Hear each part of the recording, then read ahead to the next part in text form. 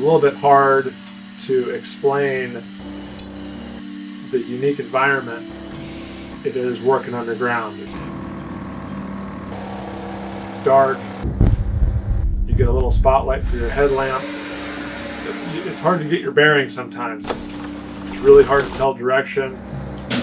It's cold, it's wet in our mind. Yeah, still raining hard. Water's running, cloudy as can be. And it's just a whole lot of work. Not happening right now. Whether you're mucking, whether you're drilling, whether you're blasting, everything is heavy. Oh. Everything is work. It's like somebody broke in too. I've got some work to do. And in our mind, we're doing everything by hand. It's just the fun has really gone out of it now. Doesn't get much better than this. You guys are all set to drill this thing. Yeah, it's good. Oh, you get it? Yeah, I did. Gold all over that face, and pretty big pieces. There's 2.5 grams of gold in our sample.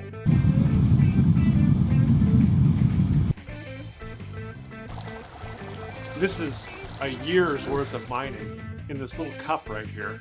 We got a big gold button. So for everybody at home, that's probably about $10,000 worth of gold. Just like you dreamed. Well, I've been dreaming of this for 20 years. That is the first ever Mount Baker Mining and Metals gold coin. The 2024 gold mining season is going to begin right now. I am so excited to be back for season 2 of opening my new gold mine. Last year, we rehabbed the entire workings of a 125-year-old gold mine, and this year, we're going to get some gold out. We're going to do some drilling, blasting, mucking. We're going to find a lot of gold. There's going to be some new faces. We've got a lot to do this year, and I am super excited to get started.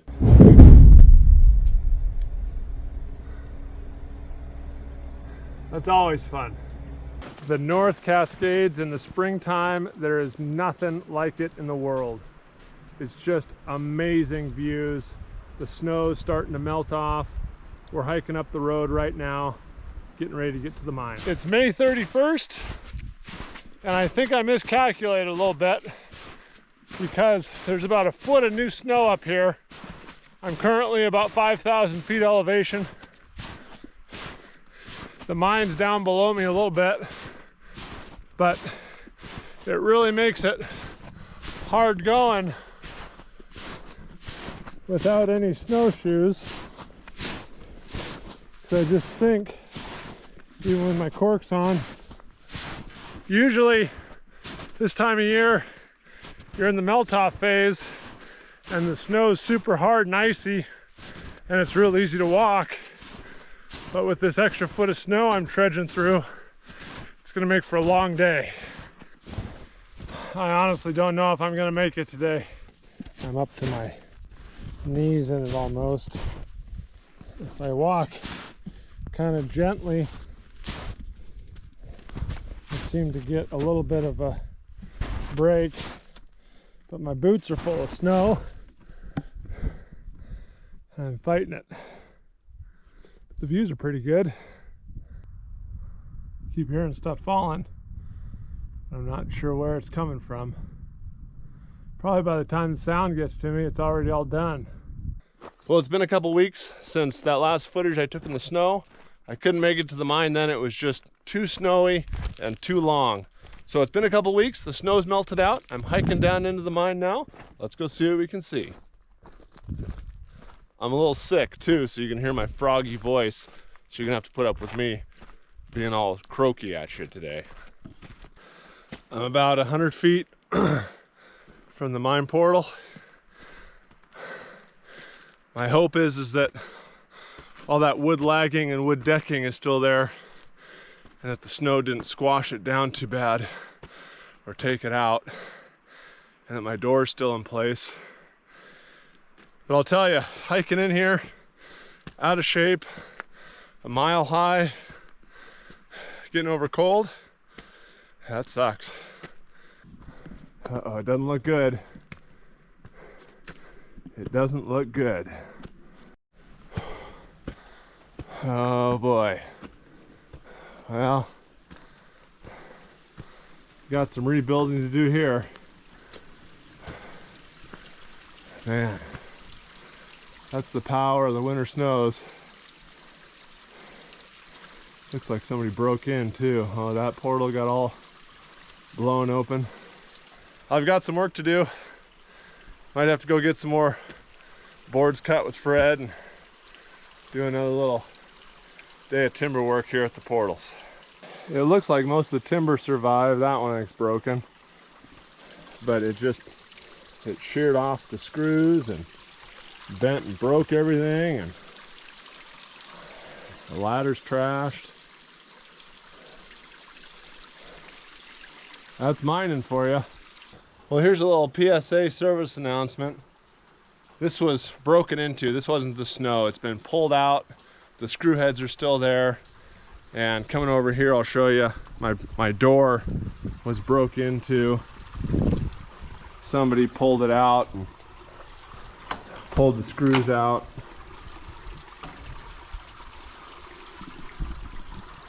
If it says no trespassing, don't enter. Don't trespass and don't enter. I know it's cool, and I know everybody's excited about gold mining, but it's private property. You can't come in, and I've put signs up. So please, please stay out of the mines. Well, we're just walking in the door here, back into the little shop area. Home sweet home. It's good to be back. Doesn't look like there's been a whole lot of damage in here. So that's good. Let's go take a look at the workings. There's our little cart. Still got some more on it. Wheels even turn. That's pretty impressive. Rail looks like it's in pretty good shape. Doesn't look like it flooded too bad in here. Let's see what we got here. Anything coming down or moving? No, that all looks pretty good. Everything here looks pretty square. Once you get away from the surface, it doesn't look like we got too much mold or really anything going on with the wood. It stays in this refrigerator all year. The humidity's, 95%, and the temperature's about 38 degrees all the time. So the wood really holds up pretty good. Even the rail looks great. Boy, how many times did we push ore out this track? Yep. Piss ditch did its job. Kept all the water over there. Anything moving here? Nope. That looks good there.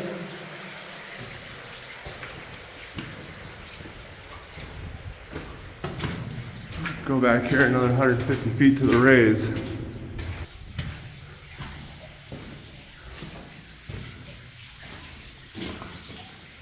There's our buoy. There's our raise. Everything looks good. Top of the raise looks good. There's our second cart. Let's see if he still rolls. Oh yeah, kinda. Well, we've had a good initial look around. I can't drive in yet, so I gotta wait about a week. Harry's gonna be here, and we'll come in and we'll start chipping on the walls. We'll bag up some samples, and we'll start moving in and getting ready to go mining. I've got Harry from Mine Operator helping me again, and we've got a whole laundry list of stuff we gotta do before we can get the mine started again. Our first mission is to get this wooden deck put back together. The snow has completely crushed it from last year. So right now we gotta strip it all down bare and rebuild the whole thing. We're making pretty good progress here. I think we've been working about an hour and a half. We've got the uprights kind of tagged on there. We got most of the decking boards on there.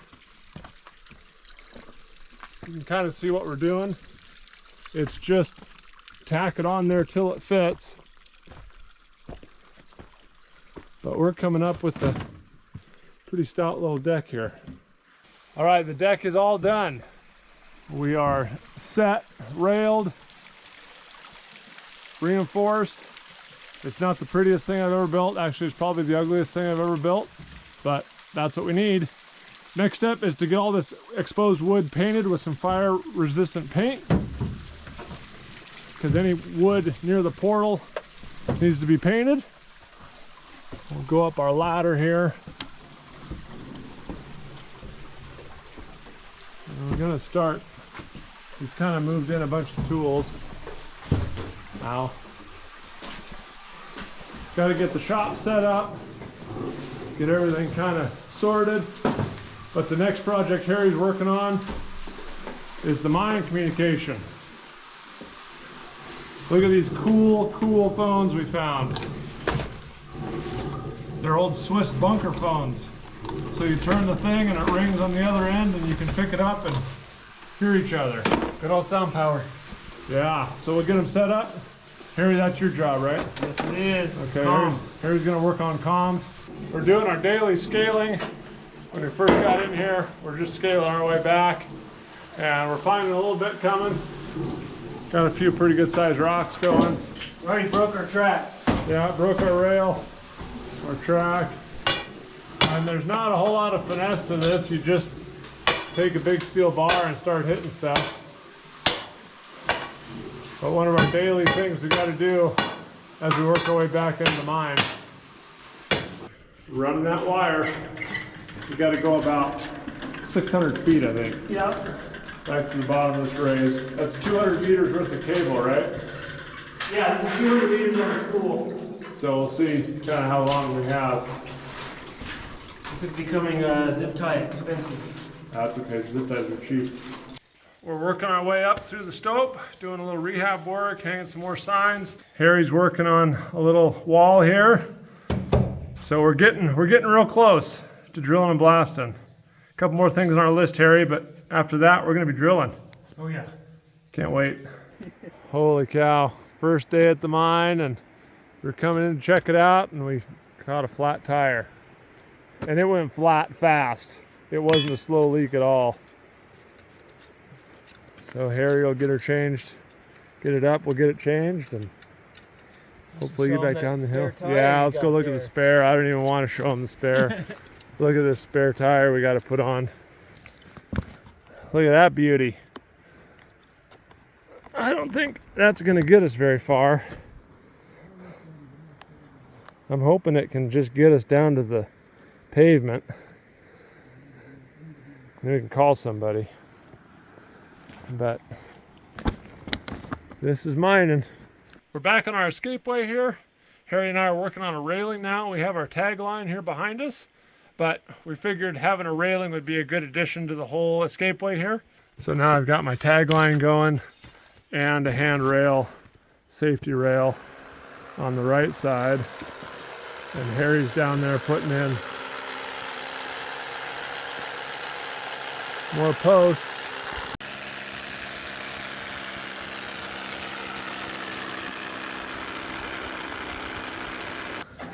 Last couple steps. We got the drill, the leg, some line. Harry's taking up. We're getting close, Harry. Now it's the air line. Here's our air line that we run from the compressor down into the workings. There's Harry working on getting our line. We've got to run it down this rock face through those trees, down to that little pad down there. And that's where we parked the compressor. Yeah, it's still raining. Raining hard. Water's running. Cloudy as can be. Well, we're just getting cleaned up, getting ready to set the drill up. We got the compressor coming in a day or two. So we're doing a last little bit of mucking, cleaning up around the stope in our work area. We have this little pile of muck we didn't get to last year. So what we're doing is Harry's using our patent pending traffic cone muck cone, I guess. I don't know what you call it. Yeah, it's a new invention by Chad. That's a mine operator invention, which I really like. And so we're filling bags, and we're trying this year. I don't know how long it's going to last, but we're weighing 25-pound bags in the stope, and then we're bringing them over to our cart there, get them down the hill to the truck, and put them on eBay. The next video, we're going to be drilling and blasting our first round of the 2024 season, so be sure to subscribe so you don't miss any of it. We just got our air compressor up to the mine. We're about to go drilling and blasting for the first time on season 2 of opening my new gold mine. We just did our first blast of the season. Harry's getting the back all washed down so we can take a look and scale where we need to. It's going to be a long day of scaling. We loaded this one pretty heavy, and it shot ore all the way back there. Here, this is one of the ribs. Gold there. I think there's some more gold. Where'd it go? We're getting cleaned up here. Let me give you a little tour of what we got going on. All right, we got our hole all mucked out and washed down. And all across the floor of that hole is all still ore. So the vein is dipping down and widening out, which is awesome. We might have a 4.5 foot wide vein at the back there.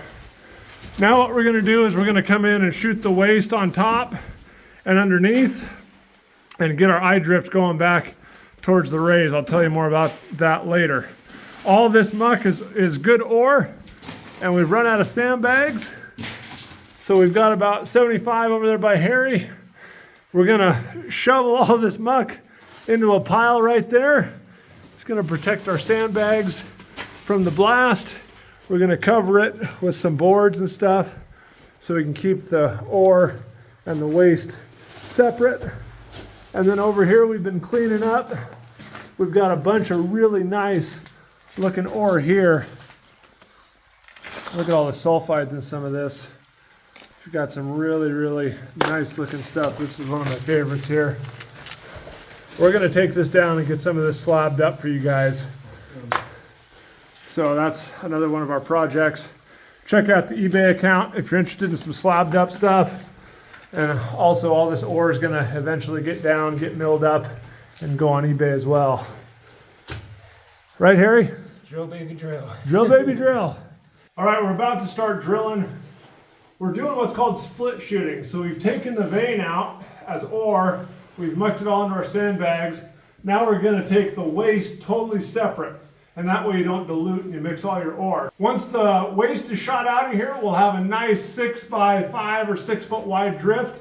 It'll be a nice flat, hopefully flat, clean face that we can go back in on, drill our round of ore out, blast that, muck it, and then we'll take the waste again. And we're just gonna split shoot our way all the way back about 35 or 40 feet. We're trying to intersect a raise back here, and that'll cut out about 500 feet of screwing around we gotta do with our sandbags and 2 or 3 transitions and 2 chutes. And if we can just get to this raise, it'll go right down to the main level and out to the truck. Moving explosives to the face is also quite the chore, because we've got some new stuff, this 50-pound bags of Ampo. And so we got to bring it up the raise, through the transferway, all the way to our face. And it's like moving sandbags of ore in reverse. We're getting ready to load our face. We got our 3 holes on the top. Those, one on the left and right, they fan out a little bit. So hopefully we can open that up. It's still probably a little bit narrow, but. And then I've got 4 across the bottom here, and 1 little booster right there. So I'm gonna load the top 3 and then all the bottom 3. The lifters are gonna go last. Here's what we're using. This is a little bit different than last year. This is called Ampo. It's little tiny prill beads. You'll see them in a second. And then a couple new additions as well. These are our caps that we're gonna be using. Same as last year, you click them together in the order. These are called stingers or boosters, or maybe boosters or something different, but these are stingers, and these go on the end of the cap, and they make it so the Ampo really packs a punch. And then this is our electric zero to set off the whole detonation. So we are gonna open up our bag of prill. We're gonna put it in this prill pot here, and it's gonna blow through that black hose into the bottom of our holes with the caps.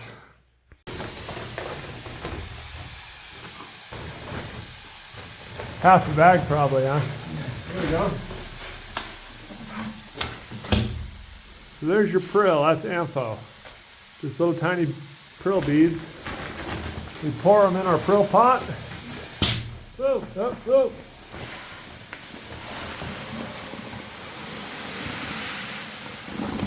There we go. So the prill isn't sensitive enough supposedly to be lit off by a cap. That's what I've heard. Maybe you guys know differently. Let me know in the comments. So what I've heard is you take these stingers, you put them on the end of the cap, and now that makes, when the cap goes, the stinger goes, and then it lights the Ampho off, and the Ampho makes a big boom. So I'm going to take the stinger and the cap, and I just put it right down the end of the hose, and then that goes at the end of the hole. All right, you ready? I'm ready. Tube goes in the hole.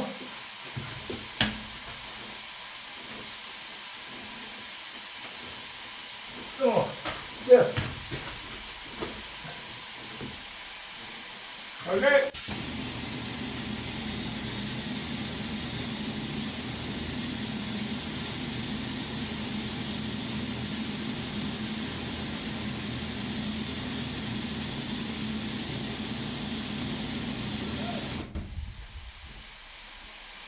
Beautiful. Okay, now there's prill down the bottom of that hole, so it's jammed in there tight. And then Harry's got a little surprise that he likes here. We'll show you after we're done loading. So we had a lot of discussion last year about our blast not packing a big enough punch. And a lot of you suggested stemming. And Harry has come up with an ingenious method. Well, I didn't come up with it. My buddy told me about it. Okay, well we have an ingenious method here where he rolls up, he screens out 3/8 minus, rolls it up in a newspaper, and it fits right in the hole, and then he can pack it in. He has a really cool little tutorial on his channel, Mine Operator, making these, so go check that out. But the theory is it makes a plug right at the end of the hole and keeps all the gases in. And that may have been some of our issue last time. So now we just take our powder pole and it just jams them in there. Oh, that one's not going in anymore. And it goes really fast, and if it works really well. We think it works pretty well because last blast we did, it just totally shattered the rock.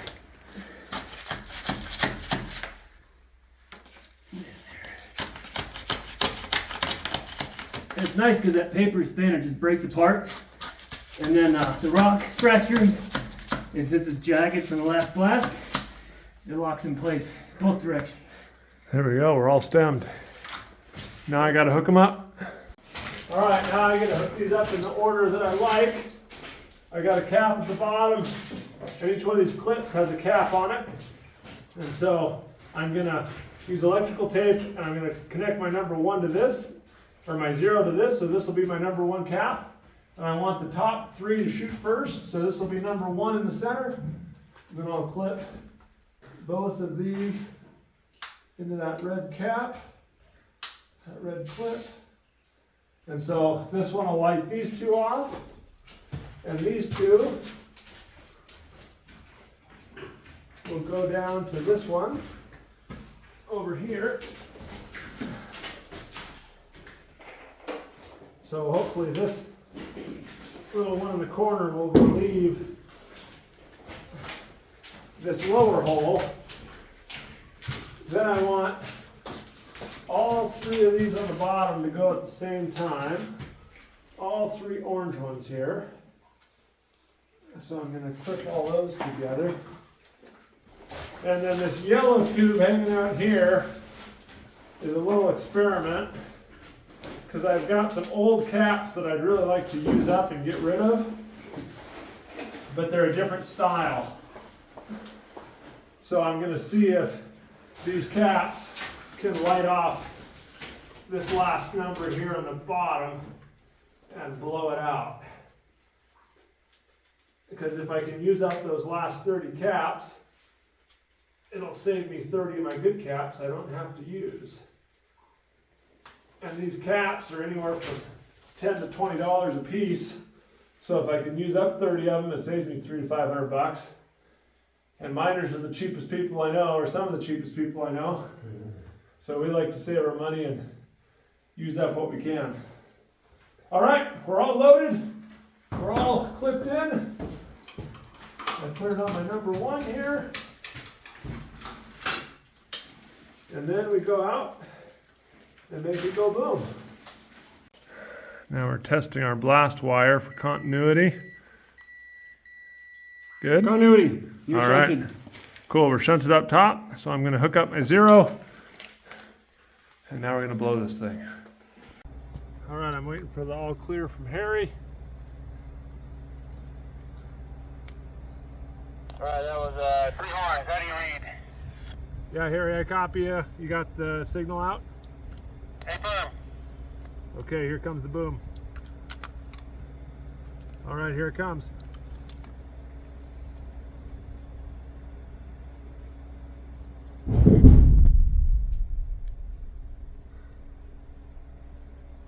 That's always fun. All right, it's the next morning. It's all aired out. We're gonna scale our way back in and take a look at our muck pile. All right, we're working our way in here. We've got waste all over the floor.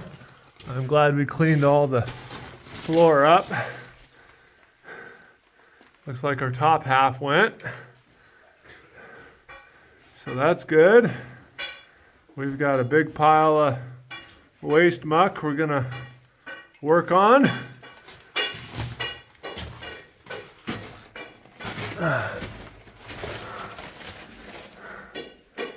Pulled right to the back. Holy cow, we got a lot of muck to move now. You never stopped me from working and you called me over. What's up? Look here. Gold, gold, gold all through there. Oh, wow. Gold up here. All that's gold right across there. Look at all that gold. That's a beautiful spot. Oh yeah, look at it all. I can't quite get my light where I want it. There we You got go. a piece right here? Oh, okay, let me stop my hands from shaking. Look at all of that. Man, I want to get that piece out of there. This whole slab will come off. There's more gold over here. Oh, look, it's sticking out of the wall. Oh, look at that. You see, it's like a little wire Yeah. sticking out. Oh, gold here. That's one of the coarser pieces I've seen. Yeah, Whoa. Hey, isn't that the direction we're going? that's the direction we're going. So I'm going to show you our technique here. This is something that Harry and Chad read in, what's it called, Harry? Below the Grassroots by Don Boston. Okay, Below the Grassroots by Don Boston. And he kind of developed this system of mucking. Harry's peeling on some pads. And you just muck it right into a bucket. There's a lot of ore in this stuff. I think that vein's widening out quite a bit, so when we shot, we left a lot of ore on the floor of our split shot. So we've got some ore mixed in here. So we're trying to pull out the big pieces. And then as Harry's mucking into buckets, I'm putting them on the cart. We kind of go 3 on a cart. Then we have our impromptu rail.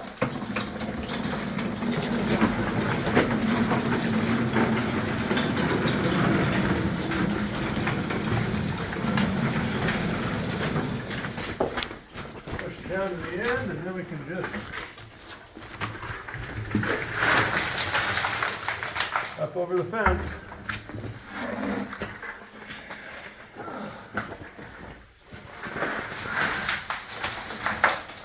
One, two, three, and then the whole process starts over. Push it back. Push it back.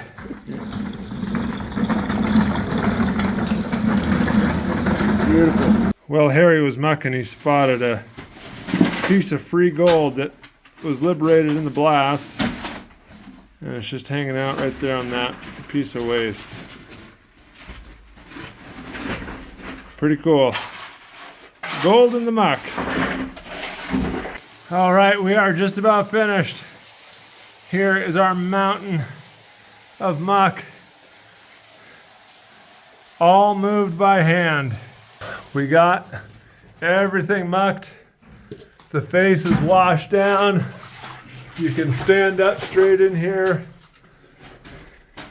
And we've just got a whole face of ore all the way around us.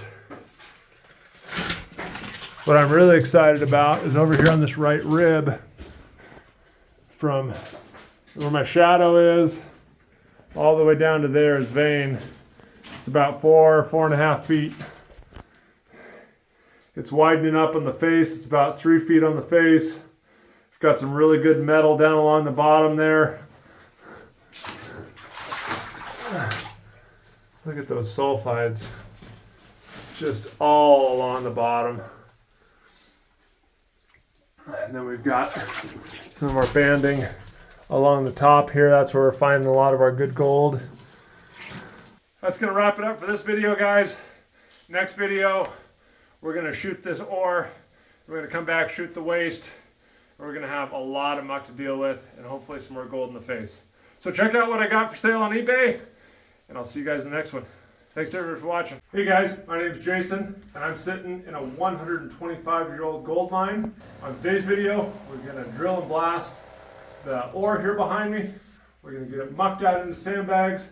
We're gonna come back in, drill and blast the waste, muck that out back into the stope, and eventually we're gonna hit a raise back here behind us. We're developing out some old workings that stopped production in 1926.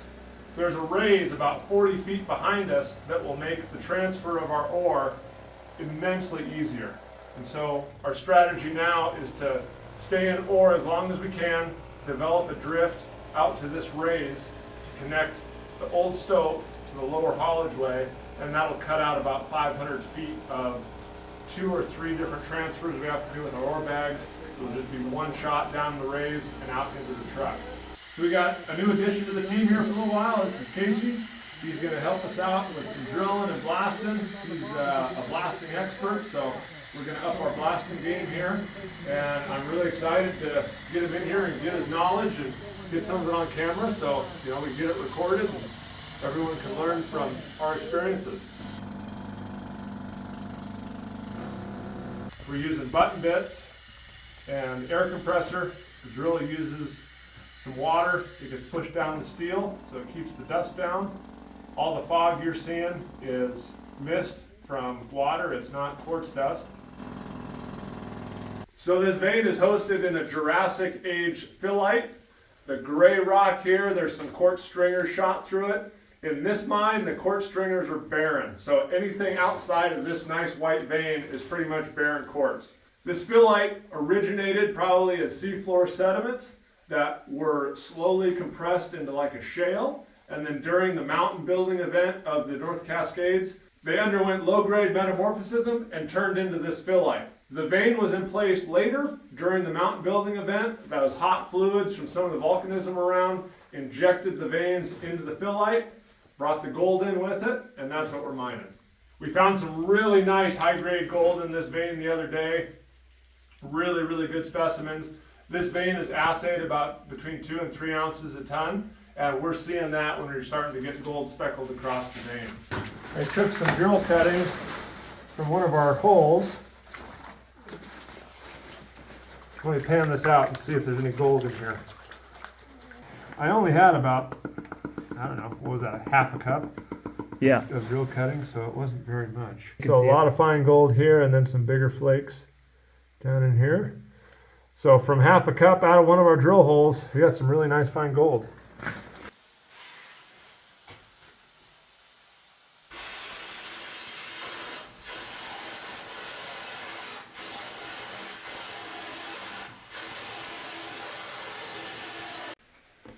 We've got our whole round in now. Got them blown all out, so they're fairly clean. I brought up 100 pounds of AMFO. We probably won't use it all. We're going to be using boosters and stemming this time. A lot of you guys said that we needed some stemming, so Harry's all over that. And the boosters seem to really make make that info hit hard. Here's our caps, and we're putting a booster on the end. That'll kick that info into high gear. So I'll show you how we load this thing. All of our caps and our boosters are the same. So I'm just going to load every hole the same way, and then the way I hook them up will be the order they detonate. So I take my drill pot hose, put my cap and booster down there.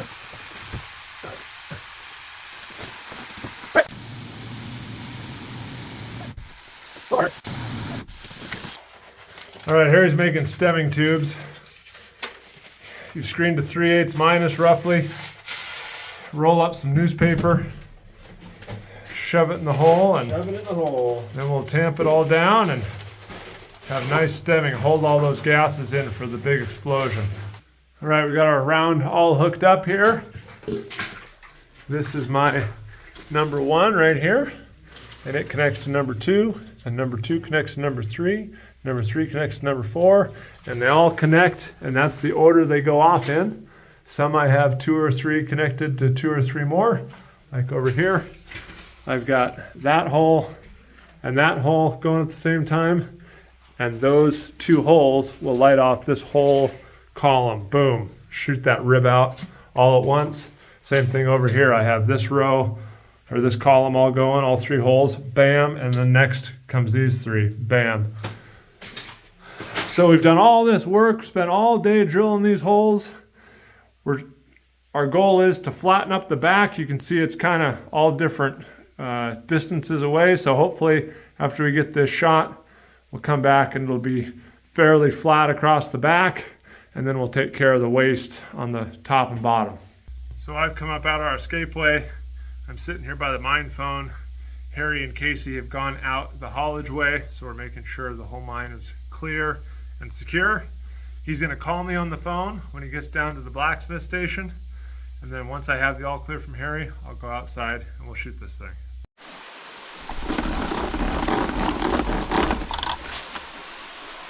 Hey, blacksmith shop, Harry. Roger that. Harry out. We're gonna blast. All right, let's shoot this thing. Got my wires right here, a battery, 3, 2, 1.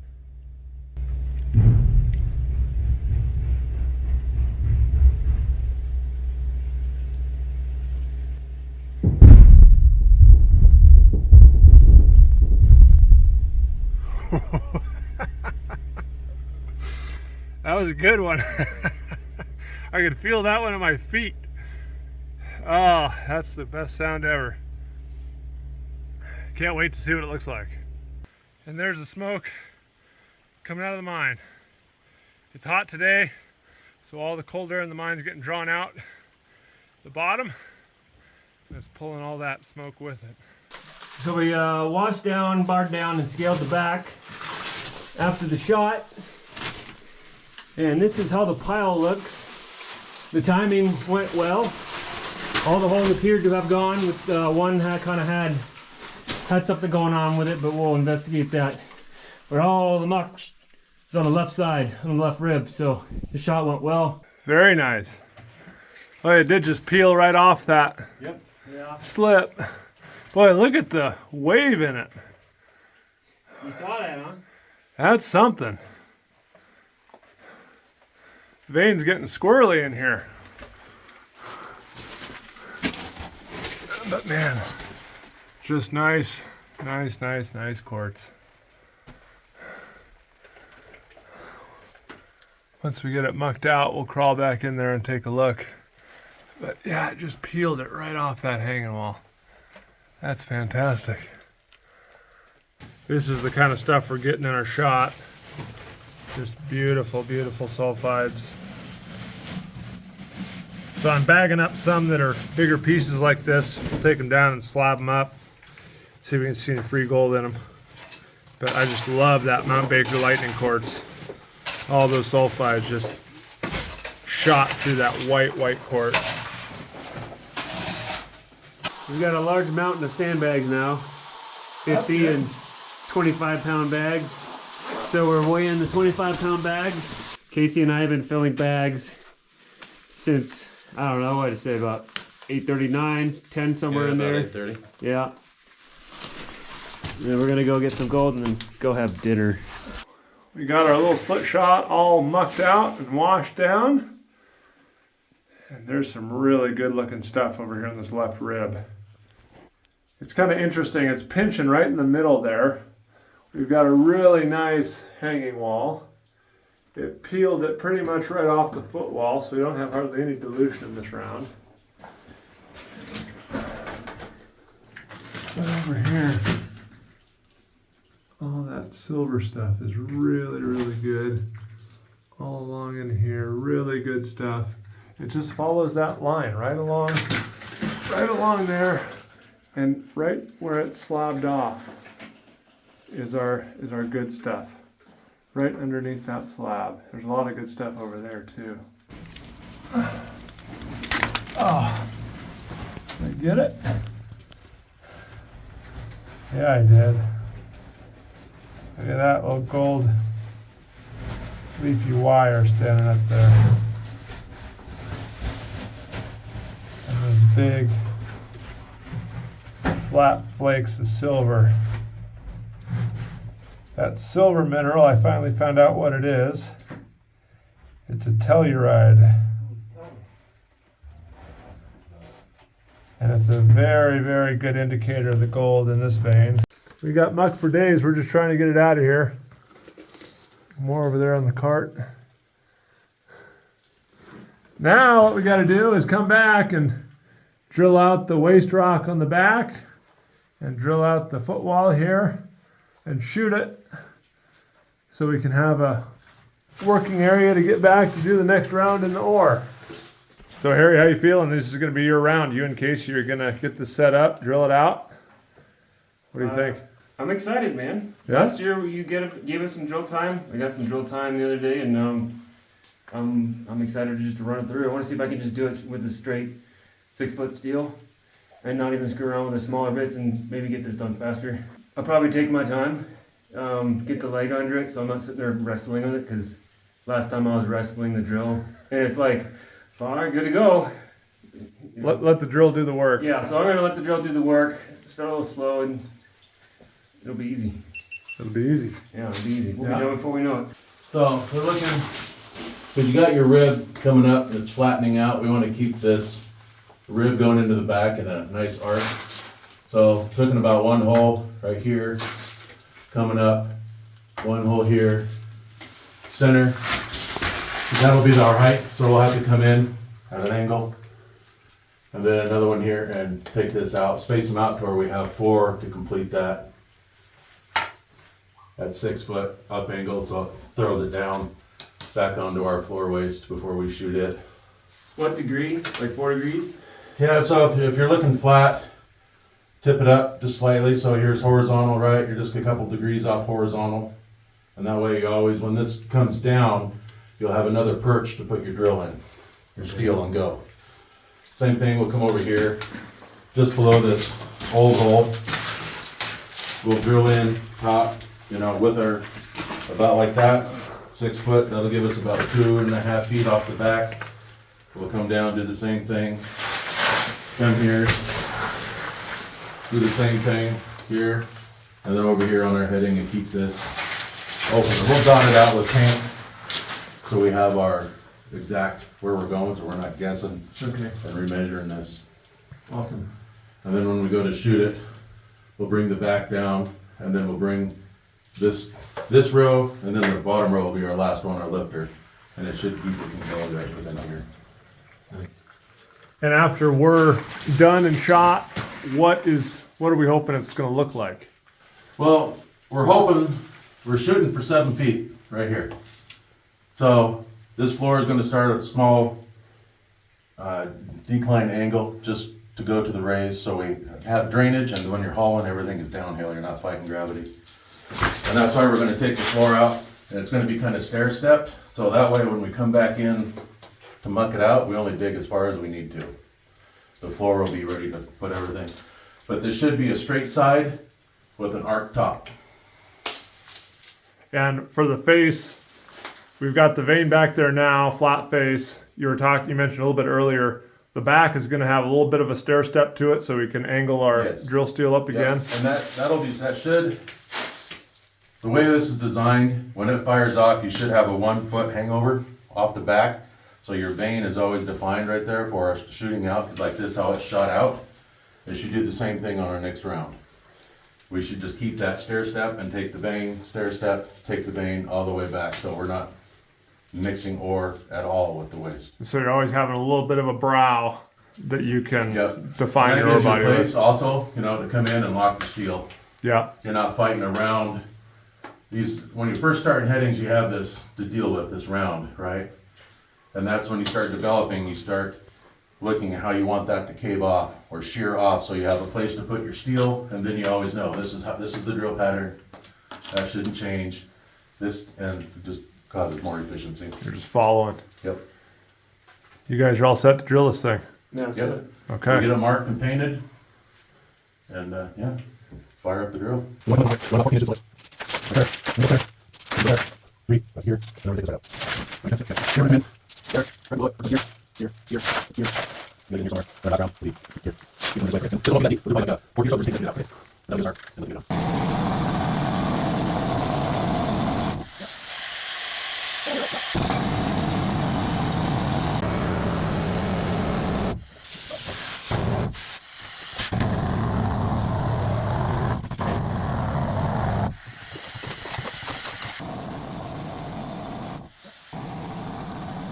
So we're going to open this whole thing up.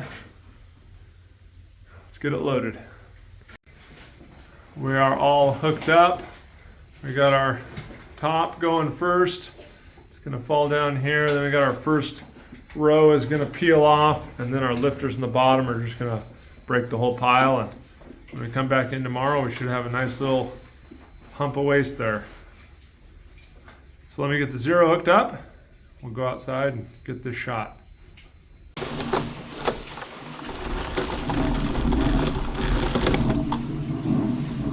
Hey, Harry Blacksmith Shop. Mine is clear of all personnel.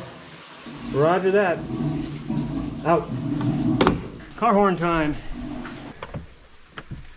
We're doing my 3 blasts on the horn and then call him on the radio.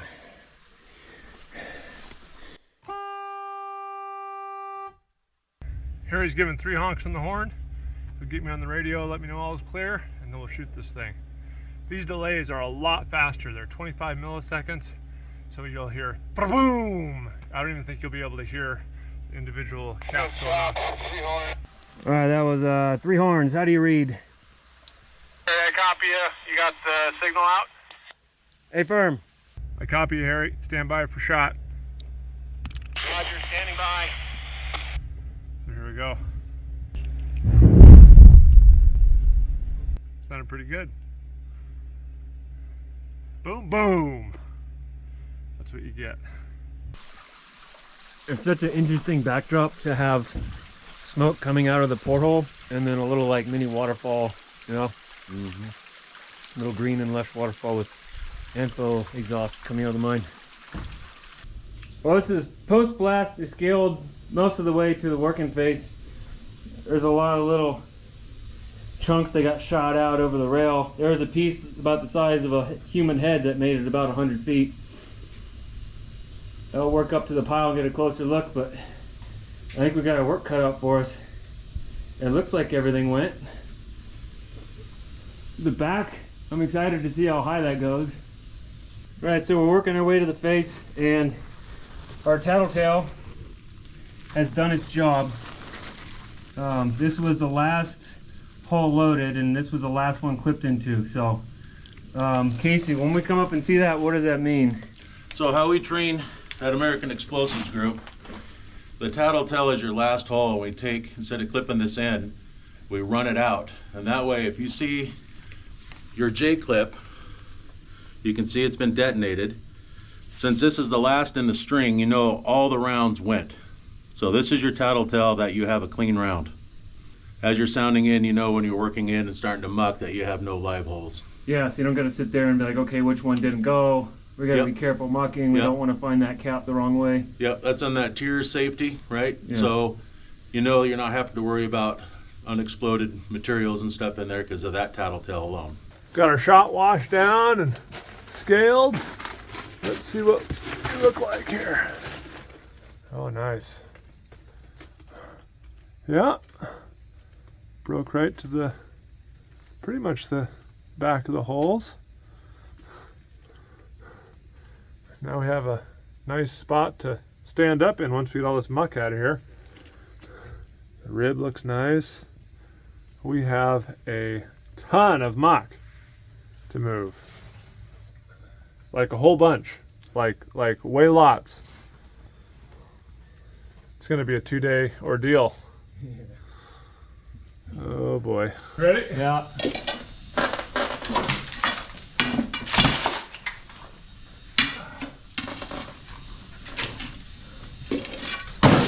Oh. Nice. That feels better, huh? That's the one I've been beating on for a while. Yeah. Yeah, I feel much safer now. So here's our whole process. Casey's in there now. He's mucking. He's kicking buckets back to Harry. Right.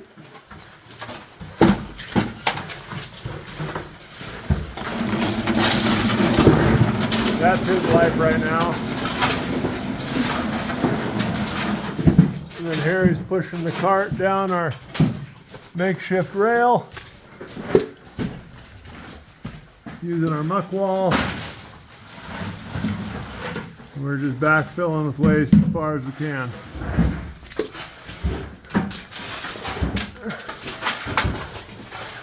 Very nice muck wall. Stone wall.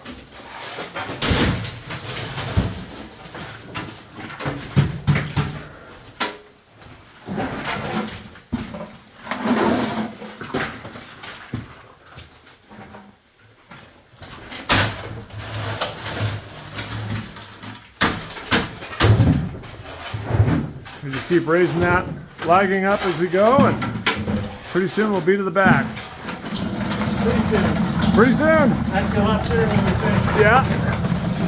We don't have any shortage of waste. By the time Harry gets back, he's got 3 buckets ready to go again.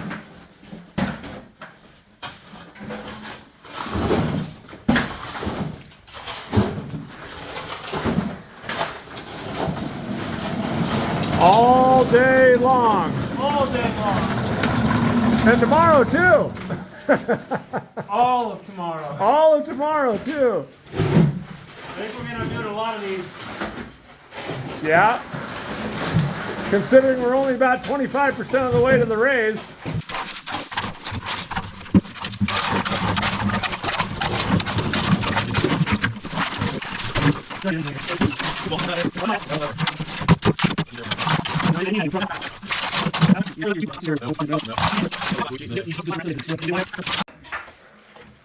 All right, end of day shot.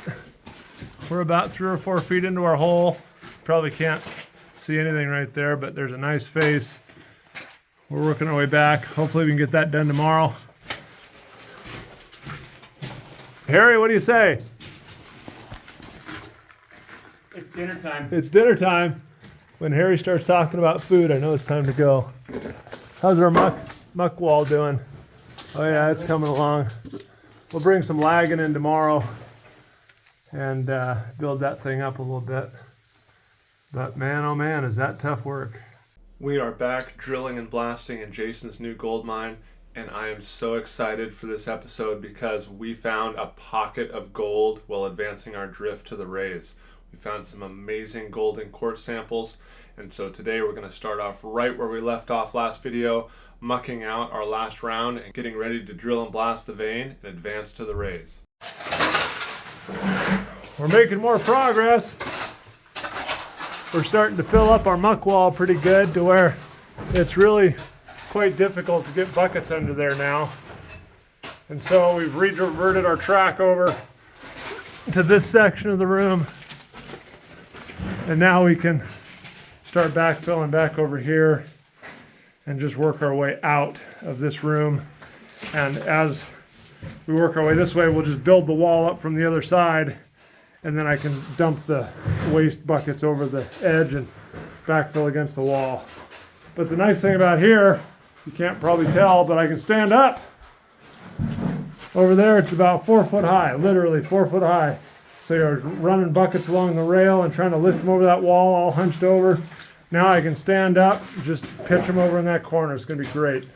We have done it. We've hand mucked all that waste out of here. Now Harry's doing his favorite job, washing the face down. We've got it pretty much raked out. Nice smooth floor. Washing down the vein. So there's some gold right down in here, right along there. Some pieces kind of back in that hole that are hanging out like, Harry used the term shark fin the other day. I like that. Yeah, it looks like a shark fin. Like a shark fin. A bunch of gold there. There's some gold here. There's some gold down here. And so that band, wherever you have that band of tellurides, you get the gold. But what happens is that band of tellurides comes across, and then it comes up right onto the hanging wall again. So these sulfides apparently came after the tellurides, and over here towards the fault on the east rib, there's no more sulfides. So a good example of multiple intrusions of fluid, and apparently the first one in this case, or the one without the sulfides, carries most of the gold.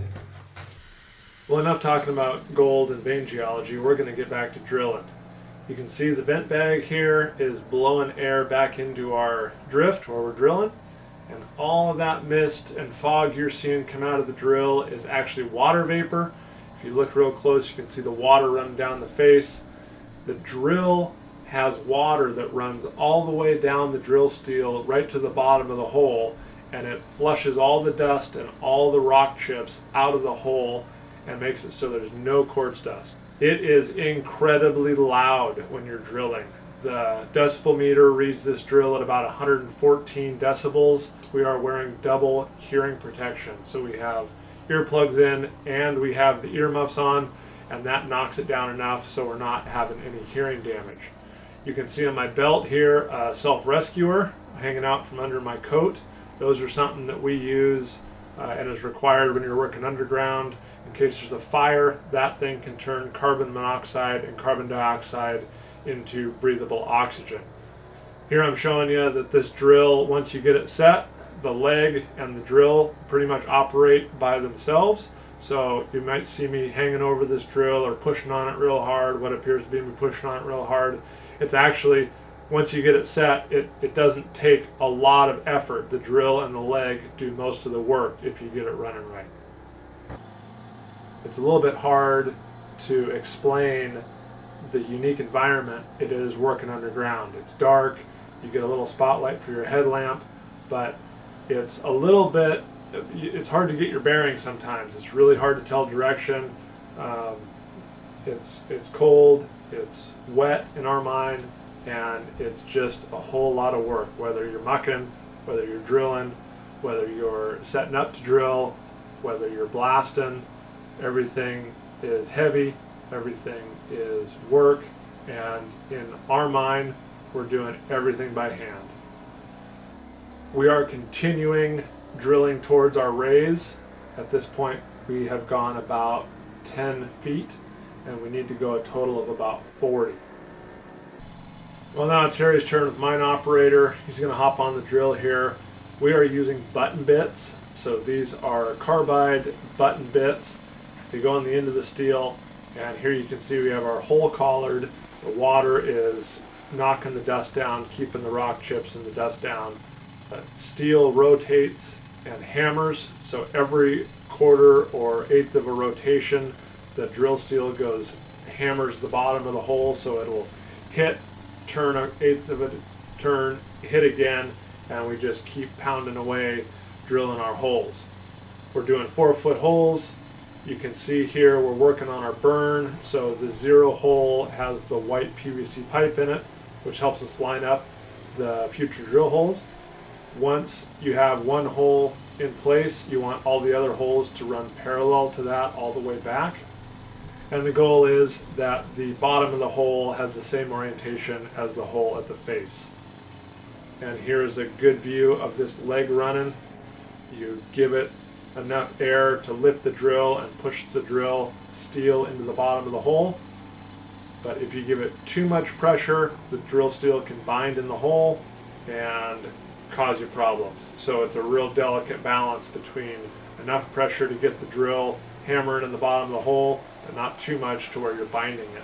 The burn cut, you want your holes spaced a couple, 2, 3, 4 inches apart, because that's where the hole explosion starts, and you want to open that up. As you go farther away from the burn cut, you can space your holes out because you've opened up a large enough area where you can shoot more rock into it and you have a bigger space for it to go to.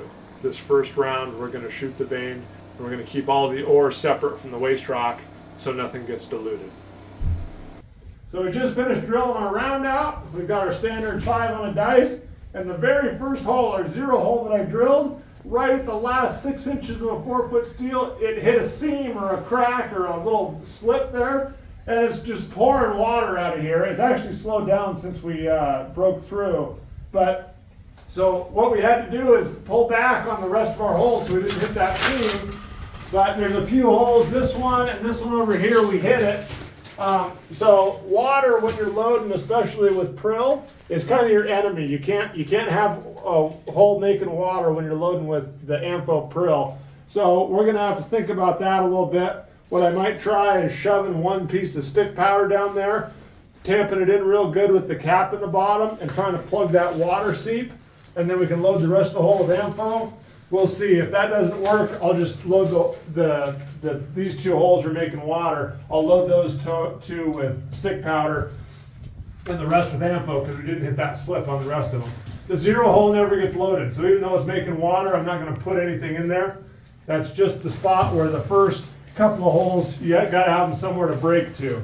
So it'll be probably 1, 2, 3, 4, and then we'll hook up the rest of the round. But I got to go down and get explosives. Harry's going to clean up and get ready, and then we'll load this, shoot it, and I cannot wait to see what the vein looks like 4 feet in. Can I add one thing? Do it. Yeah, are you standing up straight right now, or are you hunched over? Look at me, I'm standing up. We're in modern workings now. Yeah. I've got almost a foot on top of my hat where I don't hit, so no more doing this anymore, drilling. This is fantastic. Well, I've got those 2 plugged with stick powder, but they're still making, this one's still making a little bit of water there, you can see. That one pretty much dried up. But when I did that, it increased the flow out of our 0 hole quite a bit.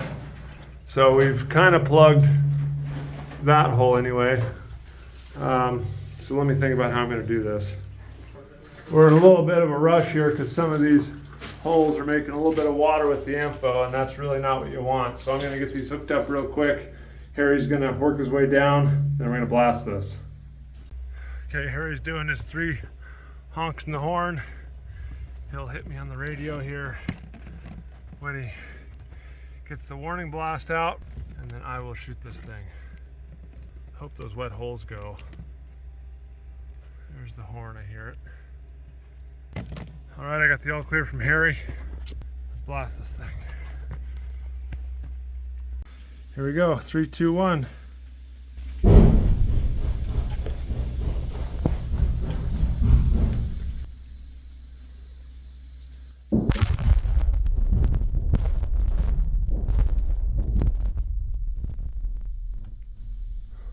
Oh, nice shot. Man, that was loud. That was a spicy shot. There he is on the radio. Hey, I got you loud and clear. You copy? How copy? I'm headed down. Turn off the compressor. I'll see you in 5. All right, it's the next day. Harry's going to kick on the vent fan. This yellow fan bag blows clean air all the way down to the face. And we're going to let that vent for 5-10 minutes.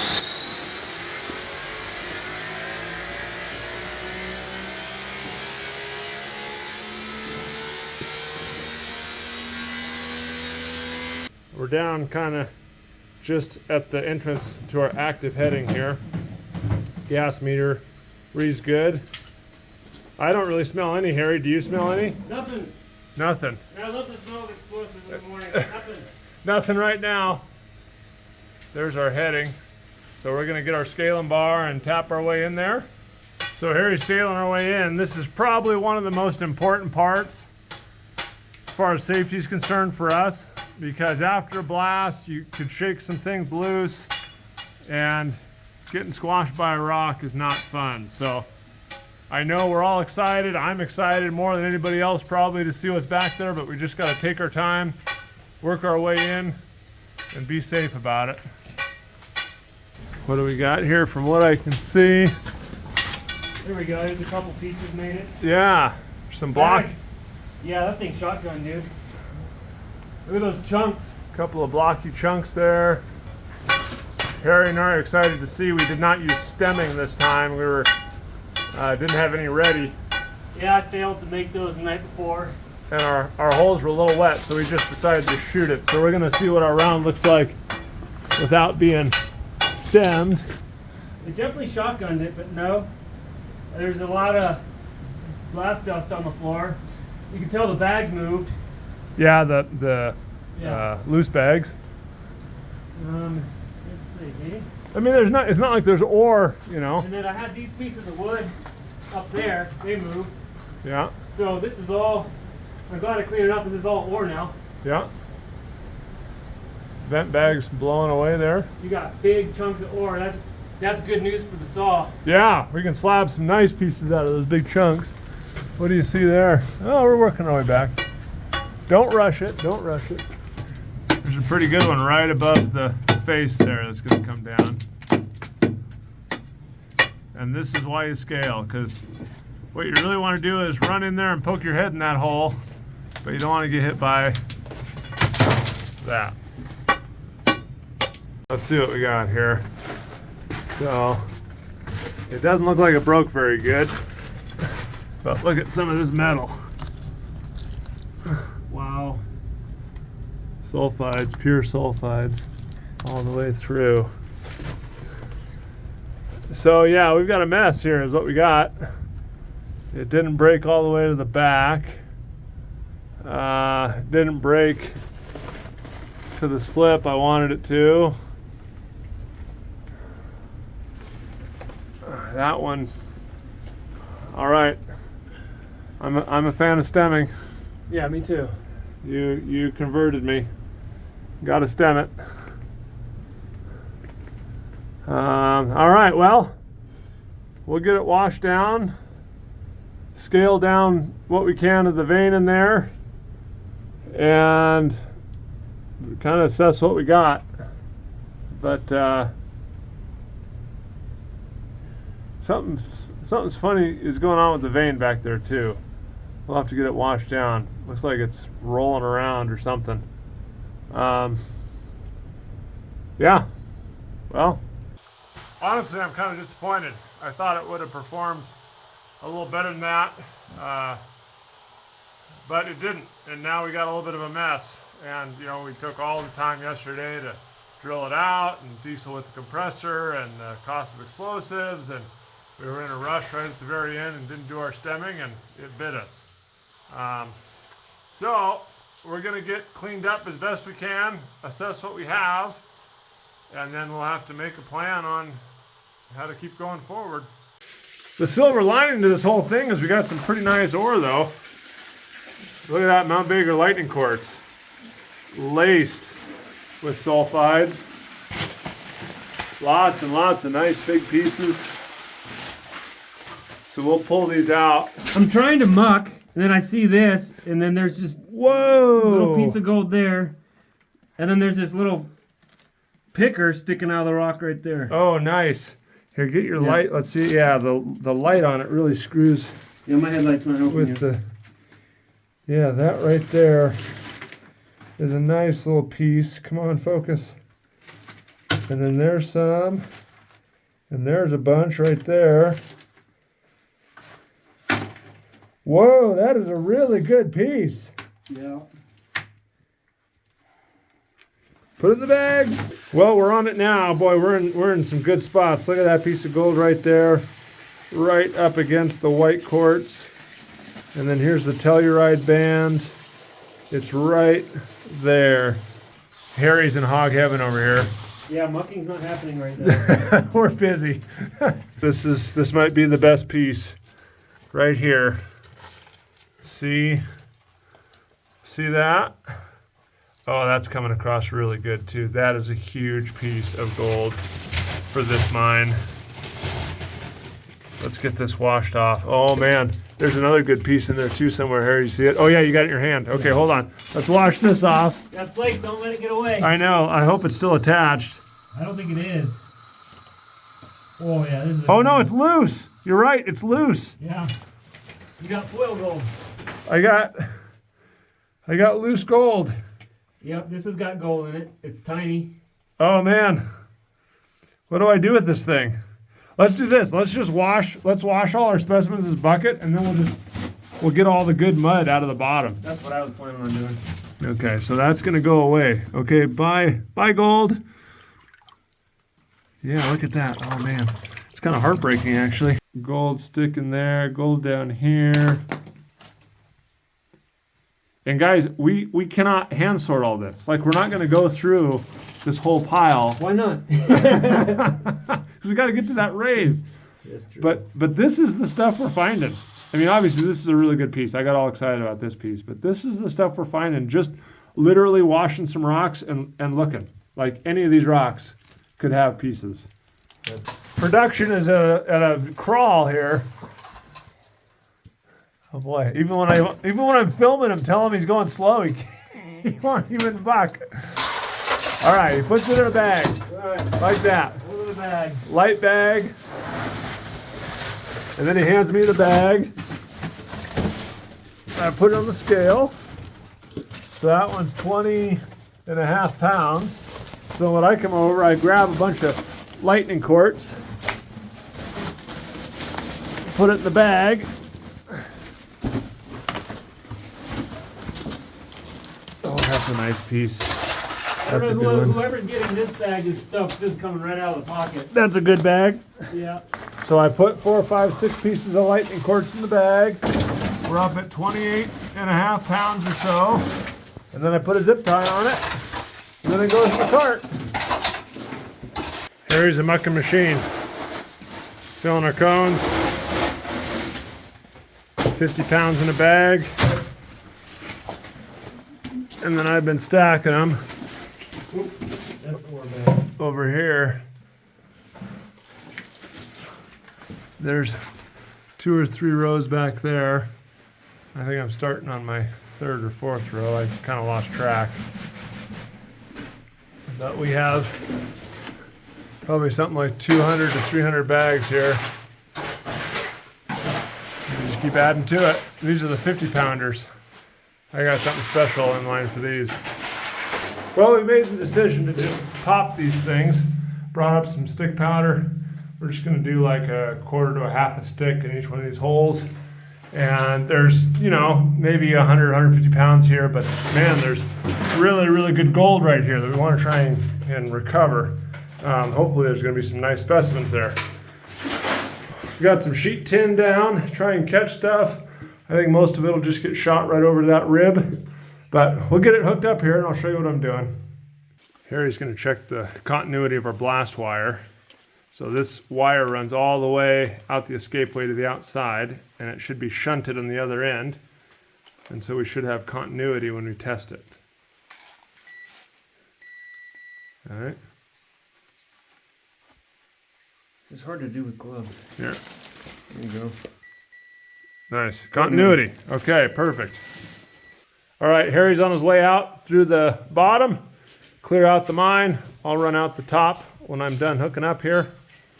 But I'm going to show you here. I'm going to try. This may be a little controversial. I was always taught that you hook the 0, which is the yellow and red wires. Hook those up to your round, and then you hook them up to your blast wire. And then we got to talking and thinking about it. that really you want to have your 0. I have it over there behind the bucket around those sandbags, so it's kind of in a safe spot, not hooked up to anything. But I'm going to connect it now before it's connected to the round, because if there's some stray current in this wire, or if it accidentally goes off, it's going to be really loud and really, really scary, but it's not going to kill me. Whereas if it's hooked up to the round, and then I hook it up to the wires and it goes off, the whole round goes off, and I'm sitting here, you know, kind of real close to the face, and that's no good. So I'm going to hook my 0 up, and then I'm going to go tape it up to the number 1, and then I'm going to get out of here and we'll shoot it. I've got my 0 taped to the shock tube of the first cap. The first cap I'm just going to waste. It's just going to be pointing back into the stope away from the face so it doesn't cut anything off. The signal from the 0 is going to travel down this end to the dead cap, or the waste cap, and then up this tube right to this blue clip. These blue clips have a 300 millisecond delay, and so when this goes, it's going to send the signal down these 3 tubes down to the caps down there, those little clip caps, which aren't going to do anything, and it'll send the signal to the big caps down the bottom of these 3 holes. Then 7 seconds later, the signal on the bottom of the cap is going to finally reach the detonator, and it'll go boom, all 3 of them all at the same time. So we're going to hear the 0 go boom, a third of a second later we'll hear this one go boom, then a third of a second later we'll hear those 3 go boom, and then 6 seconds later at that point, these 3 will all go boom and blast this in. Okay, Harry's giving me the all clear. We should hear 3 quick boom, boom, boom, and then 7 seconds later a boom, boom. Here we go. There's 3.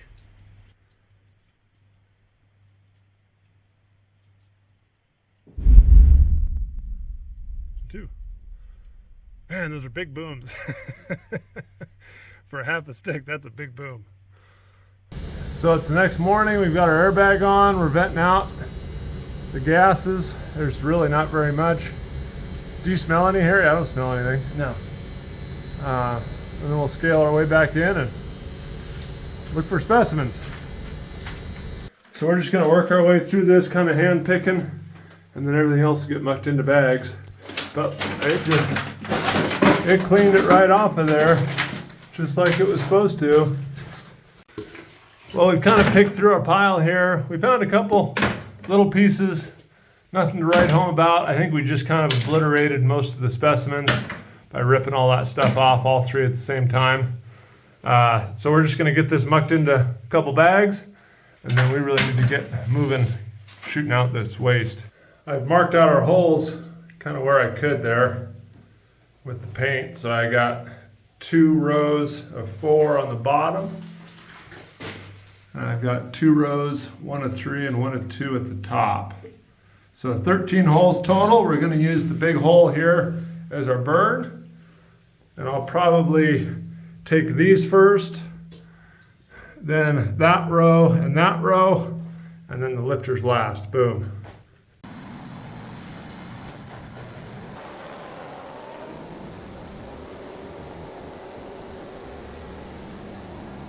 We finished drilling out our round. I think we've got 18 or 19 holes, something like that.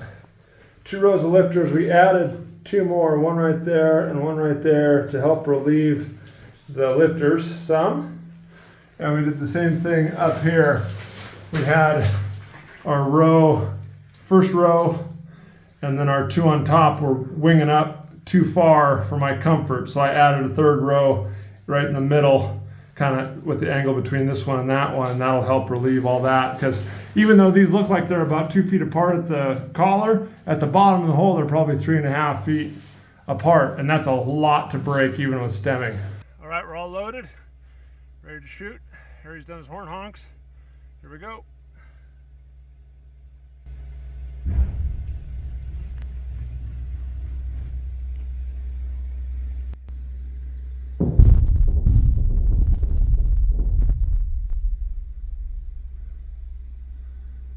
That sounded good. We are back in our gold mine, extending our drift. On today's video, we're going to do some drilling and blasting.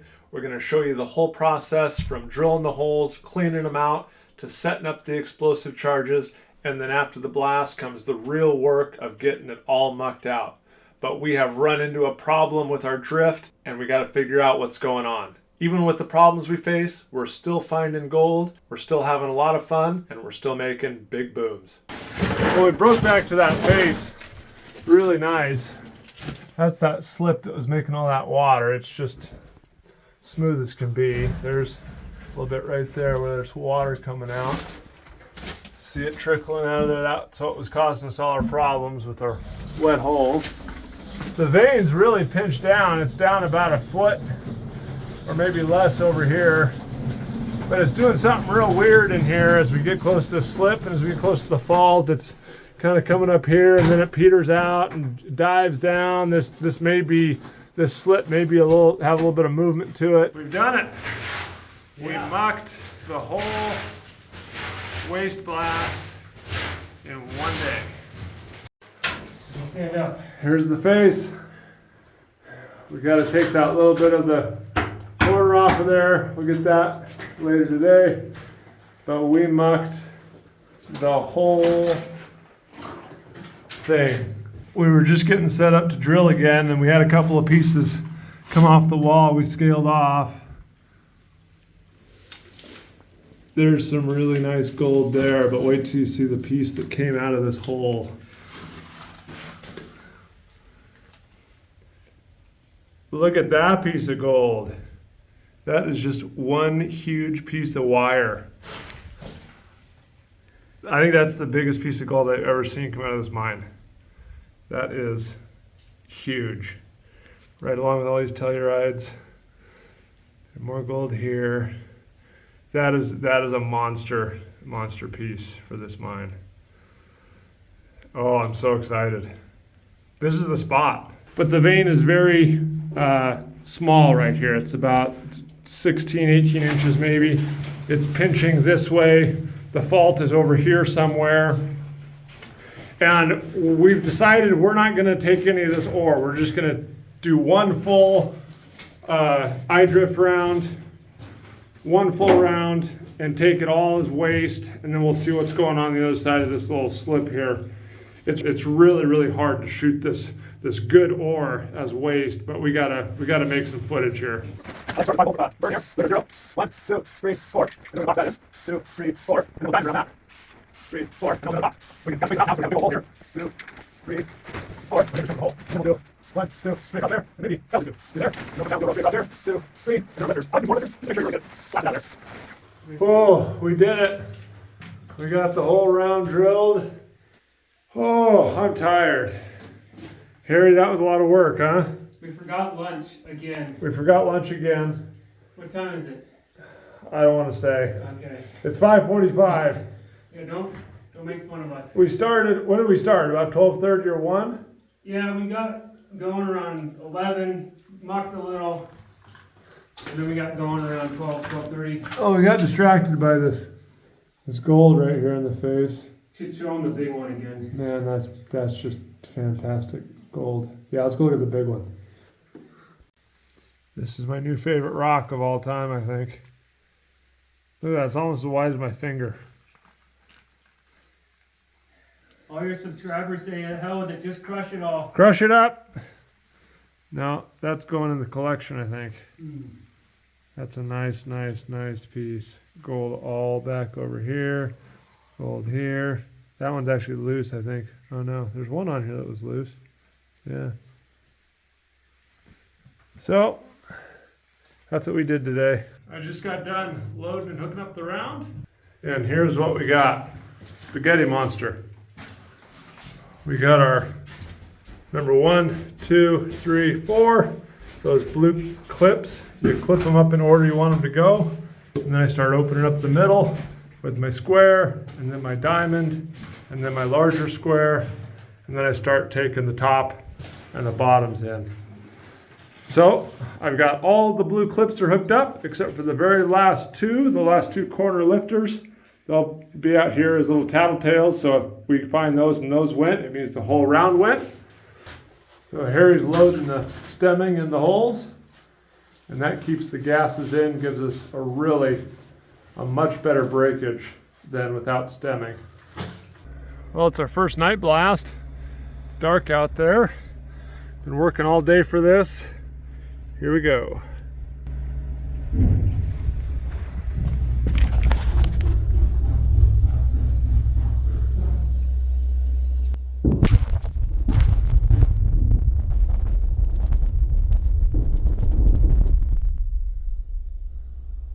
Whoa! That was a big one. That was a good blast.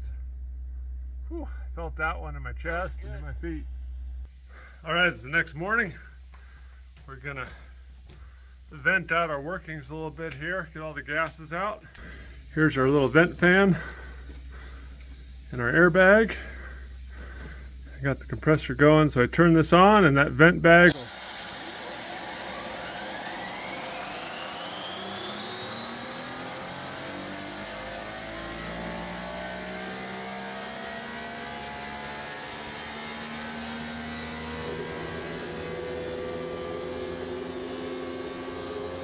There's a few holes I see over on the right rib over here, but it looks pretty good. I'm really holes I went a little too far, maybe like 3 or 4 inches too far on some of those. Okay.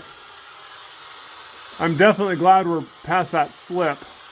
It looks fairly dry back there now. That slip was giving us all sorts of water problems. So I'm glad we're through that. Looks like the vein is there on the face. Here's our slip that's been giving us problems, and that goes all the way up and around, all the way across the back and down here to the other side of the vein, or the other side of the drift, I guess. It does not look like there's been any movement post emplacement, but it does look like this slip was here during emplacement. We had a real nice defined vein coming in here, and then as soon as you get within 2 or 3 feet of the slip, it starts going all kind of wonky here. It crosses the slip, the vein stays intact, but it pinches quite a bit. It also looks like there might be a little bit of quartz kind of up around the slip, but not much. And it's quite interesting. I did a structural geology problem on a very similar to this, where we had to calculate a fault or a slip and a vein emplacement, and would the vein cut through the fault or would it go up the fault, and depending on the pressures and the stresses on the rock, the vein will cut right through the slip, just like it did here. I mean, this is a textbook example of if this slip was here before the vein was in place, the pressures were just right, the vein will cut right across that slip. So it's kind of cool to calculate it 20 years ago in class and then see it happen in real life. But the vein seems to be pinching and diving a little bit here as well. So I'm not sure what's going to happen. It's supposed to be going up, not down. Right, Harry? Why is our vein going the wrong way? I don't know. We'll find out shortly. But we have muck upon muck upon muck here to get cleaned up today. Probably 2 days. This is a 2-day project, don't you think? I'm not going to answer that right now. I don't want to talk about it. But this is, I don't know, this is 6 tons, 8 tons, 10 tons? More? Yeah. We're going to move it all by hand. I call this 15 to 18 tons. 15 to 18 tons? At least. Oh, we'll agree to disagree on that one. Well, and I guess if you loaded all this in a dump truck, you know, I'd fill a dump truck, and that's 10, 12 yards. 15. We're going to improve our track here a little bit. We've got just pieces like right there. They're just kind of sitting there. The cart's getting hung up on them. So we're going to try and do about 15, 20 minutes worth of work on our track and get it a little more solid so the cart rolls better. Add a few sleepers, tack it together a little bit. I'll see what I can get on camera here.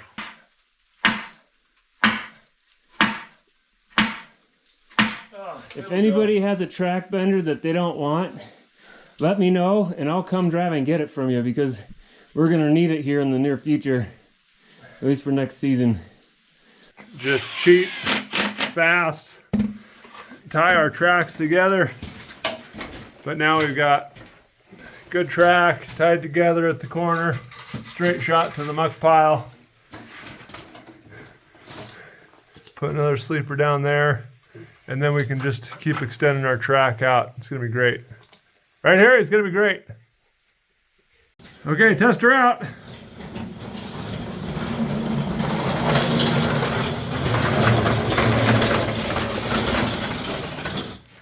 Nice. That's fun. Got a downhill slope, at least right here. Ready to go. And this is what it looks like. I push the cart back here and start building Muck Mountain. We get the muck as high as we can with the buckets, and then the last couple feet to the back, we throw the bigger rocks up there to just plug the whole thing off. Tool station, and then there's our rail going back towards working. We probably got almost 50 feet of rail now. But if you guys are as crazy as we are and think this looks like fun and want to come help out, send me an email. I'll put an email address right down here at the bottom. And email me. We got to get you some training and stuff. But if you want to come work for the season, shoot me an email and we'll see if you're cut out to muck with Jason and Harry. Here's our face. Our lifters went beautiful. They kicked out underneath even a little bit. We got a little bit of a belly here. Not much, maybe 6-8 inches. And then there's our back all the way up there. We're to the point now where we're a little bit high. I can reach about 8.5 feet. So we went too high on our back. So we'll bring that down a little bit so we won't have to muck as much. Our vein is pinching. The next round will be all waste again. We've picked out a little bit of the larger stuff we'll bag up. But now we'll set up the drill, airline, water line, and be all ready for tomorrow morning. We do it all over again. I'm up in the raise. Harry's above me, I think about 12 feet drilling. I can hear the bit knocking. That's cool.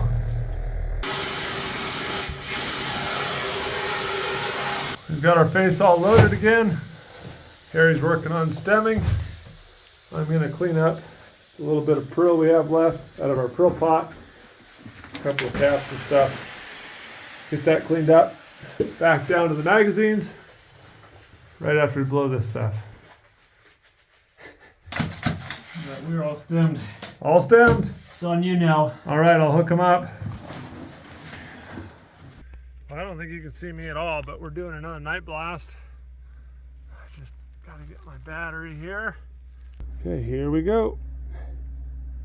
Hey guys, my name is Jason. This is Harry from Mine Operator, and we're back to mining gold in our gold mine in the beautiful North Cascades of Washington State. On this episode, we do a lot more mucking and drilling on our vein, but we run into some real problems while drilling, and then the loading and blasting of the round does not go as planned, and we end up with something that I would call an absolute blaster's nightmare. So let's get started where we left off on last video and see if we can get to that raise. Okay, here we go.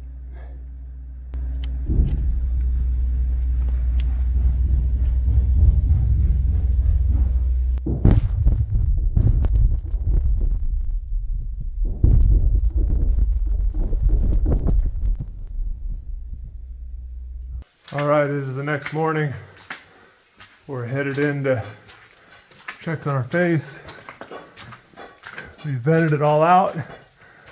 I hear Harry in here with the bar, scaling away. How goes it, Harry? Good. I think the lifters work. What do we got? Past the our little portal there. Don't go past the portal. Okay, I haven't scaled through there yet. Let's take a look. Holy cow!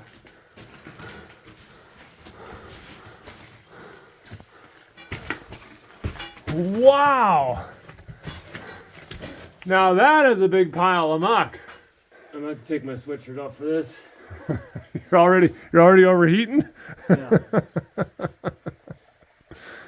Just the beginning. just the beginning.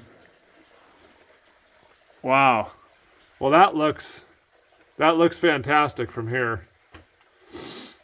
Well done. That drilling adventure yesterday has paid off today. We put a lot of holes in that thing. Yeah, I think we did well. All right, well, we'll get our track set up and start the long process. Well, there's the kind of collar of our heading. I'm sitting on a mountain of muck mountain number 2, and then here is our face, which looks just absolutely perfect. Square across the back, flat on the face. Right there's a 0 hole. We drilled it out 6 feet so it can kind of give us a direction on where to go for our next round.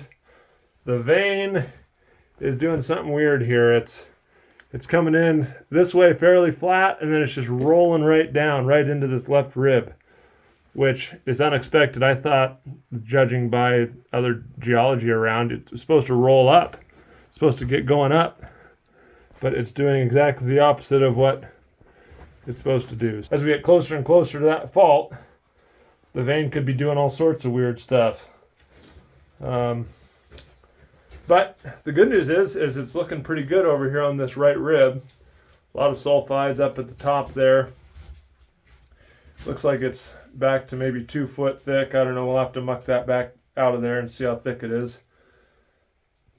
But it's going to be real interesting to see what that vein does as we get this mucked out. But right now, it's mucking time. We're working our way in. Harry's got quite a dent in the pile already. But man, that's a daunting pile. There's a lot of muck there. Why are you going to make it sound like that? We'll leave. Don't talk about it that way. Yeah. I'll talk about my muck pile that way. Yeah. Okay, 81 buckets in. 81. 81. Harry's got a pretty darn good whack here. We're not too terribly far from the hump of the pile, but there's a lot of muck between us and the hump. So we've got 2 tons down, out of the way. What is that, about a ton an hour? About a ton an hour, yeah. Harry and I have also been discussing some of the advantages of working here. What did we come up with, Harry? We got a mandatory weight loss program. Yeah, we have mining weight loss program. Yeah. What else do we have? We have workout. It's workout all day, every day. Yeah, the workout of the day is to work nonstop. All right, this is the 120 bucket update. 3 tons. Harry's almost to the hump.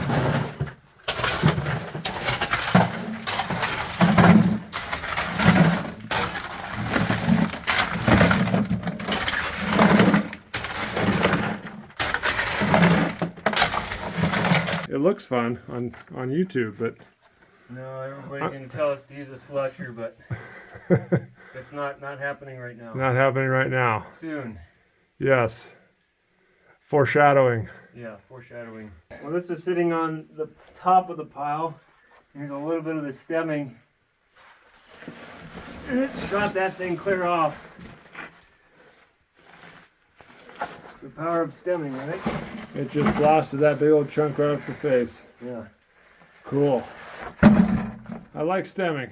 I like stemming. I like it a lot.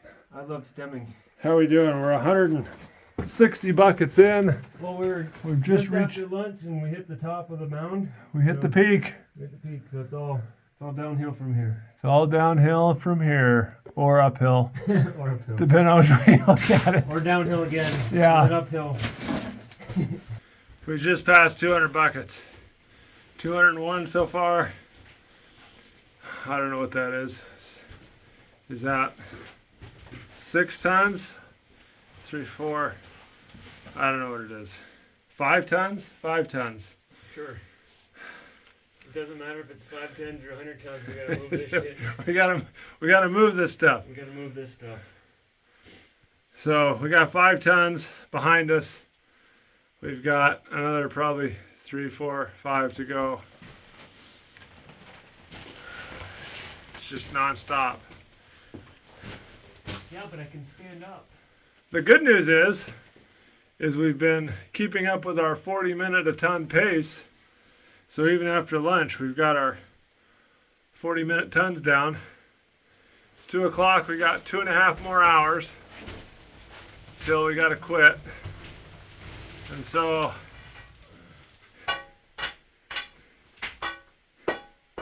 in 150 minutes, we should be able to get almost 4 tons done. So there might be hope we can get this stuff done today. Those 3 buckets right there are 298, 299, and 300.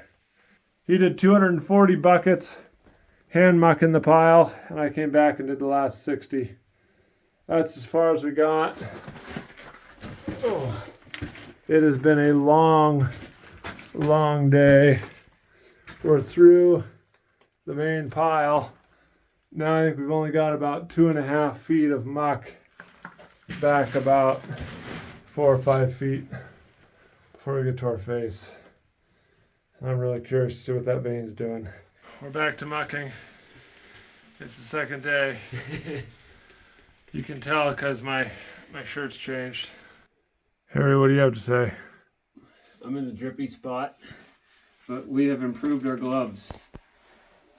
I have cut out the insert. This is big news, everybody. So I can take the glove off. These are like Chinese finger traps. Now I can get my glove on and off easily. Very nice. And we've gone into the cumulative fatigue stage of mucking. Yeah, this is just hard. It's just the fun has really gone out of it now. Today I was hoping we could get this done and then drill a blast tomorrow. Do you think that's feasible? Oh, hell yeah. Okay. Yeah, oh yeah. Yeah, at least one of us Yeah, I mean, is positive about it. setting up the drill after this whole thing, I'll feel a lot better. Yeah. If we don't set up the drill, then tomorrow I'll be anxious and... No, we'll get the drill set up. We'll get the compressor fueled up today and just walk right in and start drilling. Yeah. We have finally finished it. 217 bags or buckets today, 300 yesterday. That's just a lot of muck. About 13 tons, 14 tons, somewhere in there. We got our face kind of washed off here as best we could. Really interesting geology going on here. I don't know quite what to make of it. Here's the right rib. It's about 2.5 foot vein. Nice sulfides. We found our tellurides in this side. There's some gold in here we saw with the loop. It comes around right to our face, which has a slip in it. Here's another slip, runs all the way up around the back, all the way to the other rib. And it parallels this slip that we had 4 feet, 5, 6 feet behind us. So there's 5, 6 feet behind us. That's the one that was making all that water a couple rounds ago. The interesting thing is the vein comes across here, the right rib, nice and wide. It hits that slip and pinches right down to almost nothing. I don't know if we get cut off, but if you look over here on the left rib, here's our little pinched vein coming around, and it rolls right up into that slip for a little ways. It doesn't follow the slip very far, and it actually kind of trails off over here a little bit, but it rolls up there. You get a little waste coming in, almost like there was some movement during or just after the vein emplacement. This rib, it's much smaller, about 18 inches wide, down to about 12 over here. But I also want to come back and look at this slip we saw back here, because the vein does something similar. It rolls up into the slip. You get some waste gouged down into the vein. So it's almost like as the vein was getting in place, there was maybe a little bit of movement on these joints or these little tiny faults, and you were getting some rolling up action into the hanging wall. I don't know what that means past here. So our next 4 feet is going to be interesting because, again, the vein's supposed to come in. It's fairly flat now. It's supposed to roll up. It's supposed to dip up about 25 to 35 degrees is what it's doing on the surface. which is not too far away, and the raise is only about 20 feet this way, and it's also dipping up. So something's got to happen here real quick with the vein, and I'm not sure what it's going to be. I was all excited that we had a nice wide vein over here because I was thinking maybe we get another ore round, but I think we can scale off as much as we can here, put that in bags, but then this little slip fault thing, we'll poke some holes around and we can look in the bottom of the holes and see if we see ore, but I'm thinking our vein's pinching down to almost nothing. Well, it's been a really long day. We're tired, but we got it all mucked out. We're ready to drill and blast again. A nice evening to end on. Doesn't get much better than this. There.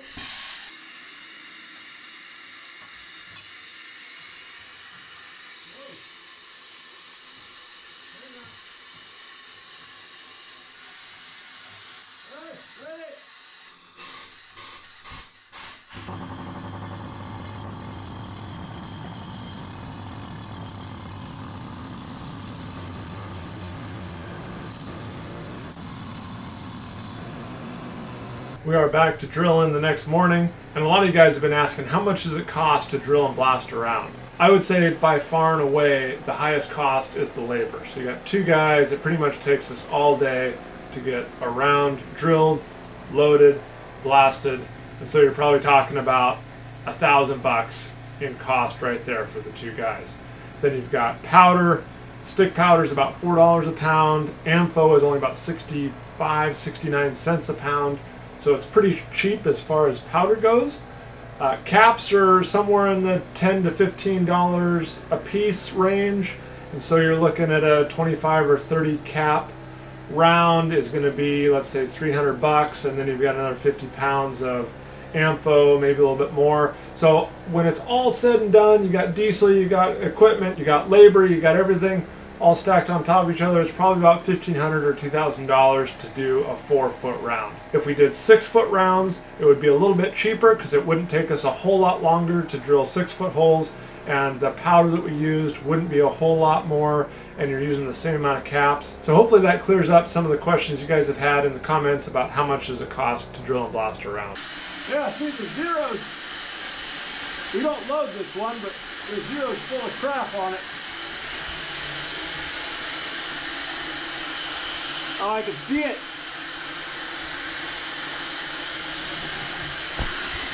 Oh yeah. Oh, it's all gross. We just had our steel stuck real bad in that slit back there about 3 feet. What's that? I knocked the bit off. I'll show you what this looks like. We didn't catch it in time, and it jammed a bunch of mud down the water holes, and it filled the inside of the bit up with mud, and now our steel's plugged. So we'll get a little piece of wire, we'll jam it down that steel, see if we can unplug it.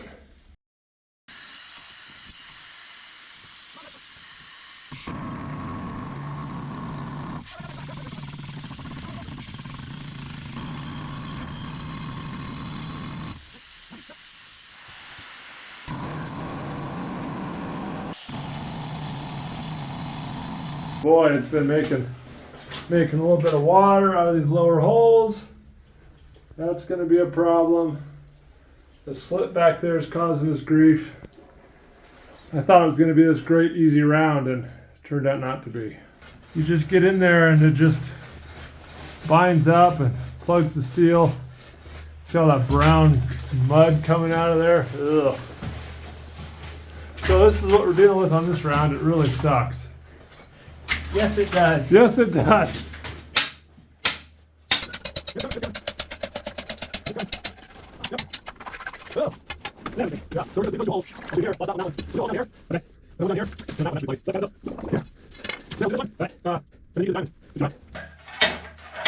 Tired, man. We are tired. At the end of the round, we've been fighting to slip every hole we've got. I can't wait to get back to mucking. This sucks.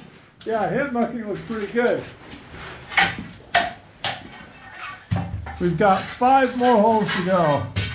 Yeah!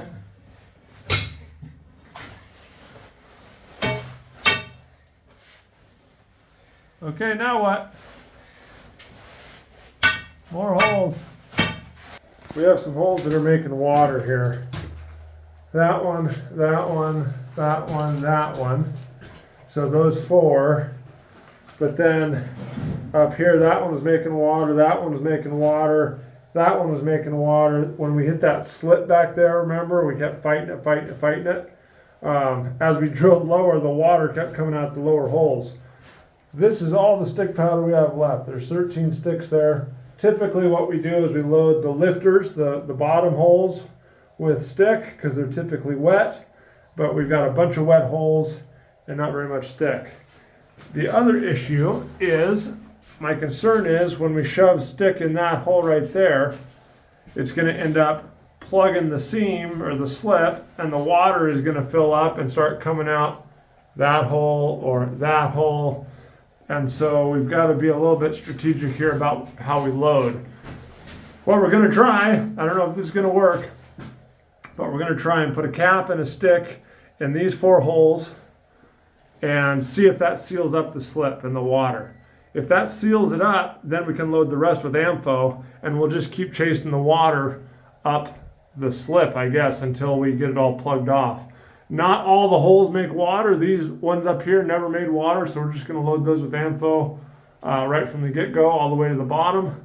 But these 6, 8, 10 holes down here may give us a little bit of a problem, and if we had 40 or 50 sticks, it wouldn't be a big deal, but we don't. We're down to 13, and we're going to use them all on this round, I think. All right, well, it didn't quite work the way I'd hoped. I've got 2.5 sticks in those 2.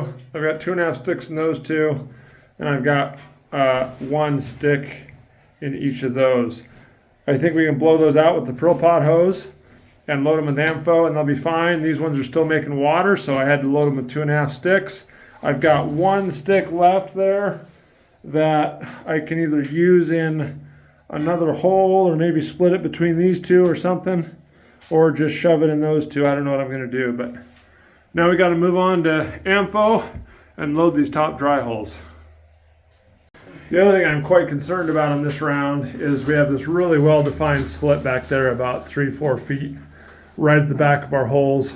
I'm worried that our burn is going to go right here, and it's going to send explosives up that crack, right, and start cutting off all the tubes on our other caps.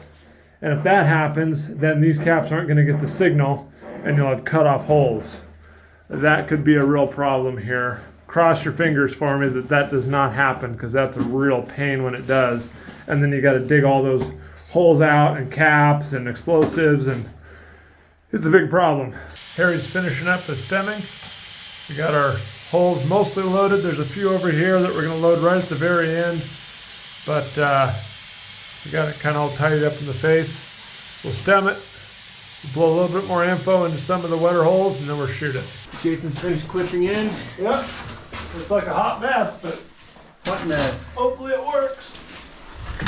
Continuity check's been done on our wire. All we gotta do is hook up the cap and boogie. Harry's about to do his first blast.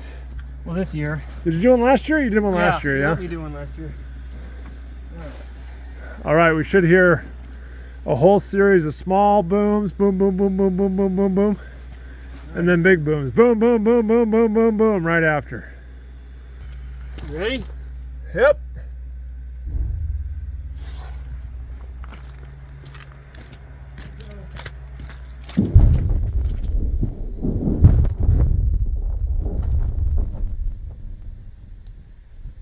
Jason say. That was good. That was good. That was a good one. Okay. Yeah. We captured it. All right, awesome. We got our blast. See what it looks like tomorrow. Well, we got just a world of problems this morning, and I've debated whether I should put this on video or not. And my theory is that, you know, even when you make a mistake, maybe others can learn from it. So I'm going to show you what happened on our face here, and we're going to try and figure it out, and then we're going to clean it up and redo it. So here is our face. Not what you want to see. We've got most of the burn still has a bunch of ammo in it. We got holes down here with ammo. We got some holes that blew all the way out. That one, that one. But I'm quite confident that all the caps went, because the lifters all went down here. These all went. And those couldn't go if these ones somehow got cut off. And so I think what happened is our number 1 or number 2 right here in the burn shot, and it all went up the slip. All the explosive gases went up the slip, and it either separated, made a gap, like, you know, half an inch to an inch on the ammo. It cut the ammo, and so the very back of the hole went. It all went up into the slip and left the ammo in the face here. The ones that went, they just rifled right back out of the hole. Our original face was about here, so we only had about 6 or 8 inches come off the face. Interesting, they're not making any water anymore. Maybe what happened is we just blasted clay up into the slip and plugged the hole. But this is really not what you want, because now what we're going to do is we're going to take our water hose, we're going to wash all these out, pull the caps out, make sure they all went, and then we're going to have to reload and shoot it again. There are 2 what you call tattletales or telltales out here somewhere buried in the muck, and those will tell us if all the caps went, because the signal has to go all the way through the sequence to those last 2, and if those last 2 went, we'll know the whole face went. But I'm quite confident all the caps went. So not ideal, and again, not something you want to see, and this is not what you want in a blast. But again, the theory of, hey, this is what happened, for better or worse, and this is how we're going to fix it, so everyone can learn from it, and you know, maybe not make the same mistake I did. Here's an example of what I think I'm talking about. Here's one of the holes in the back, and here's where the rock broke out. But see all that mud that got shot out, oh, now you can see it. All that mud that got shot out and shot up, and I think the gases went up the slip and displaced all the mud and stuff down the holes. All the caps that I've been able to pull out so far have all gone. So I just think we lost all of our explosive gases in that slip. Here's my 0. My number 1 went, kind of broke it up, and then I think it just, you know, shot up that slip, and there's 2, 3, 4, 5, 6, all those just, they got cut off essentially. I mean, the cap went in the back, but the reaction got cut off by that slip and never made it to the face. So we just hook up our PVC pole to the water line. The ammo, once it gets wet, it just washes right out. But now the question in my mind is, what do we do different when we reload this thing? Well, we've been working a couple hours at this. We got them washed out as best we can. So what we're going to do is we're going to come back in after lunch and we're going to shoot this diamond right here. See if we can open up the center of this thing. I don't want to waste a bunch of caps out here if the center doesn't go. So we're just going to work on these 9 or 10 holes right here in the burn and see if we can get this thing opened up. And then if we can get that back 2 or 3 feet, then we can start slabbing all this stuff around into it. But this is kind of a blaster's nightmare. See how that rock just shoved right up into the hole there, about a foot in? So we're just going to reload these 10 holes right here in the center. Our 0 and number 1 is all kind of collapsed there, which just so happens to be right back at the slip, more or less. And so really we're just trying to get back about another foot and a half. See if we can get this opened up. Really disappointed with this one, but that's how it goes sometimes. We're all hooked up. We got our diamond here, and then I got one more on the corner here. And I don't know, some of those holes are pretty short. Our burn is not very big. So cross your fingers for us. All right, I'm waiting to hear from Harry on our mine phone here. He's going out the bottom, I went out the top. As soon as I hear from him, I'll go outside and we'll shoot this thing. All right, here we go.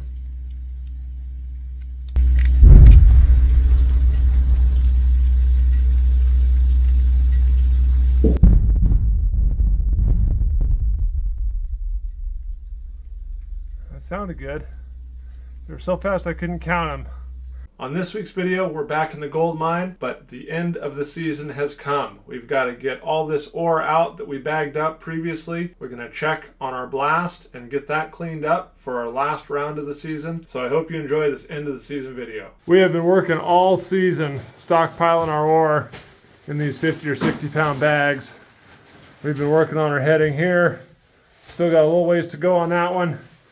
But on today's video, we got to get all these bags out of here, down to the blacksmith shop and into the truck. Harry's demonstrating the first stage here. We're gonna get 8 or 10 bags on these carts. So that's our first handling of the bags since we put them in the bags with the cone. Got them on the cart. I'm gonna push them about 150 feet down this old track to the top of the transferway.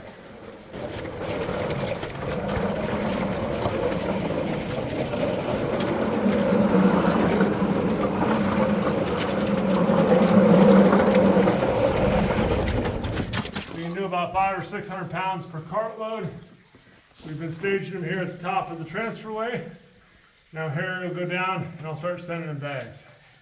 So we've got 75 sandbags stacked up here at the top of the transferway. So now I'm gonna kick them down this chute. It'll make a 90 right there. And Harry's down below with a cart and another track that'll take him over to the main raise. All right, let's see if I can film this and send a sandbag down our chute. Ready, Harry? Ready. A sandbag. Here it comes. There we go. And Harry catches it down there and puts it on another cart in the transferway. Ready for another bag? Ready. Another bag.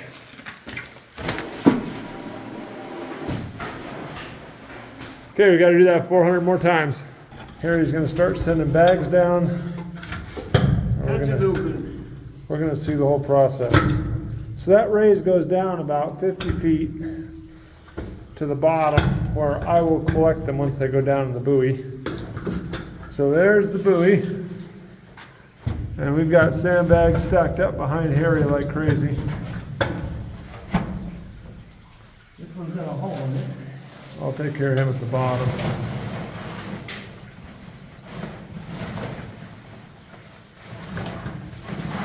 In the buoy they go. Down.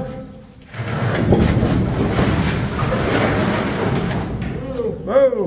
Why isn't that whenever you film? That All right, the first time it's ever happened. today. Touchdown. Touchdown.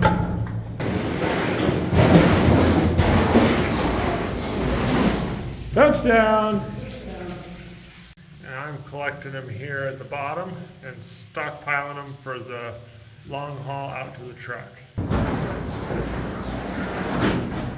There we go. Touchdown. We can do 2 bags at a time, which is about 100 to 120 pounds a load.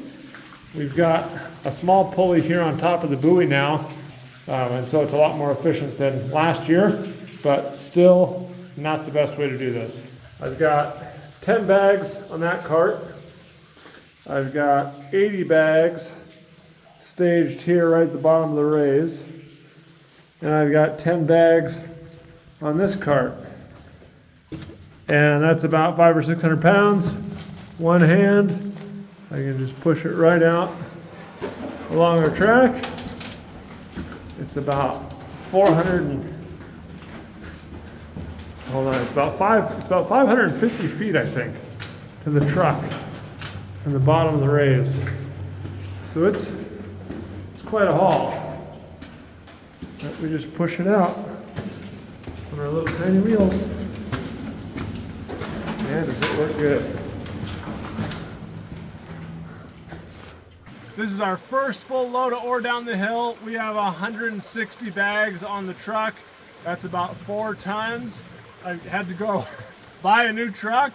I got a dump truck now, so I can haul this ore down. I've got more in the mine I got to get to, but I am really excited to get this down, mill it up, see how much gold it has in it. And if you guys are interested, it's listed on eBay, so check it out. We're just finishing scaling back into our spot here. And I think we got a hole that we can make work for us back there. Well, here's our face. We got a hole kind of going, but you can see there's some amphibole still shoved in there and cap tubes. So those need to get washed out. But you're seeing our slip. It's just broken clay, googe, nasty. It's 2, 3, 4 inches thick in some places. But the good news is we have a hole opened up, so now we can start shooting in some of these other ones and get our face at least back to the slip. But we got to get this really cleaned up, really washed out, and make sure there's no caps in there before we do anything else. But we're getting our face washed out, and what we're finding is we're at the very bottom of the holes here. So what you're seeing is this is where the bottom of the hole, where the cap shock tube made the corner and the cap was facing out this way, and so all the caps have gone. We're going to wash out all the amphibole, get all the shock tubes out of there, and get a nice clean face. But I think what happened is the caps were just oriented right at that slip, right at this fault slip. And as soon as those blasted, the first one blasted, just cut everything off. And the rest went, all the caps went, but it had this big void back here, this big fault gouge stuff that it took all the explosives and dissipated the blast and cut off all the amphibole, so the front of the holes didn't go. This is the hardest 4.5 feet we've ever done. This is a true statement. But it'll go now, I think. Now that we got it opened up, we got somewhere for these other holes to go, and we'll just break all this in and be done with this nightmare here. We just went from, I don't know, bad to worse, or worse to worser, or just as bad as we were, I don't know. So the bottom 8 holes, there's just a huge void back there. That it's just taking amphibole and amphibole and amphibole and amphibole. You can't fill it up. These top 6 or 8 holes, they should go and open this up, but I have no idea what we're going to do about the bottom there. So who knows? I'll look it up. We'll shoot it. And this is just the round that will not die here. So very irritating, very frustrating. The season's coming to a close, and I'd hate to end it on something like this. Okay, last blast of the season.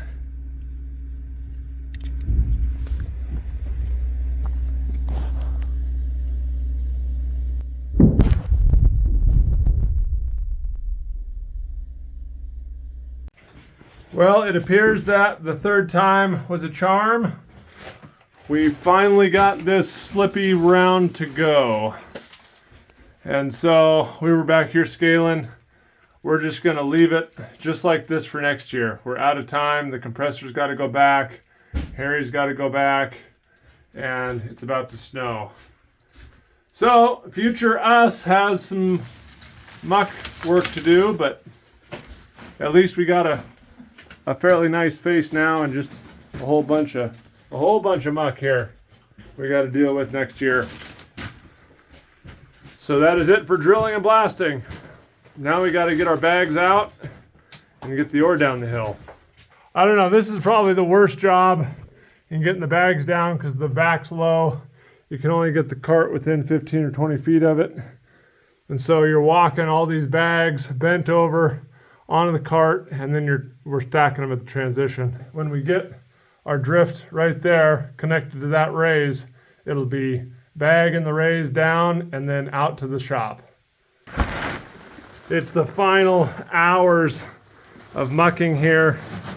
We're getting the last bit of good high-grade ore off the ground that we did from our very first blast of the season. We've got those bags we got to get down, and we are almost done here. I've got a lot of exciting stuff I'm going to do with this ore in future videos, so stay tuned for that. But I've also got a lot of these bags of ore for sale on eBay, so if you're interested in getting some of my ore, check out the eBay listings. The link is in the description below. And I also have a few surprises on my eBay listing, so go check those out.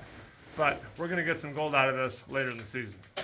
You are witnessing the very last sandbag of the 2024 season.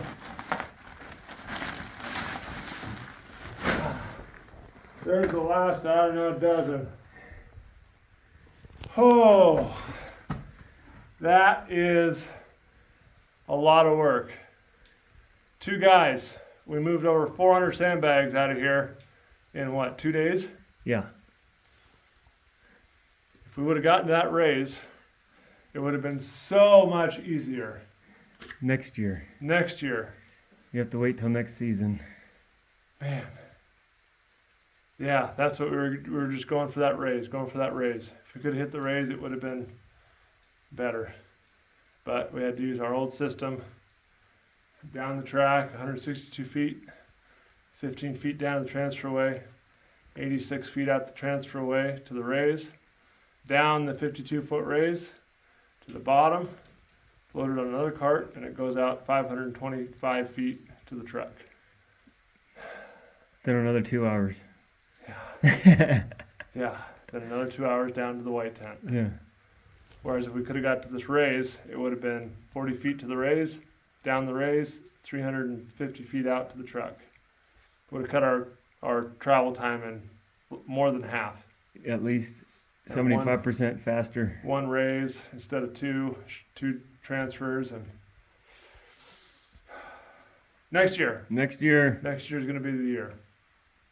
Let's see if I can get these guys down and get them in the rock saw. I think these are going to make some beautiful slab pieces. Got them on our cart. We'll push them down the track to the raise. Last load of the year. Headed out to the truck. All right, guys. The ore carts are empty. The truck is loaded. Into the fog. Well, goodbye mine. Until next year, have a good winter sleep. That's it. It's gonna snow here, I think tomorrow, judging by the weather. We got the last of the ore out for the season, so we are all done in the mountains for season 2. But I've got a lot more stuff coming up this fall. We gotta mill up some more, gotta get some stuff slabbed up. I got to bag up a bunch of stuff for eBay for you guys because you guys have been really enjoying all that ore I've been selling on eBay. So check out the eBay listings. And I wanted to give a huge thank you to Harry and Mine Operator for all their help this year. You guys were invaluable. I could not have done it without you. So I really, really appreciate it. Go check out their channel if you haven't yet. So thanks everybody for watching. Stay tuned for more content. Be sure to subscribe so you don't miss anything. Hey guys, my name is Jason, and on today's video we're going to use this 16x12 hammer mill here behind me. We're going to crush up some of our gold ore. We're going to get it fine, liberate all the gold, then we're going to take it over and do a little test pan, figure out how much gold per ton we have. Now I know a lot of you guys have been asking, when am I going to process my gold? Here in the next video or two, we're going to process 3 or 4 tons of this gold ore, pour some gold bars, and see how much gold I have in my gold mine. It's quite difficult to record this process by yourself, but I got a few shots with one hand of me feeding the hammer mill. The hammer mill has a 0.8 millimeter slotted screen in it, 20 swinging chrome hammers that crush up the ore in the chamber. Once the ore gets small enough to go through the slots in that screen, it comes out the bottom into the super sack here, ready for bagging. And here's a little bit better view of it all crushed up. It does a really good job of pulverizing that stuff. But now let's do a test pan and figure out how much gold we got.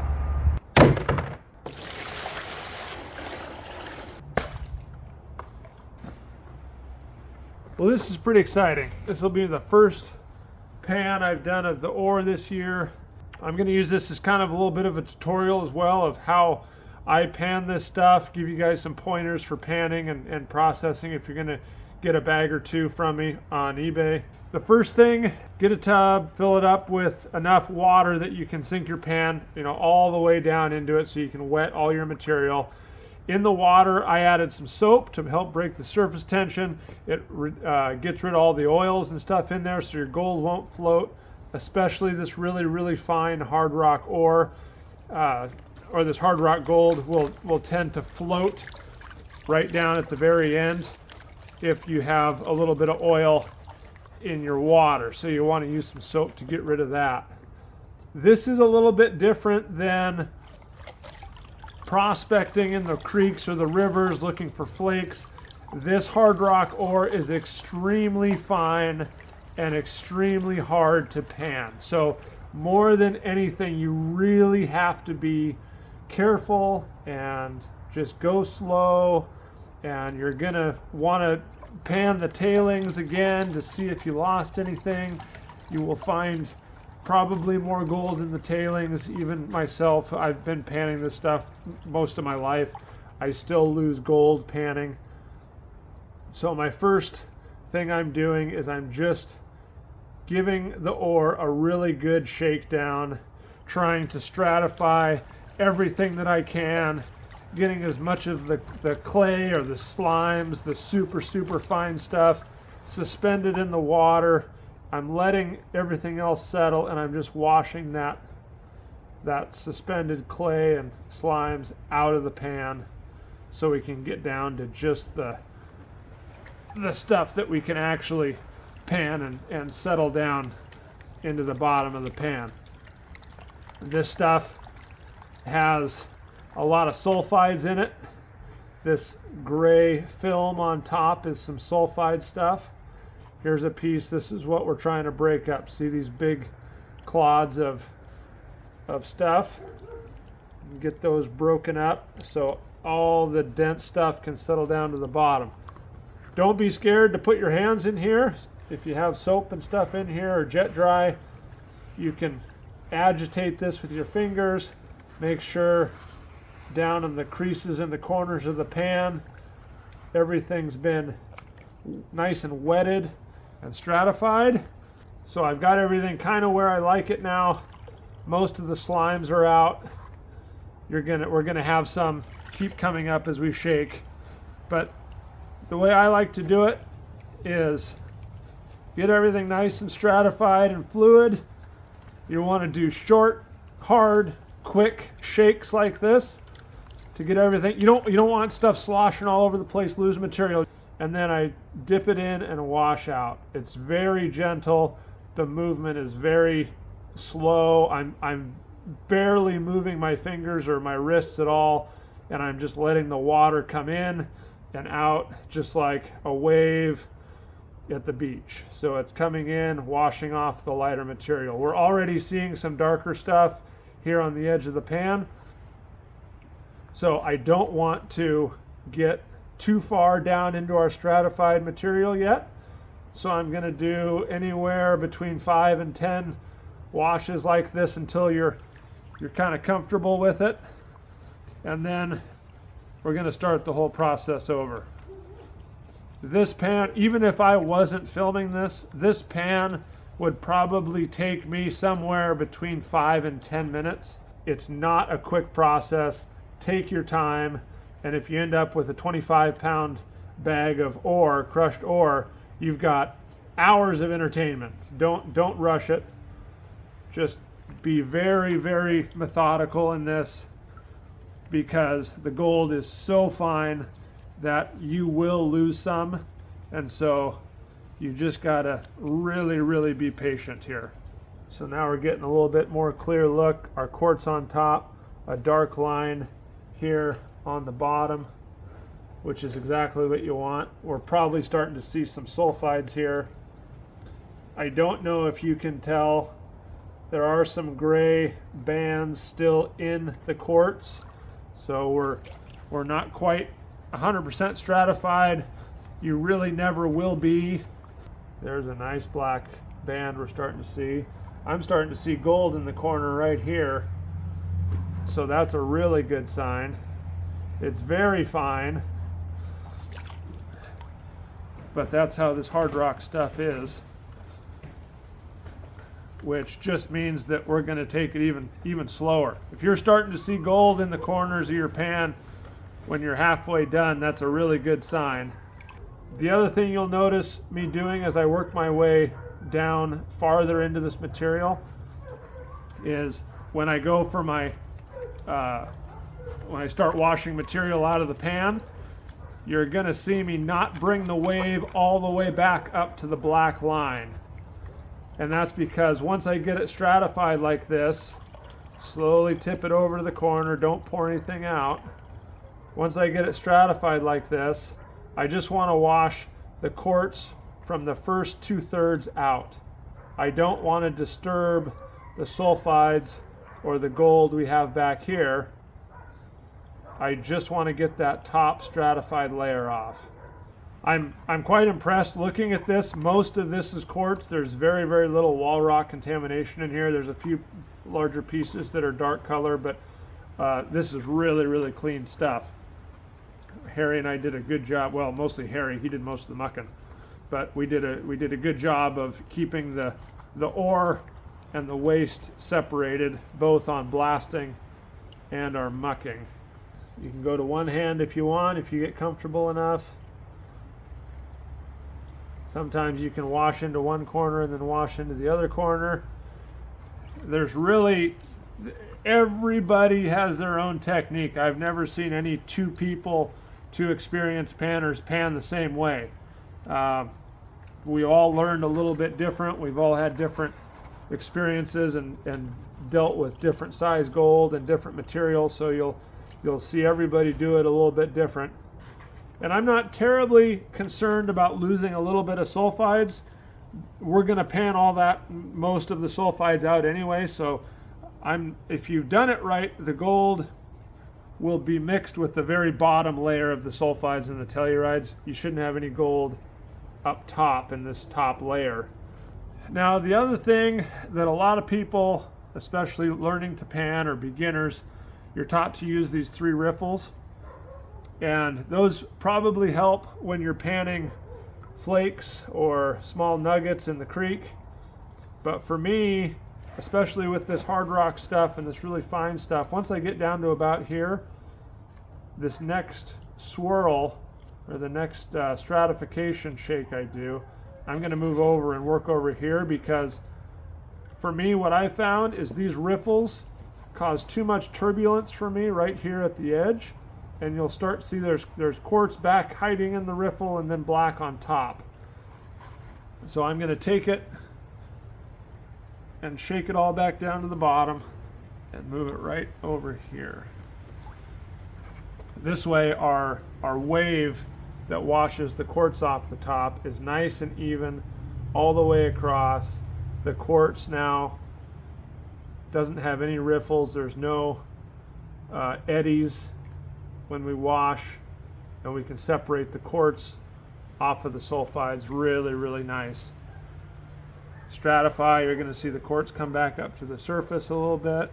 You would think in your head that this is a perfect process, that when you shake it in the pan, you get perfect stratification, then when you wash the quartz off, it'll all be gone. Watch what happens now when I shake it. All this quartz is going to come up from the bottom, and we're going to have a white surface again. So this is not a perfect process.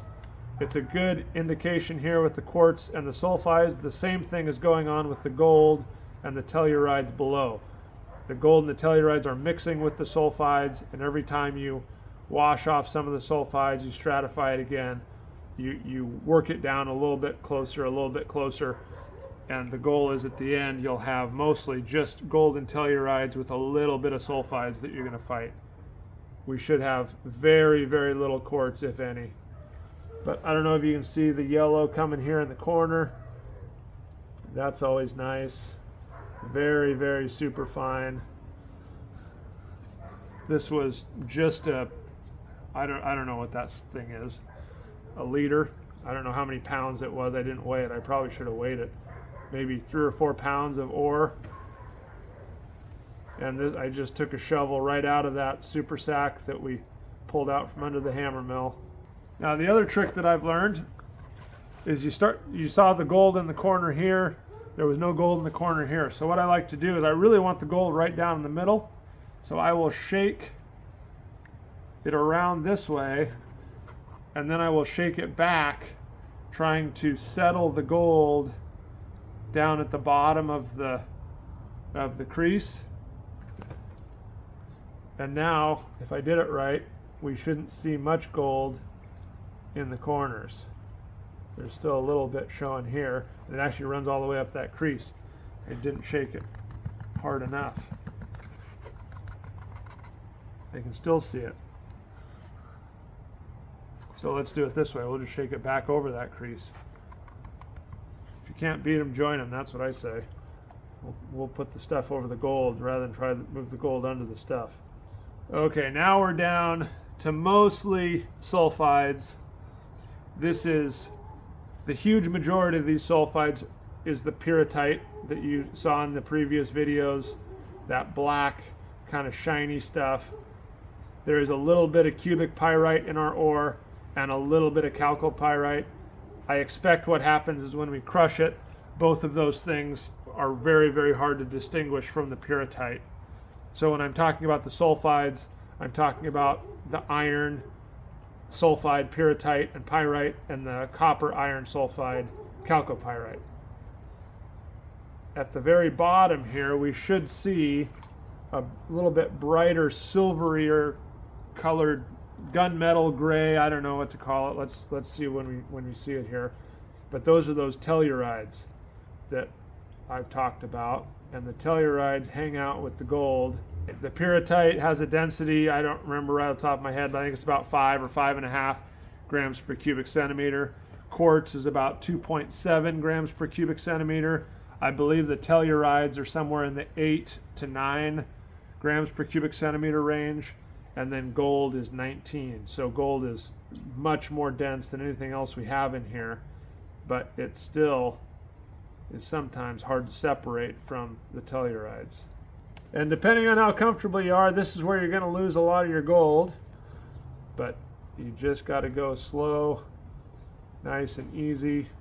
Same concept as before with the quartz, just a little wave in and out, washing those sulfides off. It's just much less aggressive. Okay, now here we've panned it down far enough. Let's take a look here. Get us out here in the light a little bit better. Now let's do a little swirl, see what we got. There's the silver tellurides there. I'm going to do a little bounce right at the edge of the pan here, and that will help stratify the gold. There is the gold. A nice little yellow smile. The bigger white flakes are the tellurides. You can see the silverier stuff here, the darker stuff here. My question has been, I'm going to do this on a future video, but I think there's gold chemically tied up with the tellurides here. So we see the yellow gold, the nice yellow free gold, but I also think if you roasted these, you would drive off the tellurium and there would be gold down in that silver band as well. There's the gold and the tellurides hanging out right together there. A couple of nice bigger pieces of gold. And then it fades out. Again, the bigger gold kind of hangs out with the tellurides. It rolls around a little bit in the water. But this is all tellurides here, all the way across. And some gold has gotten down here as well. Oh, even there's a piece. I'm telling you, this stuff is hard. It's tricky. The gold in this stuff can be odd shaped, and it will roll. Sometimes it's little wires, sometimes it's little balls, and it'll roll around in the pan, not like that flat, flaky, nuggety stuff you find in the creeks. Well, there you have it, guys. That pan for me did not disappoint. I'm really excited to see gold in the pan, and I think that means that our ore really turned out well this year. If you're interested in some of this stuff, you can find it on eBay. I got a link in the description below. This stuff is great to practice panning with, teach your kids, teach your grandkids. It also makes excellent holiday gifts. We are gonna have a video coming up in a couple of weeks of me processing 2, 3, 4 tons of this ore and pouring gold bars. That is what everybody wants to see. I know you guys want to see it, so it is coming up soon. So be sure to subscribe. Hey guys, my name is Jason. I'm getting cleaned up at the mine and getting stuff down out of here before it snows. But before I do, I wanted to do a quick wash down of the vein, check out some of the structural geology going on that may help answer some questions about how the gold was emplaced and where we can look for some super hot spots in the future. Then I want to take a couple samples down to the rock shop, get them slabbed up, and see if we can find any gold or tellurides in our ore. The big question for me is how to identify where the hot spots are, where those pockets are. You got the tellurium crystals growing big, you got big gold. That's what I want to figure out, how to identify them and where they are. There's something structurally controlling the mineralization here. I just can't quite figure it out yet. You have that really nice, well-defined hanging wall where the second generation of quartz came through with all the gold and the tellurium. And man, if we can nail down where that gets big and fat, that's where we're going to hit the big, nice pockets of gold. We're going to do our best here to show you what I got. I've washed down the vein. We're kind of in a little room here, so I'm just going to pan around and you can see the vein all the way around the room. And it's answered some questions and probably posed quite a bit more. So the vein here is maybe 16, 18, 20 inches, somewhere in there. Kind of swells out going that way. And there's a real nice defined hanging wall.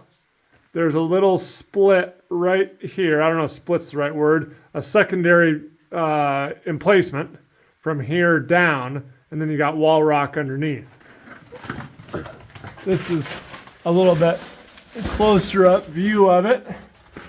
So you've got a vein emplacement from here down, and then you've got another emplacement from here up, and there may actually be a third from here to the hanging wall. I'm not sure if this section of quartz came in and split these two. You can tell this lower one has all kinds of wall rock pieces in it, stuff that's entrained in it. I don't see hardly any mineralization in any of it. It's just, I'm assuming it was the first initial rip through a quartz. It ripped through and entrained a bunch of wall rock in it.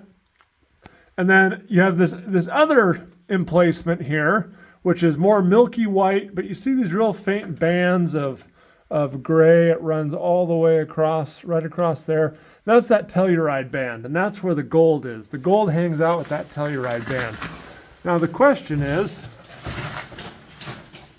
how do we find that band and what's it associated with?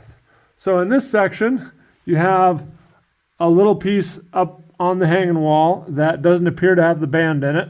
You have a middle section from here to about here that the band is right up here on the hanging wall of that section, right? You got a real nice defined wall contact here, and the tellurides are in this middle section. The lower section with the entrained wall rock doesn't seem to have much in it. But the interesting part to me is there's a transition from nice milky white quartz with tellurides, and then starting right about here, that's gone.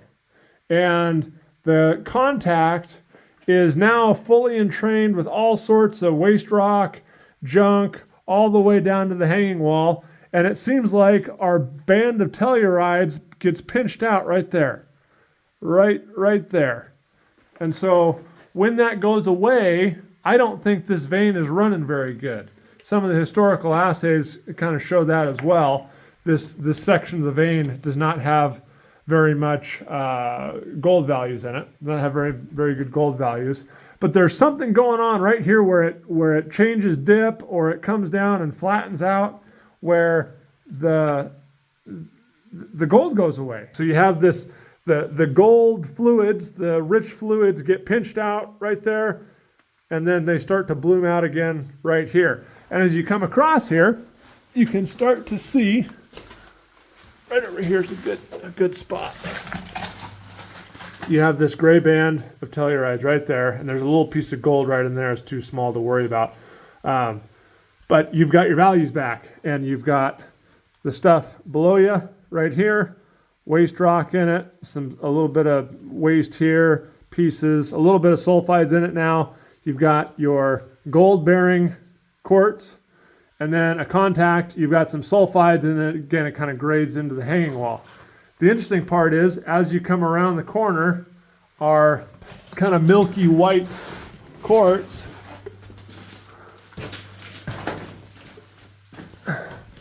from here it swells, and then it kind of pinches again, and it pinches right up there. It's about 6 inches wide right here.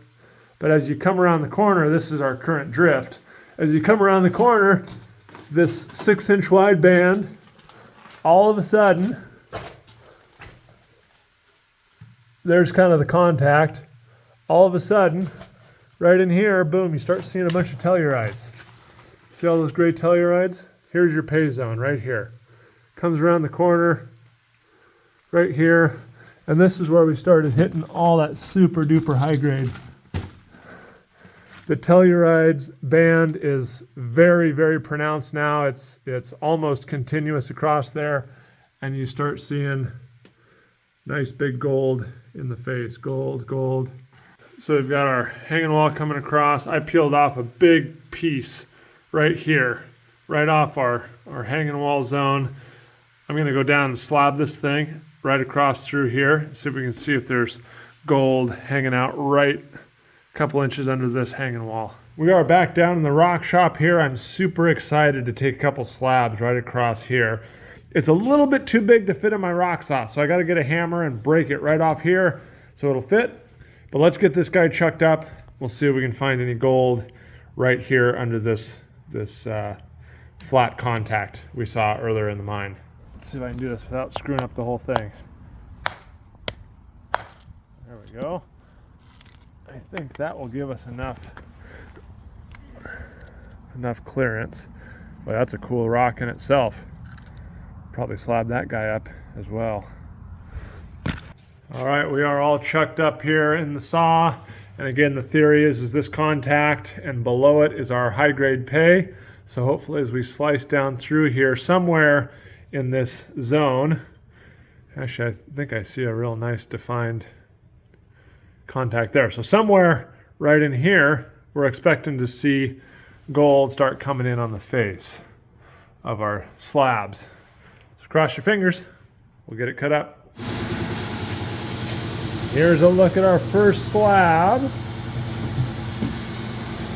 It kind of fell apart. That was expected.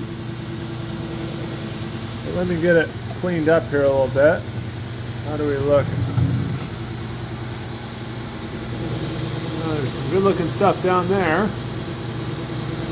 Let me index it over about 1/2 inch and we'll take another swath. They're coming off broken, which is a little bit too bad, but there's some nice looking sulfides there. Let me see if we can find any gold in this stuff. Hopefully the next slab will stay as one nice piece. But there's definitely gold right under that little slip, that slip line that we were seeing. So we are in the right spot. All right, here's our third slice. And these slabs just won't stay together, which is too bad. Again, we're still in the sulfides. Well, there wasn't much left exciting in that rock after I slabbed a couple more pieces, but we got that really cool Mount Baker Lightning quartz pieces off it, and I think that line, that slip that we're seeing in the vein, right below that 3 or 4 or 5 inches is where that really, really hot stuff is. So stay tuned for a lot more videos. As you can see behind me, I've got a lot of rocks here to cut. I've got some other stuff right over here. This whole table is full of specimens we've been cut. Well, I've got rocks coming out my ears, and some of these are really, really good looking stuff. So on today's video, I'm gonna go after some really, really high grade gold in some of these. We're gonna slab these up, see if we can get any really nice samples. This is the stuff we're looking for, this banding here. This is the tellurides we have in our mine, and this is where the gold hangs out. So what I'm gonna be doing today is taking pieces like this, and I'm gonna cut right through that high grade zone and see if we can open up any really nice gold specimens in these things.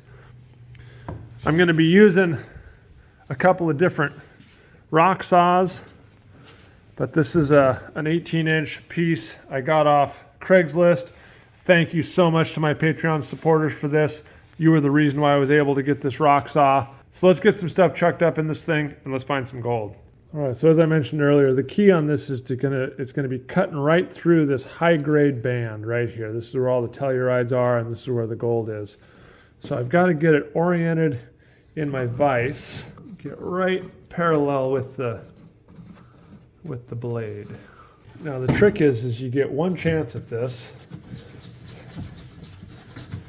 per rock, and some of these that look really, really high grade sometimes don't have any visible gold in them, and some that may just have a little piece or two of tellurides on them, I'll cut them open and they'll be absolutely chock loaded with gold. We got it all set up. I'm going to shut it on. It's going to auto feed right through the saw. It takes just a few minutes. We'll get a nice fresh face on this and we'll see what it looks like. What do we got here? Yeah, there's some gold.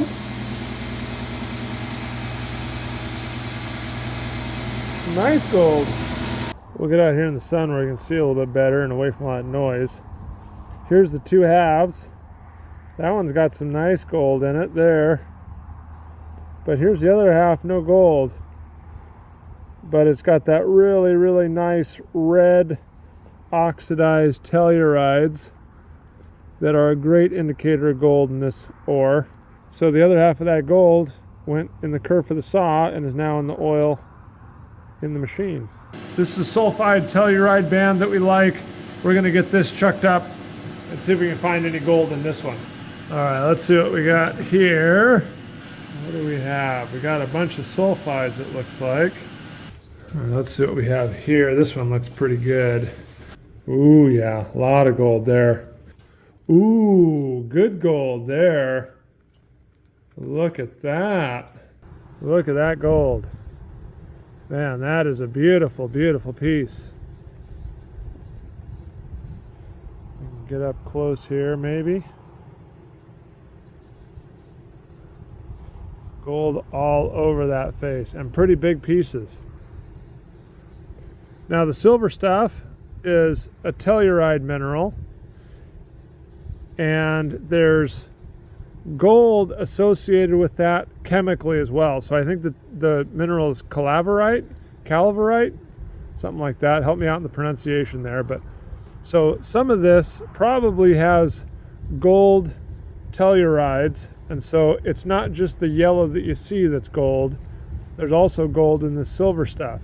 But also associated with the tellurium is bismuth. So you have tellurium bismuth, tellurium gold, and then free gold, all within an inch of each other. So that's a nice piece. Well, here's one that's kind of fun. You got gold on this cut face right here. And then I cut a flat on it, so when you set it down on your desk, whatever, you got it kind of a 60-degree angle, it faces up at you. This one also has some Nice sulfide banding here, and then you can see the contact right here with the tellurides above and the sulfides below. Well, now on to the real crown jewel here. This is the one that Harry and I pulled out. It's got that big piece of wire gold on it right there. Amazing tellurides running along the face. Well, I have to admit, I'm a little bit nervous here. I've got, you know, this just huge, massive wire right there. I've got a lot of little specks down here. I think a huge majority of this stuff right in here is all that gold telluride. You can see maybe that it's a little bit yellow shining all through there. So I think this is mostly gold. On the back side here, there's gold back in here. There's gold back over here. So I don't want to screw it up, but I want to cut it in the orientation that'll give us the most show. So I think the first thing I'm going to do is I'm just going to cut this big piece off the bottom. So we'll have a nice flat base, and it might expose some stuff in the quartz as well. So let's start there. We'll just hack it right off about here. So let's close the lid. Turn it on. All right, let's see what we got here. Let's see if my plan worked. Here's our bottom piece. What do we got up in here? That looks kind of interesting. Here's our gold.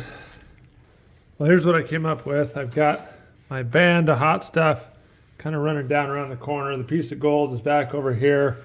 I'm just going to shave 2 or 3 pieces off of here. I'm going to intersect the band as best I can. Okay, 2 things here. Let's hope it didn't break. Let's hope it has some gold in it. Oh, well, it broke. Ooh, it's got some gold in it though. Whoa. Okay, I'm actually going to close the lid. It's not quite done cutting, but man, oh man, that's a piece right there. Okay, so I'm going to take about a 1/2 inch slab off, figuring that somebody might want to make cabochons out of this. And I'm going to try and keep this wire gold tellurium stuff. And it looks like the saw is actually going to slab right through it. We'll see. We'll see what it looks like. Big experiment with my most valuable piece. Well, here's that first little piece I got off our rich rock. And it looks like wires. This mine apparently is known for wires. If it gets into the bigger gold, you get some of this wire stuff going on, and you know, the kerf of the blade took out a ton of gold. But there's a bunch of little pieces down here. If you get small pieces, they're just little tiny nuggets, I guess. And the bigger pieces seem to be kind of chunks of wire. But on the surface, it's fairly unremarkable. There's a little piece of gold there. But you'd never expect to cut the rock open and see big wire gold like that from the surface here. Here's our second slab off our high grade. It broke again, which is unfortunate.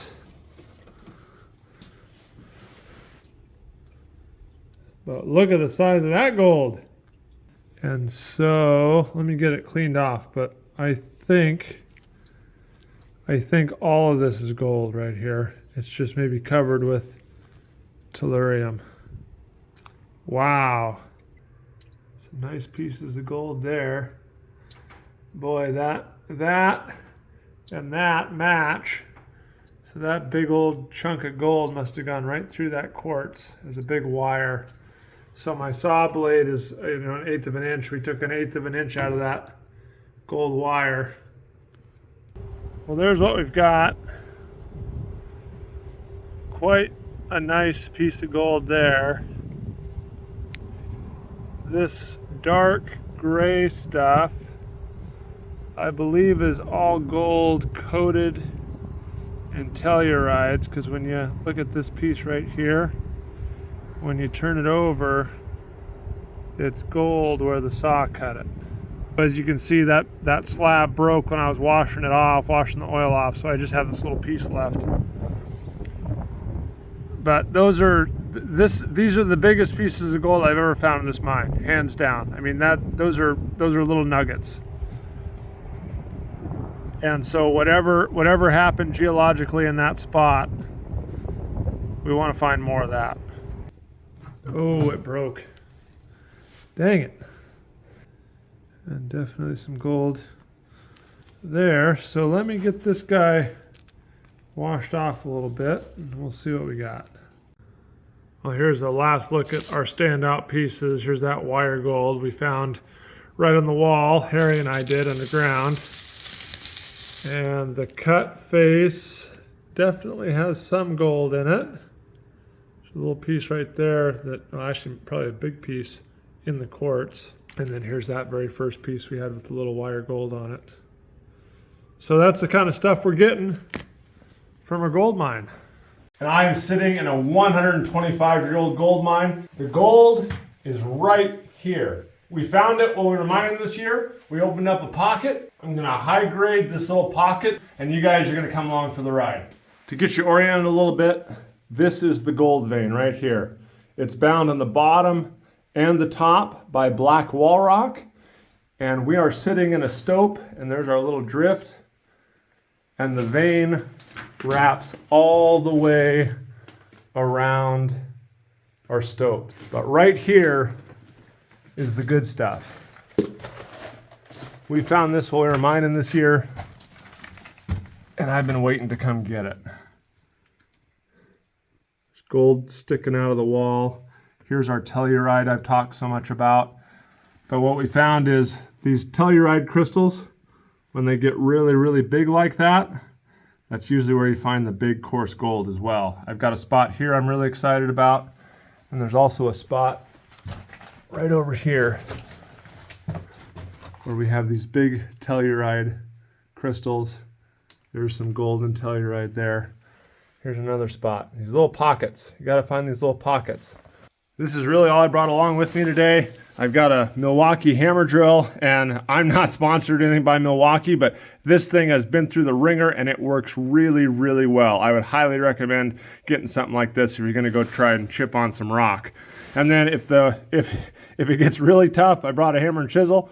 If I really need to put some muscle into it, and then I'll be wearing a respirator while I'm hammering, because that quartz dust can get really nasty and you don't want that stuff in your lungs. Well, I got all excited. I put all my respirator, my ear protection, and my eye protection on, and then I just gave a little tap, and then I couldn't say anything or see anything or talk to you guys. This is the good spot.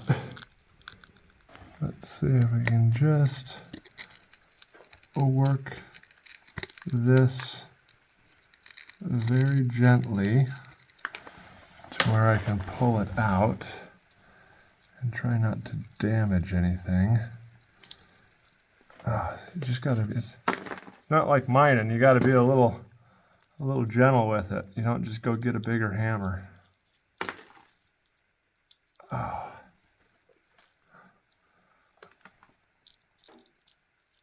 It's almost like it's held in there by metal. There's a big gold nugget holding it in. Literally, it feels like there's just a wire there. It's hanging off a wire.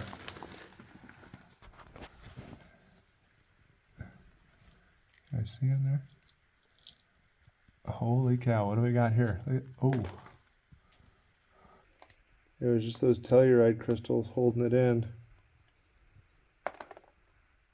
And it acts like metal. It bends like metal. You can actually see, I think right there is where it broke off.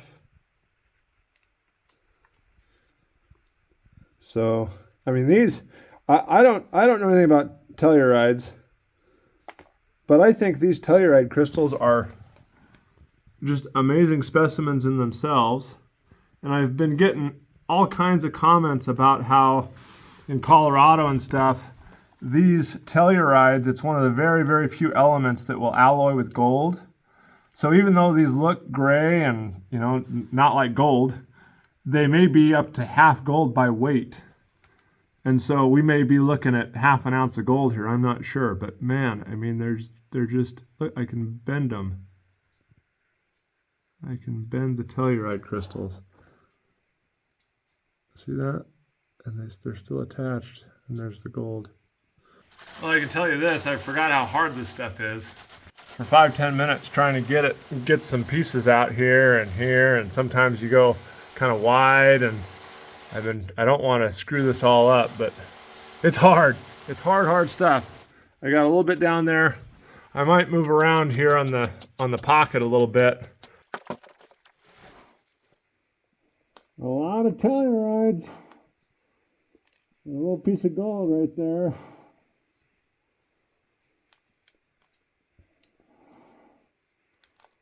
That's a keeper. So here's some of what we're looking for. Oh, uh-oh. Is it that loose? Yep. Now that little piece is just going in the dust there, but there's your gold. Native gold right in with the tellurides there.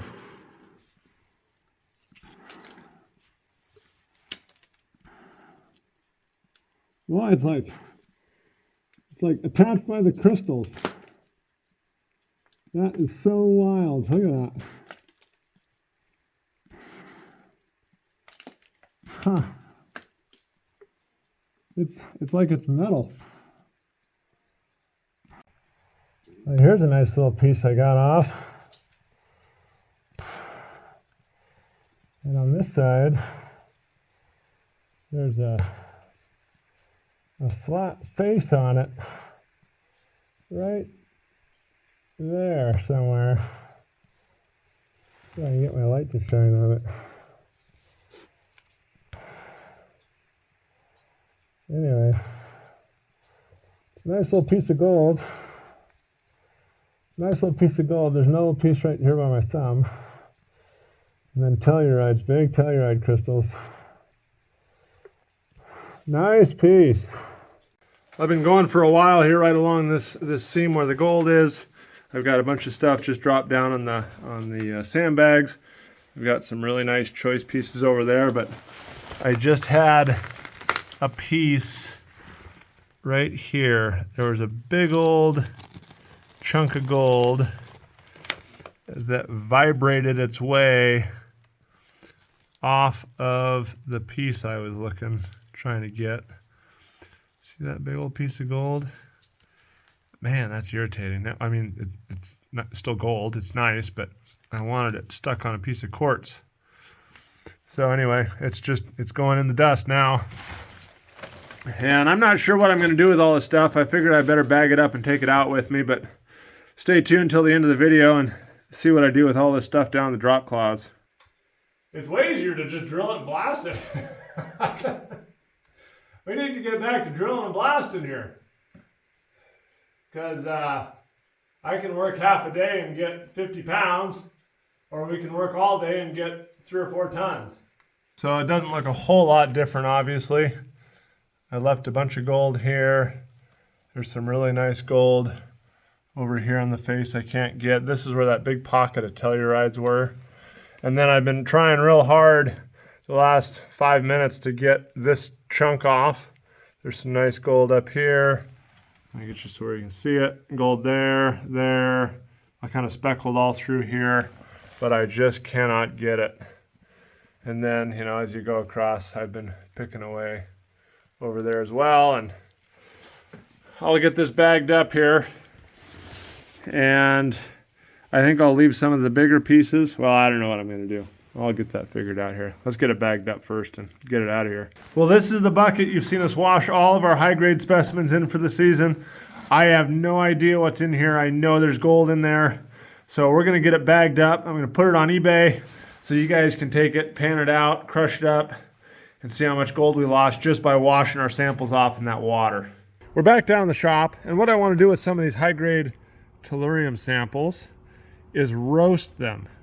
And I've heard stories all my life about, the miners in Telluride, Colorado, stacked a bunch of shiny rocks around their campfire, and they woke up the next morning and those rocks were covered in gold because they roasted the tellurium out of the gold compounds. So we're going to try and do the same thing here. I'm going to put it in our electric furnace. We're going to start about 1400 degrees. And the idea is that at that temperature, the oxygen is going to combine with the tellurium crystals, and it's going to essentially burn off the tellurium. And if there's gold in these crystals, it will leave the gold as little gold blobs on these rocks, and the tellurium will oxidize and roast away. Here's our little electric furnace that's heating up. We're going to start at 1400 degrees Fahrenheit. I've got a little melting dish in there. So I'm just going to do this by hand. Let me just put that right in there like that. And we'll check back on it in 20 minutes, half an hour. See what it looks like. I'm going to leave the door cracked a little bit there so we can get some oxygen flowing in there. So we're hovering right around 1400. It's been in maybe 5 minutes. There's a little bit of smoky stuff coming off of there. All right, it's been about half an hour. Stuff's going on there. Let me pull it out here. I see some yellow looking stuff on there. Let's see what we got.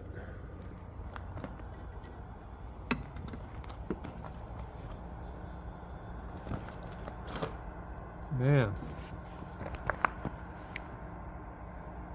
that looks like gold sponge, doesn't it? Holy cow, is that all gold? I think that's all gold right there.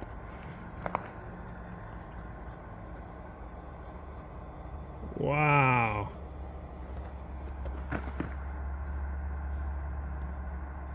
Whoa, that is cool. That's awesome. I'm gonna put it back in. I turned the heat up to about 1575. So it's a little bit hotter, and now it's smoking again. So we'll see if we can get more gold on that face. That's awesome. If that really works and that's what's happening, that ore is a lot richer than I thought it was. Check this out. It's warmed up. I may have it a little too hot because it's really smoking now. I'm not sure what we're gonna get, but we're gonna get something. Well, it's gone about another 30 minutes with the heat turned up, and it's actually starting to change color now that I pull it out and cool it down. So I can't really tell, but it looks like there's just a huge wad of gold right there. All the tellurides, it looks like, have melted out or melted away. Oxidized, I guess. There's a little piece of something down in the little borax there from the melting dish. Looks like it may have melted out and dripped down. I'm not sure what that is. Well, it's cool enough, almost, barely, to handle. And yeah, I'm 99% sure that that's a bunch of gold sticking out there. There's some more in that little vug right here. I think there's some more up here. It's not as much. There's some down here as well. But that's the big pocket of it right there. Still a little bit hot. But man, that is really, really cool. Like I said, I've read about this and heard about this all my life, about the tellurides having gold associated with them or chemically bound to them. And if you roast them, it releases the gold, and there you have it. Oh, look, there's some down, kind of down in that little hole there. So that is very cool. Now the question is, do I do it with some more? I mean, you know, it's really cool to see the gold like that. Don't get me wrong. But some of these samples are amazing just in themselves with the tellurium. I mean, look at this one. I don't know if that's gold telluride sticking up there like a little wire. All this telluride stuff here. Like what I'm thinking, and I don't know, this is just me shooting from the hip, but these big flat flakes like that one are probably our telluride. And there's some gold. And then what do you think about this stuff where it's not flaky? I mean, I almost think that's yellow. I almost think there's gold. That might be a big gold wire, maybe covered in a film of tellurium. But what do you think? Leave me a comment below if I should roast all of these and get the gold showing, or leave them as is, because that's a pretty dang cool sample all by itself. Let me know. And that's where it's hard to tell, because there might be a 1/4 ounce of gold in this pan, but it's chemically not pure gold right now. It's bound with the tellurides, and so it's really hard to tell exactly how much I have. Well, now I want to try the sodium hydroxide bath on some of these quartz pieces and see if we can dissolve some of this quartz away from this gold. Here's one piece that I'm pretty excited about. There's little gold wires all around the top of that piece. And the idea is you mix sodium hydroxide with a little bit of water, you get it hot, and the sodium hydroxide actually eats away the quartz, and it will dissolve the quartz. It's supposed to dissolve the telluride as well and leave the gold standing up way proud to the surface. Now I've got a terribly, terribly abused hot plate here, so I'm gonna get this warming up. Look at that, still works. Lights on. So we're gonna get this hot, and then I'm gonna add sodium hydroxide, which will dissolve in water. It's gonna be very, very, very basic. So I gotta wear gloves, I'm gonna have goggles on. You do not wanna get this stuff in your eyes, it'll blind you. You don't wanna get it on your skin, it'll dissolve your skin. But it takes the quartz away. And I learned this from Vogus Prospecting. Chris over there in Australia, he has a video on this. He's done this a couple different times. And so we're gonna try it out on my hard rock stuff and see how it goes. All right, our water is getting hot quick there. So I'm gonna add some sodium hydroxide. Okay, here we go.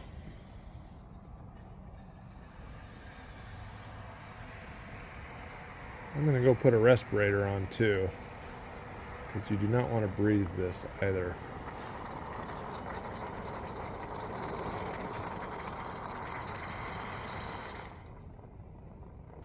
Okay, we're just gonna slowly add sodium hydroxide.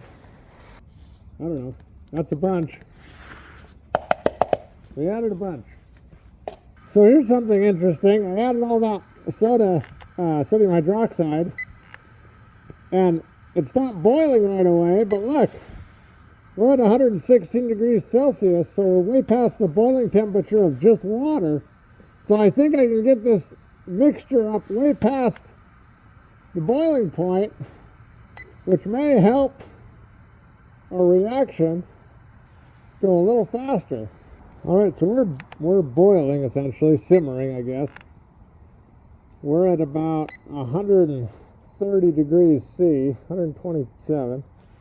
Let's see what happens when we just submerge a piece.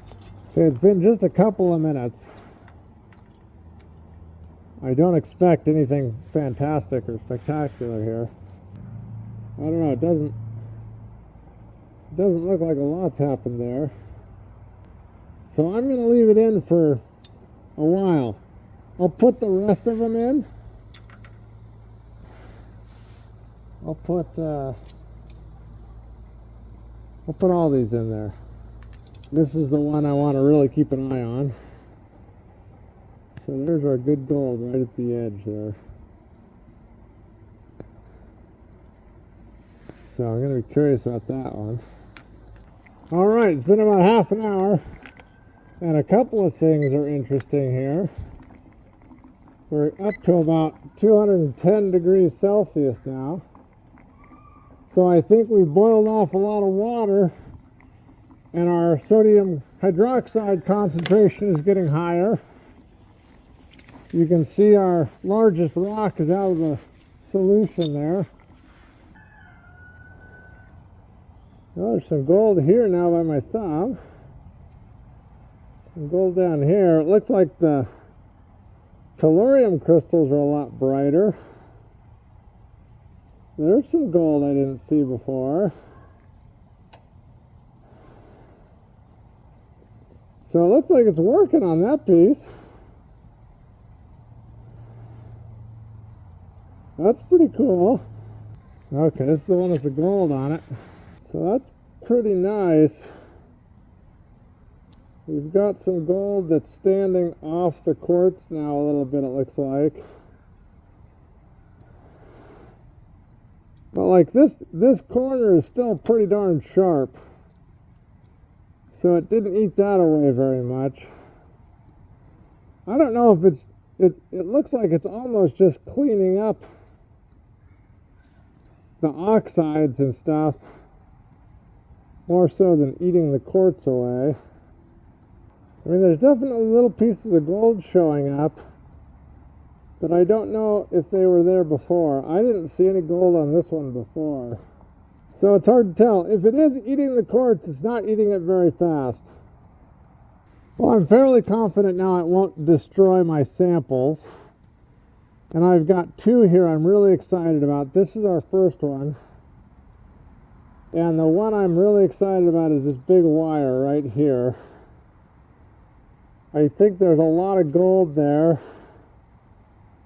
And I'm hoping this hydroxide will clean that up. If there's a bunch of tellurium staining on it or oxidizing, I don't know. But I'd really like to get that to look like a big wire of gold. So we're going to put that guy in. And then this one is a similar thing, not quite as impressive, but I think there's a huge blob of gold right there. Here's some gold right here. But if I can just clean off the layer on some of this stuff, I think there's quite a bit of gold in there. So we're going to try it. We're going to put him in the bath here. Here we go. For better or worse, in the name of science. Oh, I hope I don't destroy these. Okay. We're going to put this one in. Whoa! Like that. We're going to put this one in with the wire down. Hopefully.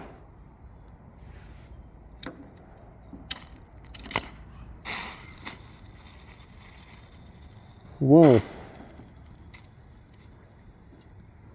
Okay.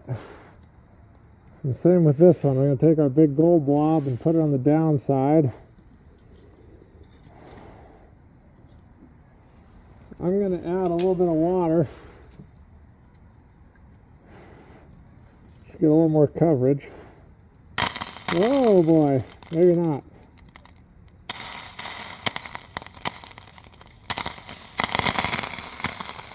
Nope, that's a bad idea. But we got an immediate reaction right here. Whatever's going on right there, there's an immediate oxidizing reaction on there. I gotta let it warm up. I put cold quartz in there and dumped some cold water in there, so it's gotta get caught back up. All right, let's see what we got. It's been about 15 or 20 minutes.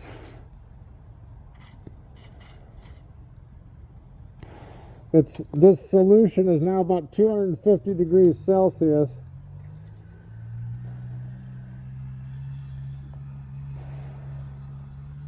Oh no! My wire went away! No! Wow!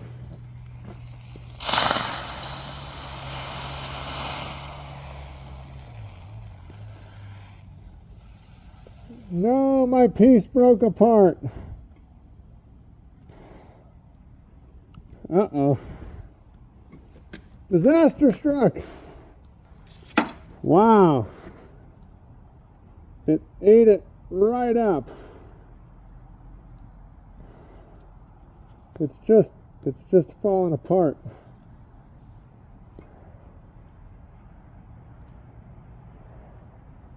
Nice gold though. It really shined up some of that gold.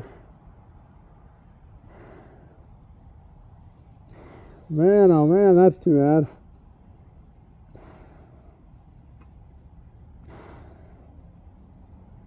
Okay, well, that's what you get sometimes.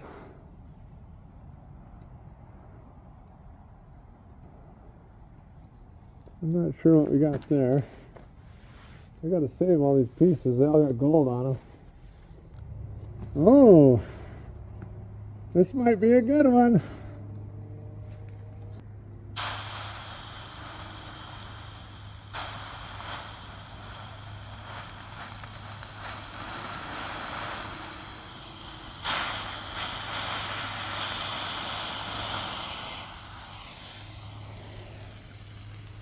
Wow. Wow. What do we have here? Okay, wow, look at this one. See all that stuff proud to the surface? I think that's all gold telluride. I think that's all calaverite. Because the hydroxide didn't touch it. It's all proud to the surface. But all the quartz has been eaten away. So that is a ton of gold telluride. That ate it fast.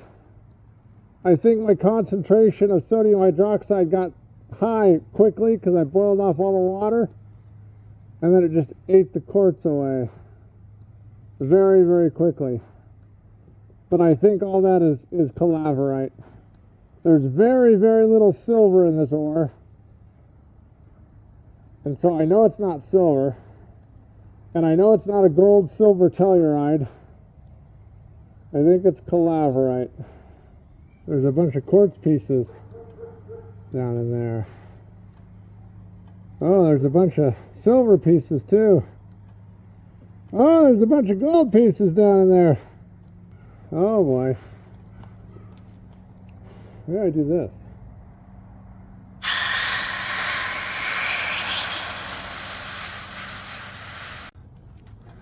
Well, here's what's at the bottom of my pot. I've got everything diluted pretty darn good with water. And you're seeing these big, what I think I'm calling calaverite crystals. I'm going to collect a bunch of them, put them in my melting dish here. See, look at that. That looks like gold, like a gold wire. It's just silver. And so we're going to collect them in our melting dish here. And just like I did earlier, oh look, that one has a piece of quartz. Just broke off. I mean, look at that. I don't know, maybe I shouldn't even melt those down. I mean, that's a pretty dang cool crystal of calaverite right there. I mean, heck, it's half an inch or 5/8 long. Let me see what it weighs. I got a scale here, hold on. All right, let's see what this one crystal weighs. A little under a gram. And I think, is it 2 gold atoms for every tellurium atom? Or the other way around? It might be the other way around. I think it's about half gold by weight. So that might be like, you know, a half gram nugget right there. I'm gonna save him out. I just don't have the heart to melt him down. Okay, now we'll put this in the furnace and see if we can roast this down to gold. Just like we did with that high grade piece earlier. Let's see what happens. I'm going to try and show you this. Melting point of calaverite's about 850 degrees Fahrenheit. we have passed that by now. And I got a little molten puddle there in the middle. I don't know if you can see it. Uh-oh, my tongs are wet. So I got a little bubble there in the middle. So we'll check back on that. It's melted at the right point to be calaverite. So that's good news. So if we take a look, we got some white smoke coming off of there as we get hotter. It's doing the right thing.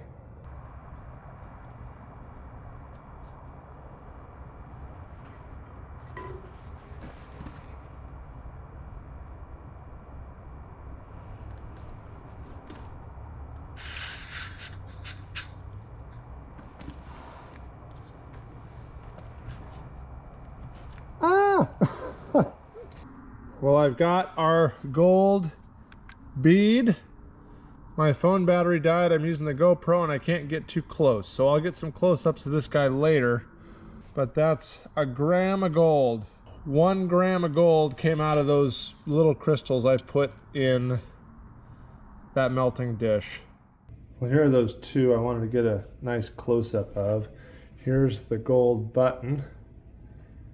Weighs about a gram. Nice and yellow there. A little bit of borax still on top. I can get that cleaned up. And then there's this thing, which is the crystal that fell off. I actually think that's that big wire that we saw on the piece. It was liberated from the quartz and fell off. But this is gold telluride right there. One single wire crystal. And then we've got this guy. And I think this might be the richest rock Harry and I mined all season. It's about the size of an egg. And all that silver on there is all that gold telluride. Now, I've been looking and doing some research, and there's two options. There's calaverite and there's kernurite. They're both gold telluride. Calaverite is a much more platy crystal. Kernurite is more orthorhombic, I think is the term. But this stuff doesn't actually look like either, and I'm wondering if this has more gold. Oh, it's falling apart. If this has more gold in it than tellurium. But I want to do a little experiment with this and make a bunch of assumptions, but figure out if we can measure the weight of gold in this sample. So the first thing we're going to do is we're going to weigh our sample. 53 grams. Now we're going to measure the volume of the piece by weighing it underwater. And the volume of water displaced is 16 grams. And because water is 1 gram per cubic centimeter, we know the volume of this thing is 16 cubic centimeters.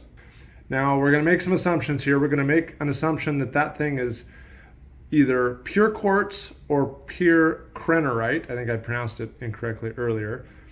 And so we have some quartz and we have some krennerite, and that's all we have.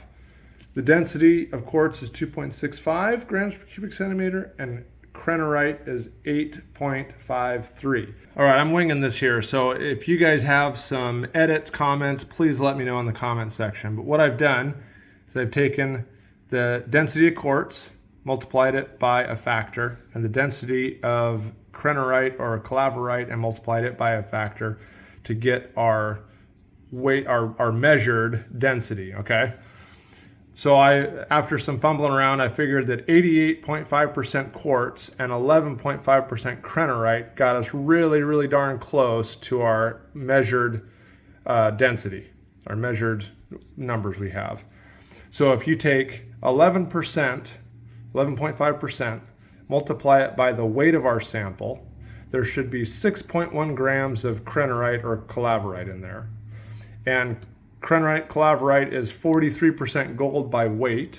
So if you take our 6.1 grams of krennerite, multiply it by that 43%, there's 2.5 grams of gold in our sample. So did I do that right? What do you guys think? 2.5 grams of gold in there.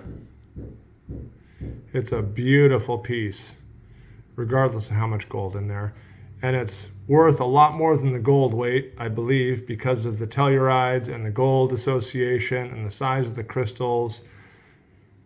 So I am interested to hear what your guys' thoughts are on this piece, on the calculations, on the value. Leave me a comment below. Last year, I opened a 125-year-old gold mine, and we rehabbed over 1,000 feet of underground workings. We made it to the gold vein, we started drilling and blasting, and this season, we found some amazing gold specimens, and we mucked out all of our gold ore into sandbags, moved it through over 1,000 feet of underground workings, and brought it down to the shop. And after 2 long years, we're finally going to crush down some ore, pulverize it through the hammer mill, run it on the shaker table to separate the gold. Then we're going to mix up some flux, smelt it down, and refine it into the biggest gold button I've ever made. This is it. I've saved out these 4 pallets here behind me. I estimate there's right about 3 tons. We were averaging just under a ton per pallet.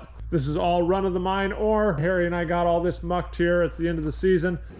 The whole process starts here with our 6x10 jaw crusher. The raw ore is fed down into the jaws, crushed to about 3/4 inch minus, and falls right out the bottom into a bucket or a tub. Then I'll bring the crushed material over to our 16x12 hammer mill.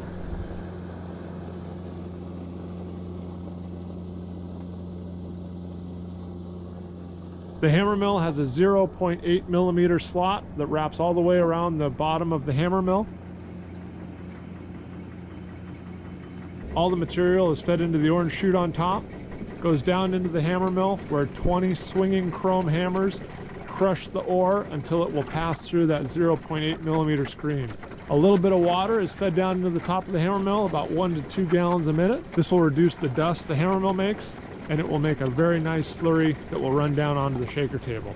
Once the ore passes the screen and flows down this orange chute onto the shaker table, the aluminum distributor trough will evenly spread out the ore and slurry across the shaker table. It passes over the grooves in our shaker table. The dense material, such as the gold, the tellurides, and the sulfides, will settle down into those grooves, and all the quartz will flow over the top of the grooves and off into the number 4 tailings.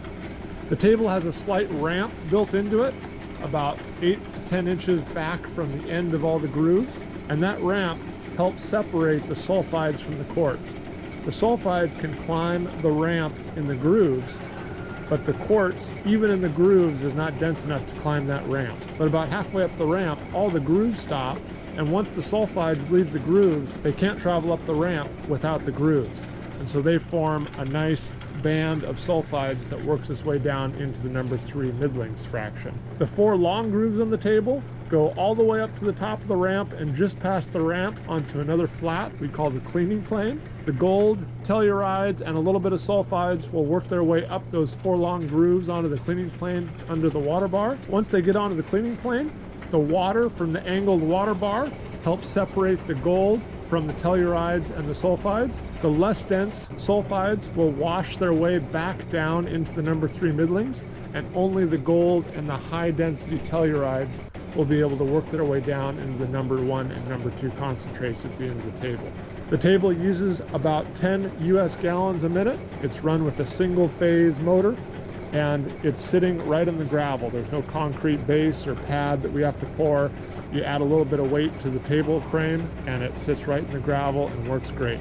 The number 4 middlings and slurry will flow down into our spiral classifier. The spiral classifier will do 2 things. It will dewater the tailings and also classify the tailings. So the very fine material, maybe 150 or 200 mesh, will stay suspended in the bottom of the spiral classifier and flow out into our recirculating tank that's buried here that we recirculate water back to the hammer mill and shaker table. All of the larger particles, such as the 150 mesh quartz, and because the sulfides and tellurides are much more dense, if they do get down into the number 4 tailings, they will sink down into the bottom even at 2 and 3, maybe even 400 mesh because of their density.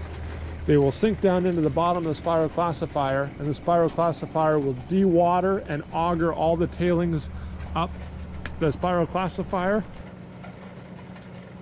and they'll fall into this white super sack. Not only does this reduce the volume of material that flows down into the recirculating pond, and these can be reground to liberate more gold if needed. So now we can keep going. Holy cow, am I tired. But I got all those bags run. It came out to be 109 bags, and they've been averaging right about 50, 55 pounds, I think.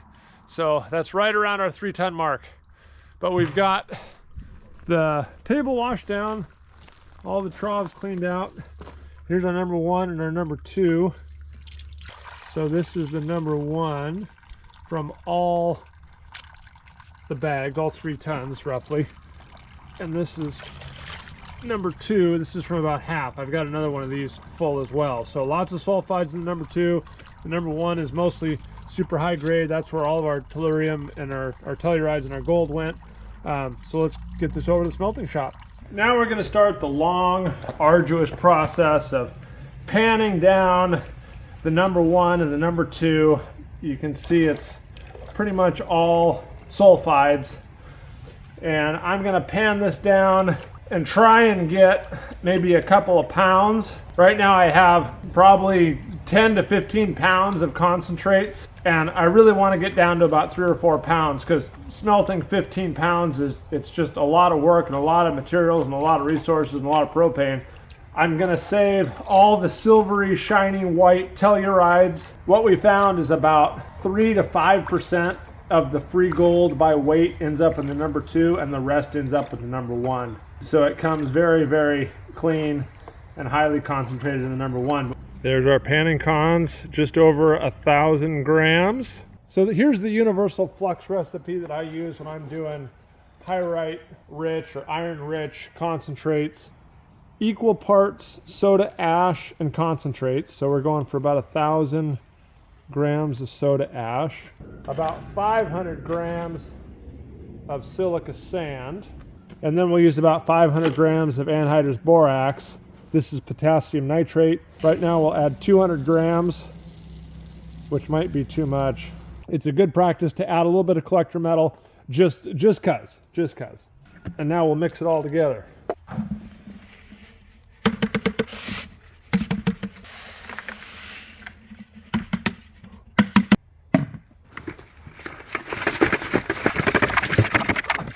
That's a lot in there. All right, that'll be our plan. Here's our number 10. It's about half or a third full. I'm going to add some nails to this. We'll get it in the furnace. Here's the furnace we're going to be using. It's very rudimentary. It's just KO wool wrapped around in a cylinder sitting on some fire bricks. I've got a bunch of cement that I like to sprinkle down the bottom. That helps catch any spills or slag that falls down onto the fire brick. I'm going to start with the number 10 and get that going. It's really, really simple to build. It can be used like this pretty much anywhere in the world. You can build stuff like this, and that's why I like it. For fuel, I just use a propane tank, feeds it down into this little injector here. The blue hose runs over to it's just a vacuum, but I got on the blower mode, so it blows air in, mixes with the propane right into the furnace, around the crucible, and a little vent hole out the top. So very simple, works really well, and gets plenty hot enough to melt gold and silver, copper, any of those.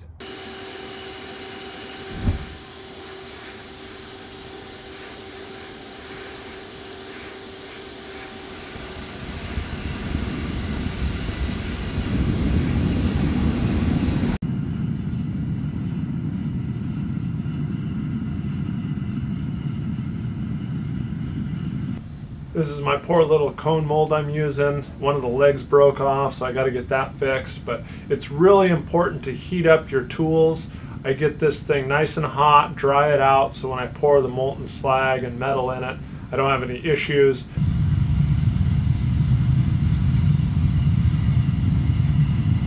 The KO wool is such a good insulator that inside the furnace it's over 2,000 degrees Fahrenheit, and on the outside of the 2-inch KO wool I can touch it with my fingers.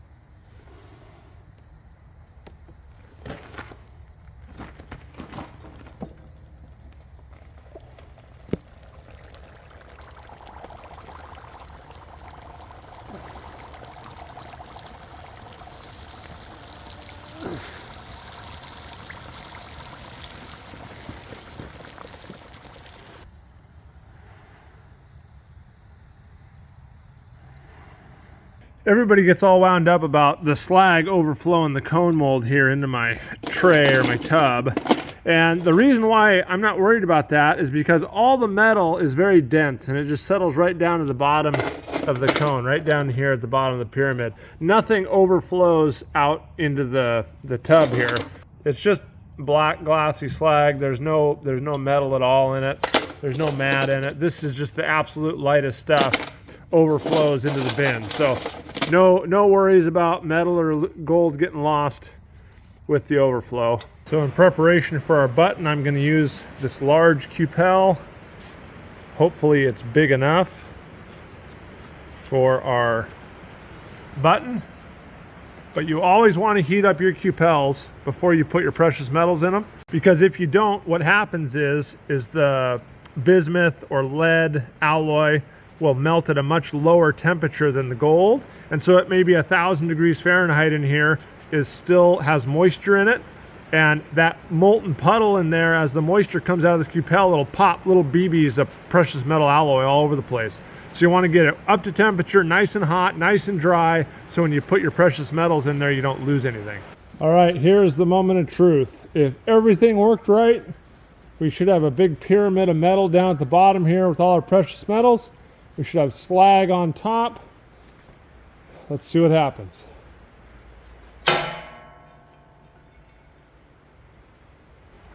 What do we got? That looks like a pretty nice block of metal to me. It's really dense. It's very, very heavy for its size. So it's not gold in color because there's some bismuth mixed in there. There might be some tellurides mixed in there that will come off in the cupelling process. My ore does have a little bit of copper, so there might be some copper in there, a little bit of iron. I could be holding $8,000 or $10,000 of gold in my hand right now. Our block of metal weighs 250 grams. And the question is, this is the size of the cupel I have in the furnace preheated. When that melts, will it overflow that cupel? I don't know if I want to try and I don't know. It should fit in there, molten. I think. If it overflows, it's going to go all over my furnace and make a huge mess. Should I try and break it in half and do 2 cupels worth? Well, we're going for it here. No guts, no glory. That's what I say. Yeah, let's see what I say in about 10 minutes here when this thing overflows. But let's put this in here and hope everything goes well. Oh boy, that looks bad. Okay, my eyeball was right. It's molten, it's not overflown, it's starting to oxidize on the surface. Everything's going well. All right, so what's happening here is the metal has become molten. The base metals are oxidizing, forming the little raindrops you see on the surface there. And the base metal oxides are being absorbed by the cupel, and the precious metals won't oxidize, so they'll be left in the cupel. This reaction will continue until all the base metals have been removed and absorbed by the cupel, which is like a sponge to oxides, and we'll be left with a precious metal button in the bottom of that cupel. So that's the chemistry and the science going on here. But now I just got to be patient and wait and see how much precious metals we have. It's been going about an hour here. I'll give you the cupel update. The dark color there is the oxides being absorbed by the cupel.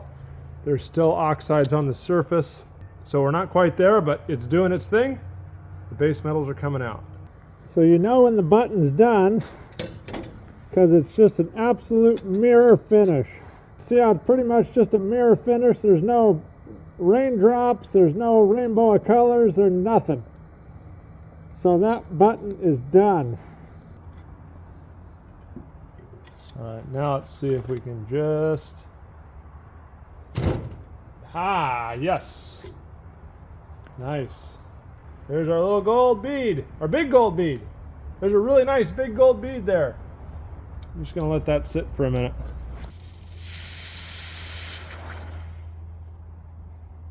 Ooh. Look at how nice and gold that is.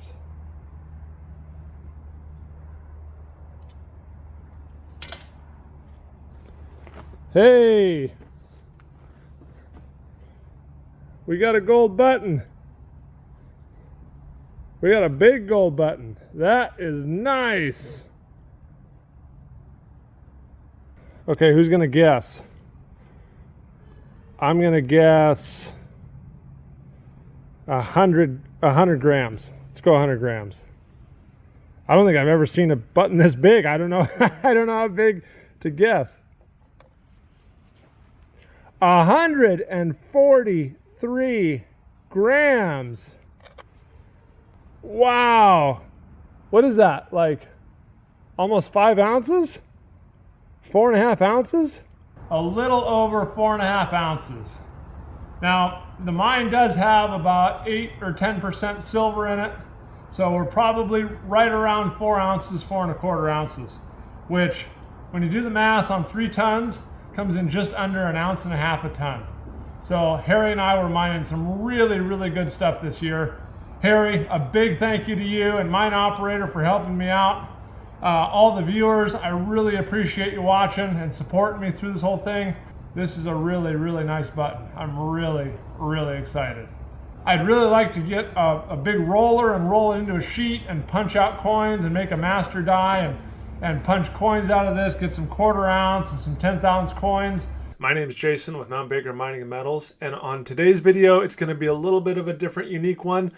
I'm up in Bellingham. Harry from Mine Operator is down in Southern California. So if you've been watching my channel over the last couple of years, you know that Harry's been helping me up at the mine for the last 2 years, mucking, blasting, drilling, all that kind of good stuff. And he's got this really nice little lapidary setup going at his place. And so he took about 20 or 30 pounds of ore back with him that we kind of hand selected from some of the stuff we pulled out of the mine. And he's been really excited about making up these cabochons. And we're going to watch the whole process of Harry taking our raw Mount Baker lightning quartz and turning it into some beautiful cabochons. So the very beginning of this process is you got to see what's inside the rock. So a lot of it is we hand select this stuff, what we can see on the outside. But once you get it cut open and a fresh face, then you can really see that Mount Baker lightning quartz. Oh yeah, we're definitely gonna slab that. And what a lot of that metallic stuff is it's a mineral called pyrrhotite, which is an iron sulfide. And when we find that in our mine, we know we're in some really good stuff, and it makes some really beautiful slabs.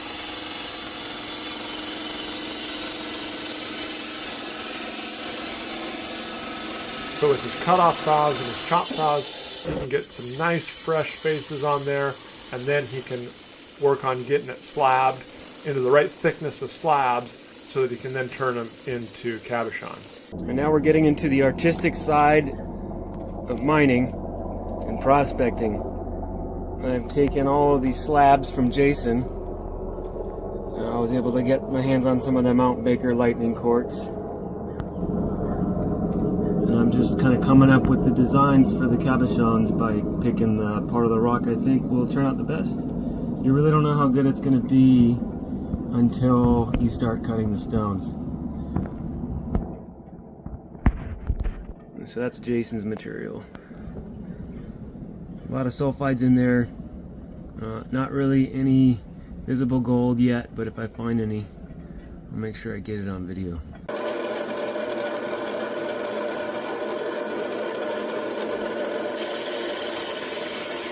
And he's going to now take these slabs that he's laid out all these cabochons on, and we'll trim them down to these oval shapes that he's drawn. As you guys have seen on past videos, it takes a ton of work to get all of this stuff drilled, blasted, mucked into our sandbags, and then moved from the working stope where we're mining through over 1,000 feet of underground workings to get it out to the truck and then down to the shop. So it's an unbelievable amount of work, and we've selected the very best stuff for Harry to take down and turn into these cabochons.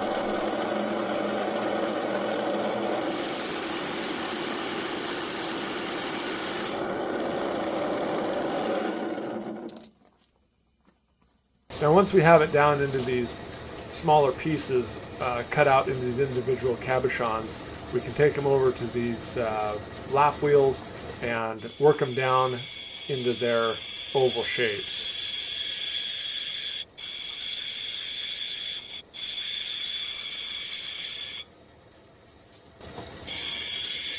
It's really special for me to see this whole process, and we mine tons and tons of this every year.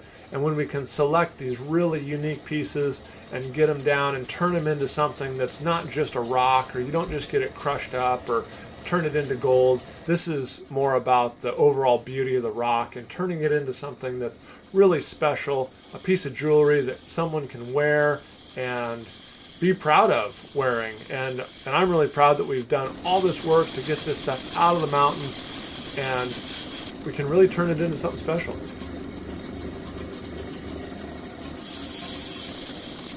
And this takes a lot of time. And Harry told me one time that he can do about 15 to 20 of these a day.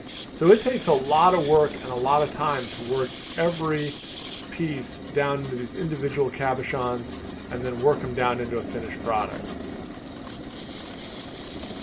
So it's just a lot of really tedious work to turn these slabs into really beautiful jewelry pieces. You can see here he has a whole line of these lap wheels with different grits on them, so he just moves down from one to the next to the next to the next, polishing them and getting them down into the right shape and getting the right finish on them that he likes. The way that lightning quartz forms is when that vein is in place, you have all these different minerals that are shooting into these cracks into the mountainside, and that pyrrhotite laces in with that quartz and makes these really beautiful, intricate patterns in this quartz. And so that's what we're looking for when we're trying to look for cabochon material, is that inner fingering, that interlacing of gold, of nice white quartz, and that pyrrhotite. And if you can get some gold in there, that's even a bonus. The name came about actually from a poll that I did on YouTube, and you guys voted Mount Baker Lightning Quartz as the name due to its appearance of that pyrrhotite looking like lightning lancing through the quartz. Each one of these being handmade, every one is unique, every one has its own special characteristics with the lightning quartz and the pyrrhotite.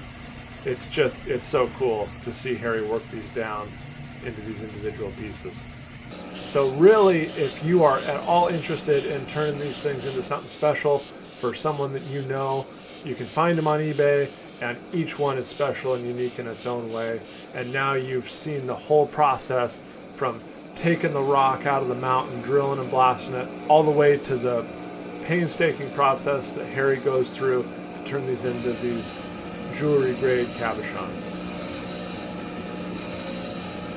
So I need to say just an absolute huge thank you to Harry for making these cabochons, helping me mine them, and being generous enough to send them back up to me.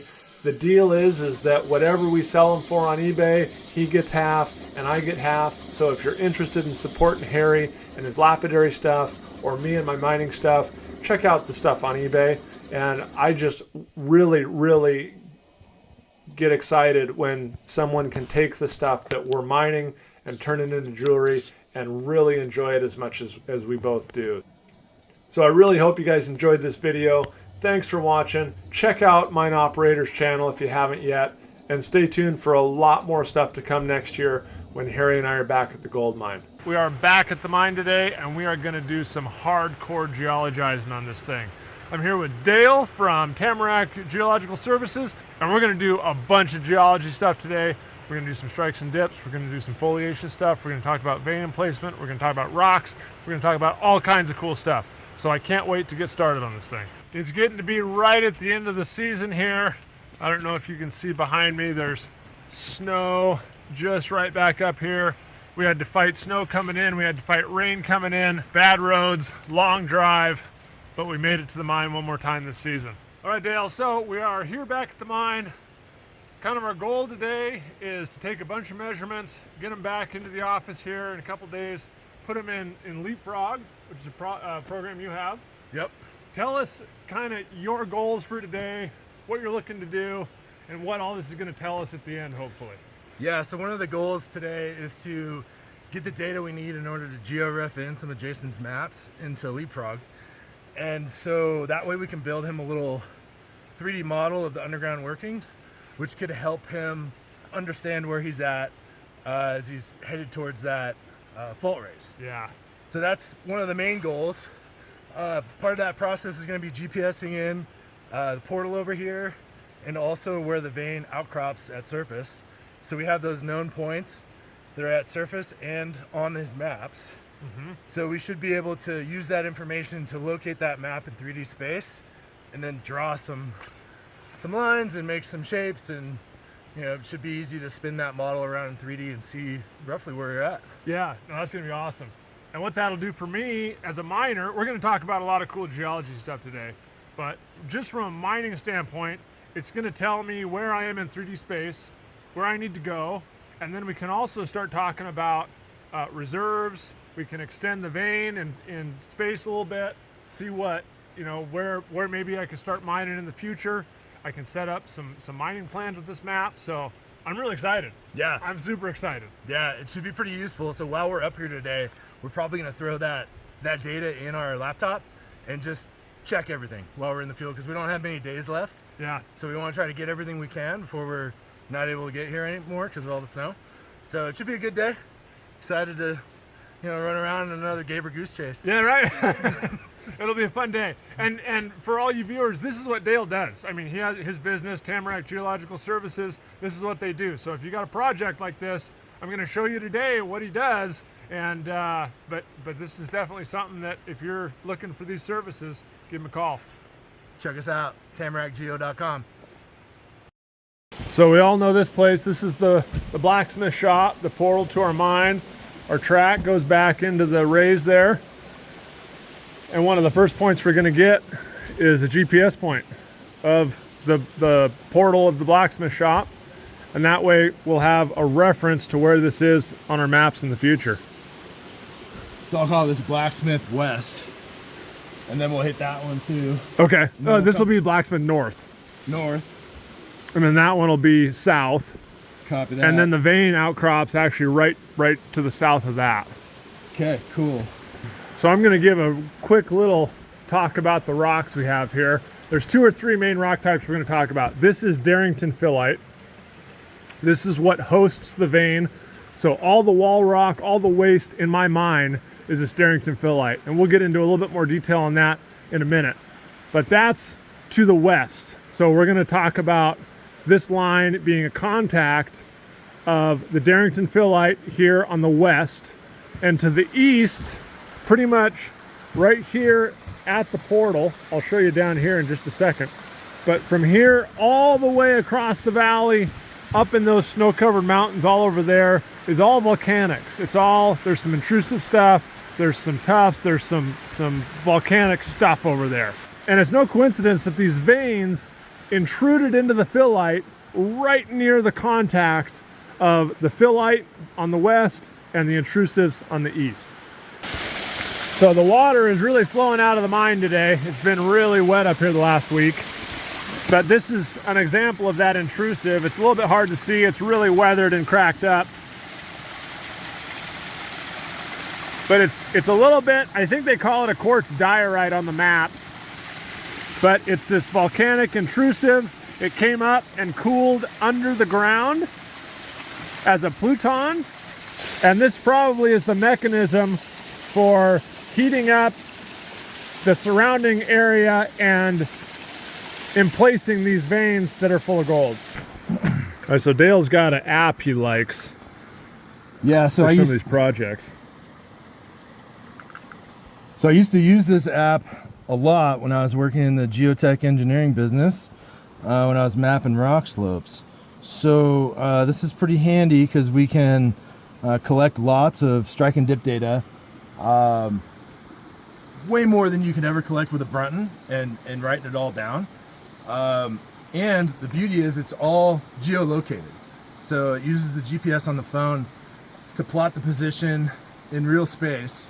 So when we're outside, it's great. We got a GPS signal. We can do a bunch of quick mapping of this phyllite as we're kind of working our way around, grabbing the GPS data that we need for our leapfrog model. So we can take all that data that we collect outside and we can plot it all in a stereo net. And that stereo net data helps us visualize the strikes and dips of all these different things we're going to measure in a way that makes sense to us as geologists, and can also help us understand how all these features we're going to measure relate to the big scale geology that Jason was just talking about, and also help us understand, you know, maybe why this vein's here in the orientation that it is. So we're going to get a lot of that data today while we're out here messing around with GPS. Awesome. And stereo nets are really cool. They're used a lot in structural geology, and it's a way to plot a whole bunch of data on one stereo net and see if they all line up. So you can say all of these planes are lining up, striking, dipping this way, and then there's a bunch of other ones that are striking this way and dipping this way, and you can compare a lot of different data points all at the same time. Really, really cool. We'll show you here a little bit later in the video. So we're outside the blacksmith shop here, and we're going to get some data on this phyllite. What are you seeing, Dale, you like? Yeah, so we want to get a sense for how it's sitting in space, and put our phone in the right orientation to grab the strike and dip. And not only do we want this, but we want all the joints that we can find. We think these are related to obviously opening this portal, but as we go around the mountain here to where the veins outcropping, we want to get all the data that we possibly can, because all those different discontinuities or breaks in the rock can help us work out the bigger structural picture. So it's going to look like kind of chaos, like we're grabbing every little thing, but all that information is really helpful in working out the structural geology and looking at the stereo net. Up here it looks like it's kind of coming down like that, but if you look around the corner, which you always want to do, I see it coming down in here. Yep. Agree with that, Jason? Yep, I sure do. Cool. So we'll come in here and we'll line up on that plane, wait for this thing to stabilize, hit the button.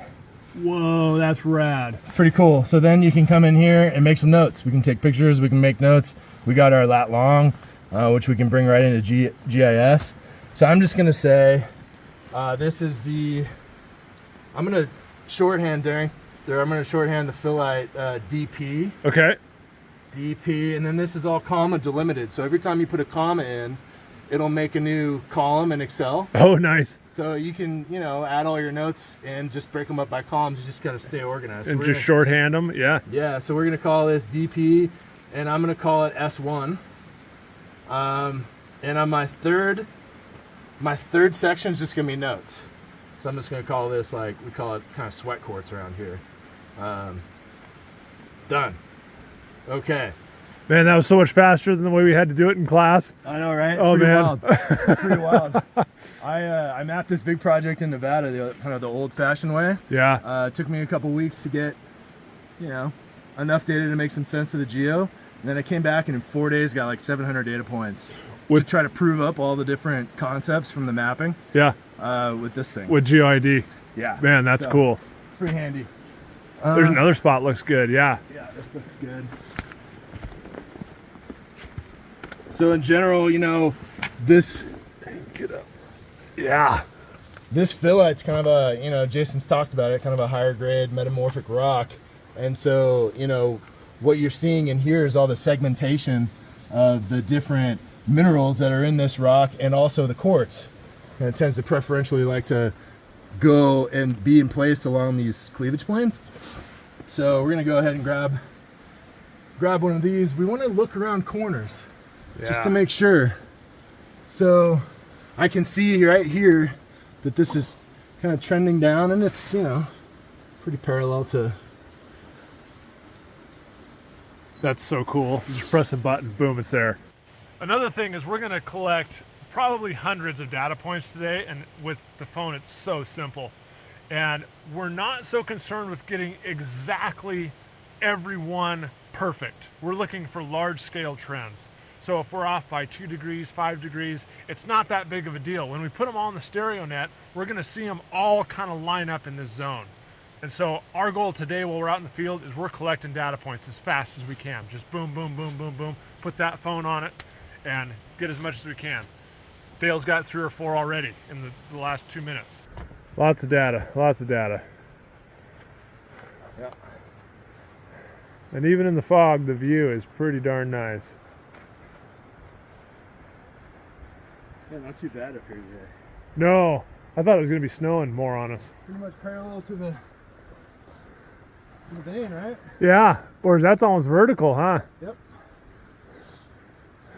And how far? We were, what, 150 feet away from the portal is right down there. And our foliation has just stood straight up. Here's another technique we can use if we can't actually get up to the outcrop. You can line it up with line of sight. We're looking at this structure right here and some of these other joints and stuff going that way. And Dale's just using the phone to project that line, that plane out, and get some strikes and dips that way. Yeah, I don't know if we want to climb up there. No, I don't want to climb up there. It's a little slippery. But we can still get some data off that stuff. All right, we're going to take a look at our stereo net of what we got so far before it gets a little too busy here. So we were just measuring this kind of steep. So these lines that you're seeing are plotting a representation of that plane on a lower hemisphere. And so you can see how the lines kind of arc around, you know, from this direction. It kind of swoops down, comes over here. That tells us is that plane's dipping that direction.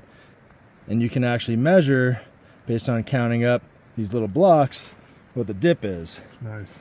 And so this is pretty cool because we can get a preliminary sense of what our trends are. So we've got a steep east dipping. These lines right here, dipping steep to the east. That we have measured as foliation. Then we have some that are kind of steep to the west also.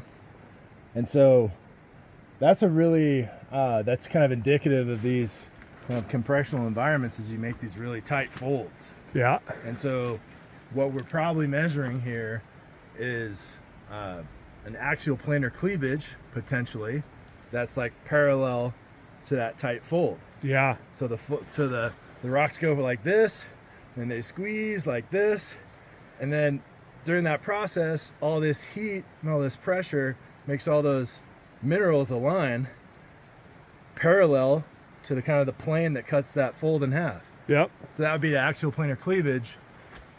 Could be one option here of what we're measuring. It would make sense because we have a lot of compression coming from the west. Yep. When we form the cascades here. Yep. We have a thrust fault right here that's in an orientation that would support that also. The interesting thing is that in the stope, the orientations are a little different. A little different.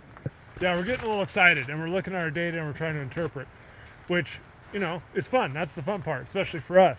But as you go along, you're making these hypotheses on what you're seeing, and no one has ever done that for this mine. No one's ever done that anywhere in this mining district that I know of. And so we're kind of pioneering the geology here, and you come up with all these ideas, and then you gather all this data, you go back to the office, you plot it all, and then you're like, no, that doesn't work, that doesn't work. Oh, we got to check out this more. But it's really, really cool to be able to do this on a phone with Dale, I've known for 20 years, we went to school together, and we're doing like the cool stuff. This is the fun part. This is great. So as you come away from the blacksmith shop, our foliation just changed big time.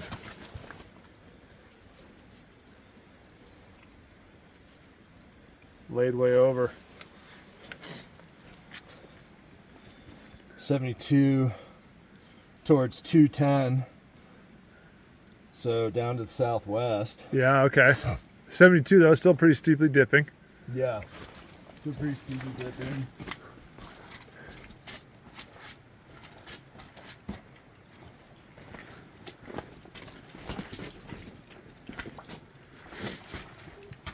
That almost looks like vein orientation to me. Whatever you got there. 150 something? It's 196. Oh, okay. But let's see, our little vein shots were over there by the blacksmith portal were like 105 and 115. Okay. That direction. Okay. So this is come around. So this is more of a joint. Yep. And the reason it matters, because if Jason wants to go find some more gold, you know, if it's an orogenic origin, it's going to change where he's looking. Yeah. If it's an intrusive origin, he's going to be looking next to intrusives. Yeah. So that's why we care. That's why we're thinking about it. And then Jason's next gold mine that he finds. my new gold mine. His new gold mine. You know? Yeah. Maybe it'll be intrusive related. And hopefully we'll understand a little more about that today and over the next couple of days.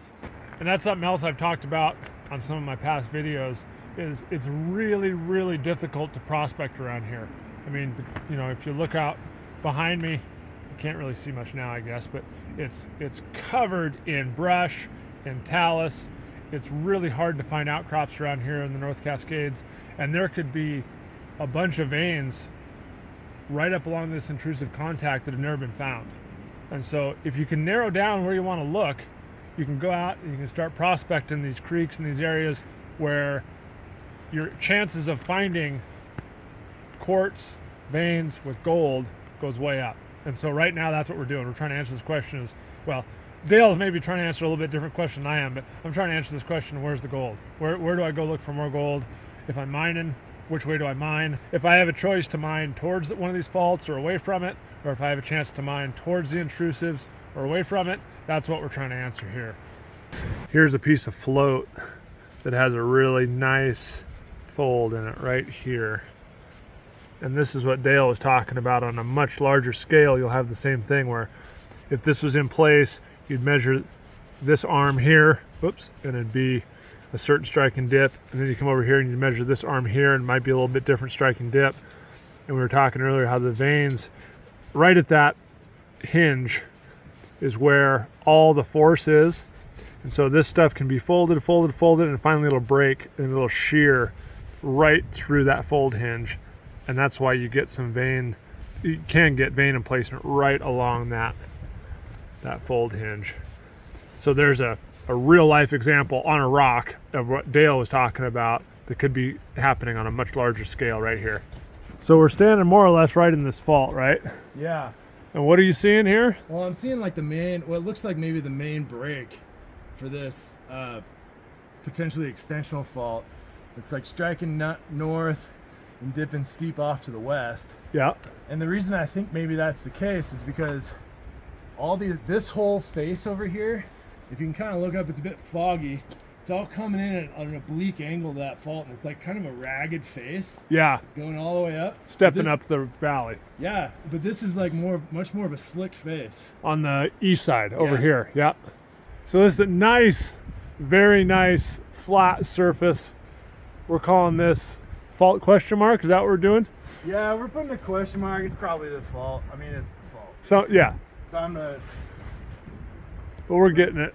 Yeah, we're getting it. Getting it. We're gonna get a bunch of data on the way up, and that way we can get a really good strike on this. Yeah. What are you reading on that one? 81 to the west, 275. So 270 would be north-south. Oh, no, wait. I'm reading out dip direction. Okay. So it's dipping towards 275. Yeah, okay, which is directly west. Yeah, so it's dipping real steep to the west. And striking north-south. Yeah, we got that on the geo map too. It's just that geo map's big scale. Yeah. It doesn't have any dip on it. Yeah. You're not even seeing these on there, are you? These guys? I'll have to look. And another thing that we did years ago actually when we were up here is we were looking at this fault, but I'm going to turn around 180 degrees, and we're lining it up with that structure right there. And so we can say this fault continues across the valley below us, boom, right there. And we walked all the way down this ridge, and we were lining up these faults. Every time there's a little dip, there's a fault. There's a fault, there's a fault, there's a fault. And you can stand on that ridge and look back at this valley, and you can line up these faults coming all the way across. And so they're pretty major structures in the mining zone here. Yeah, they are really big, and they're all really parallel to that intrusive contact. Yeah. It's just off to the east, just on the other side of that creek. Yep. Well, and obviously we have some of it near the portal too. But yeah, no, it's all just stacked up like a deck of cards here. Yeah. So now you're on the west side, trying to get some foliation here. It's kind of like this, huh? Yeah. Can you get anything right behind you on the right? Oh yeah, right there. There you go. So much moss out here, Jason. I know. It's not like desert mining. Yeah, desert get out here and prospecting. power wash it.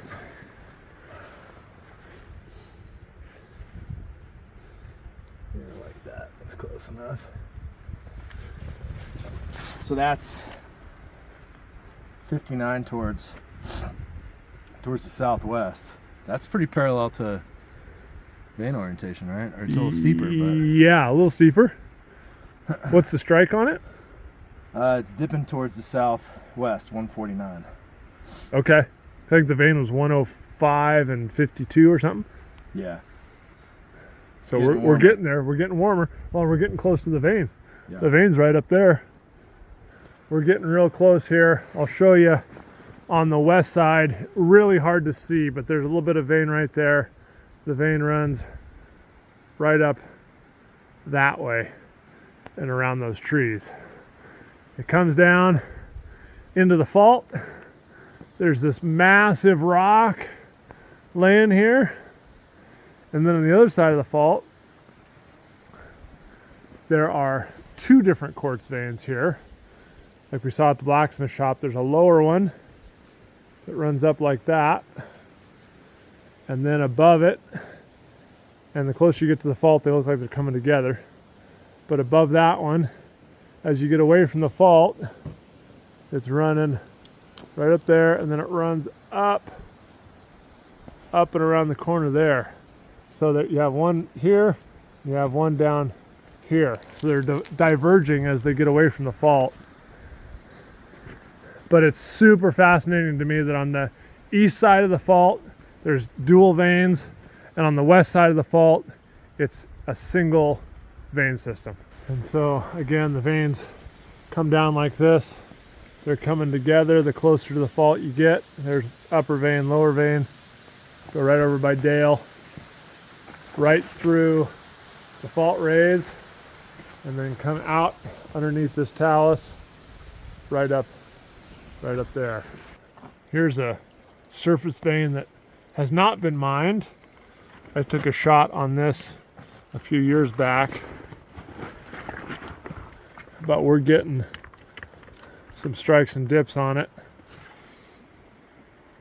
It's definitely something that we should plot, but it's a little bit of an enigma because none of the reports talk about it. The miners didn't touch it 125 years ago. It's just sitting here. It's actually pretty interesting. It's got these big inclusions of wall rock in it, so it just came ripping through there. And in the mine, in the stope, where we see these inclusions of wall rock, we typically don't see any mineralization. All right, Dale, what are you seeing? Oh, we're picking up a subtle fabric that's kind of merging with this vein. It's kind of coming in through like this. You can really see it. You see it kind of coming in. Some of these folds, some of these little quartz kind of sweat veins are kind of folded into it. Pretty subtle. There's one right there. But the one that's more clear is this foliation.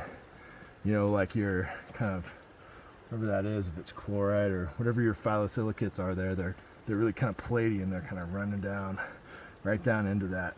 Yep. That fault plane. And what does that tell us? That helps us understand the kinematics. So which way which way each block has moved. So in this situation where you're in like kind of in this like brittle ductile kind of transition, you're like kind of riding that boundary. It looks like this block here probably would be moving. This one would be kind of moving this way and dragging that foliation up like that. Yep. You agree with that? Yeah, I think so for sure. Yeah. I think it looks like it's rolling right in, and I think we took some foliation stuff over there, and it was lined up like this, more or less. And as you get close to this vein, it's starting to roll, boom, right into the fault. I mean, there's a real nice little movement plane right there. Yep. You got this vein right in the zone. Yep. So yeah, I agree with that 100%. How close does this vein strike and dip with the fault rays, or the fault over here? It's dipping off to the east steep. The fault rays fault is dipping off to the west steep. Yeah, right. Okay. So it's, you know, they're kind of sitting like that maybe. Yep. But they're striking both pretty much nuts on north south. Nuts on north south, and this thing's, from what we think, is pretty dead. Yep. Right? And you know, it could have been one of those last gasps of quartz that were kind of coming up through that extensional north trending fault that we've been working with here. Right. And it's interesting that it's in a very different orientation than our vein that pays. Yeah. So that may be the stresses change, the orientation of the block change, and you got this last or first gasp of quartz out of the system, but it didn't carry any values with it. Yeah, that on this side, I wonder if we can see the indicators that are kind of opposite. Yeah, coming up. I looked a little bit. This side looks a little more raggedy. It does. It does. It's coming in, and it's a little more of a hard break. Yep. Right there, not as much plastic. You got a little bit of a fold happening right in there. Everything here, it just like comes right in and bam, gets cut. I don't know. You could almost argue it's coming down and getting rolled in, maybe, because this out here is more vertical. I don't know. Yeah. Arm waving stuff. This side's less less obvious. Less obvious. So we have the vein coming up here. Just, you got those portals, one there, you can't really see. It's dipping to the east and rolls right into that fault and starts dipping to the west. That's really cool. I don't know if you can get it on camera, but the vein comes up and just rolls right into that fault. And now we're on the east side and the vein continues up the hill. We'll get some strikes and dips here. Here's where we're seeing our vein come out of this fault zone, but we're still getting the veins broken here by this little slip. Jogs up a couple feet, and then you see it continue up the hill here. So you're getting some stuff going on with the vein as you come out of this fault zone, but I think it's striking and dipping back to its original deal, right? I don't know, we haven't got a measurement over here yet, actually. It looks like it. Stay tuned. So we just took a strike and dip on that brown face right there, 41 towards 160. So it's back kind of where it needs to be. Yep. Where it should be. Getting away from that fault. Starts to behave. So our vein comes across our face here, down underneath, and all of a sudden, boom, it rolls right up. We're standing on it, right up behind Dale, and right almost, I mean, not vertical, but it goes way high. All right, we're over at another section of the property that has a vein that was mined in the past, and it's much more vertically dipping, striking much more north-south. Dale's going to take a strike and dip on it here and let us know what he gets. 83, the east. Towards the east. Yep. We've gone maybe hundreds of feet, 500, 600, 800 feet, maybe more, away from the contact of the intrusive, and our rock is changing now a little bit. It's probably would still be considered a phyllite, but we're trying to find foliation in here. It's a lot harder, and there's almost no sweat quartz at all. We're not seeing hardly any of it, and we were just talking about maybe as you get farther away from the intrusive, maybe that big intrusive batholith did a little contact metamorphism on the phyllite, but then once you get away from it, you don't have any more sweat quartz, which is interesting. Yeah, it's one of the most obvious changes in the rock. Just loss of all that quartz once we got west of. And we've gone, I don't know, a couple hundreds of feet off the con. Or so. Yeah, and like you said, we've passed 2 or 3 different faults. Yeah. So you could have way different environment over here. All right, we are underground now. Down, moving our way in from the blacksmith shop. We've just intersected where the vein is here in the lower haulage way. We've got some stations going. I'll show you how I'm doing this if I can. So on our map here, we're referencing stations 1, 2, 3 as we go along. Dale's using his phone, taking all of his good data, and then we can put all this into Leapfrog when we get back to the office. We are going to take a ton of data in here, so I'm not going to film it all, but I just want to show you guys kind of how we're doing it. We got some foliation, we got a little fault here we measured, we got some jointing. Spiders! Spiders everywhere. Dale, all the spiders are in here for the winter or something, and Dale's freaking out. I'm not into spiders. Not into spiders so much. No, especially not dozens of them hanging out on my veins. Let's see. We're at station 3. Yeah. Vein. So Jason's got that plotted on the map.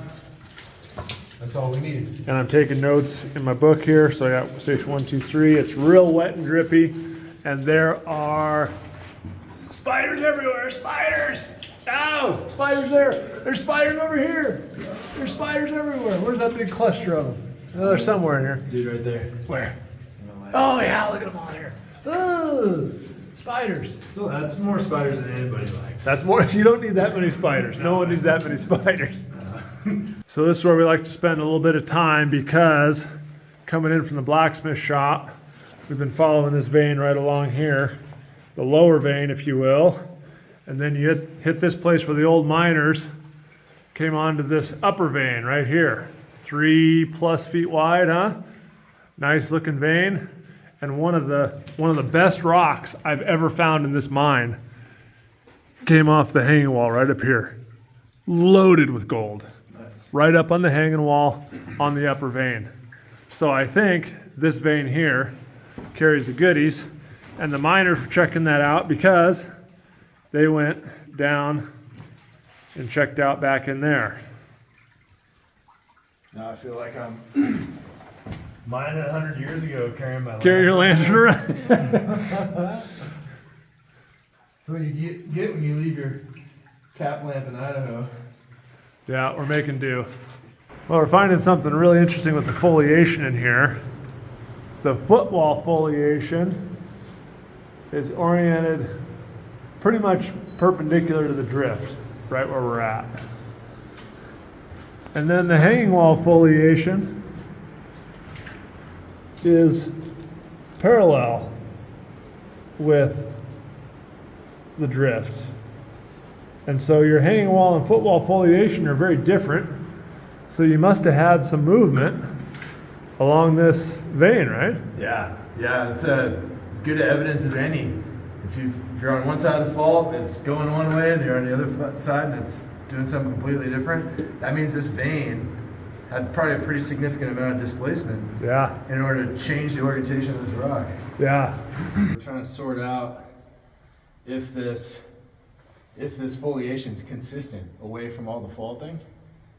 That's something that we've noticed outside, noticed in the drift a little bit over here, and You can tell where you are in relation to the vein yeah, up in the footwall or hanging wall, depending on what the foliation's doing. right. And when we were looking at that vein earlier, and we were kind of in between the upper and the lower, the foliation was just out of control. Yeah, it's totally different. And so if you're in an area where the foliation is just, it doesn't make any sense. You're either next to a structure or maybe next to a vein. Yeah. All right, we're back here right at our face where we left off. And we were measuring these slips that have been giving us trouble all season. These gougy slips that were making water. They were cutting off our explosives and all kinds of stuff. And they line up pretty darn well with the fault orientation. They're a little bit off. That's probably why we're intersecting them. But I think we're getting real close to the fault. Yeah, they're only like maybe 30 degrees off, which is, normal for a big fault zone. Yeah. So You're getting these little strands of the fault kind of weaving around. And then the foliation is really just folding all crazy in here. It's not our last normal foliation, which is generally trending north-south. It's like 8 feet that way. Okay. And now over here, it's just rolling all over and being all crazy, which we saw outside when we were next to the major faults. Yep. The major north trending faults. Yep. Seeing it right here, making water. Yeah, man, so you're close. We're getting real close. Well, I think kind of our next step now is to get all this data on a computer, huh? Yeah, man. We got that process started over lunch. We got the blacksmith shop roughed in. Mm-hmm. Then we got to get the fault raises in there and all the other raises. And get this in there so we can see how close our model is compared to where Jason thinks he's at. I'm gonna bet Jason's probably closer. We'll get this thing figured out. Yeah, we've been running up here for years and years, and now we're finally actually getting. 3 years ago was it? We plotted the drift. Yeah, 3 or 4. Yeah. 3 or 4 years ago we plotted the drift. All the other times we were running around we're just kind of arm waving. Now we're getting that data in GIS and then in Leapfrog. So making some progress. Yeah. Taking a little while, but it's I think it's going to be pretty cool to see when it's all done. I'm excited to see it in the 3D model. Yeah, me too. All right. Let's take a few more measurements or whatever we got to do, and we'll get out of here. So we're here just kind of fooling around in the forge today. This is at my houses. We do a lot of hobby and all kinds of other stuff. But today we have something really special. Jason from Mount Baker Mining and Metals is here, and he's brought with him a stash of gold that he's mined out of his new gold mine. And so he's brought us a really big piece of gold to play with today, and we're going to have a lot of fun. I'm super excited. I brought Carrie 4.5 ounces of gold to play with. I think our goal here is to make some coins for my channel. We got both of our logos are going to go on it. The alloy of the gold will make a big difference because this is as dug. So we know that we're pretty high, close to 23 karat, but that other material, if it's silver like he suspects, should be no issue. If we have something else in the gold that causes the edges to crack, it could be a big fight. We just really are going to have to anneal it and get into it and see. Yeah, this has not been refined really in any other way other than the cupelling process. So I haven't used acids. It's not, you know, store-bought gold or anything. It's right out of the ground. Yeah. It's whatever, you know, Mother Nature gave us. I want to show it to you though. You ready for the big reveal? Yeah, absolutely. No, you have not seen this gold yet. I have only, I watched your channel where you were doing this as you were working through the whole process from the dig all the way out. But I have not seen this. Okay, in person. That is a wonderful thing. Boy, look at the color of that material. Isn't that nice? That is super nice. That's the color that you're going to see in that 23 karat, where I think a lot of Americans are used to seeing 14 karat, which is more of a yellow, whereas this has a little bit of green tint to it. Not as much as green gold, but very much like that as you get closer and closer to pure.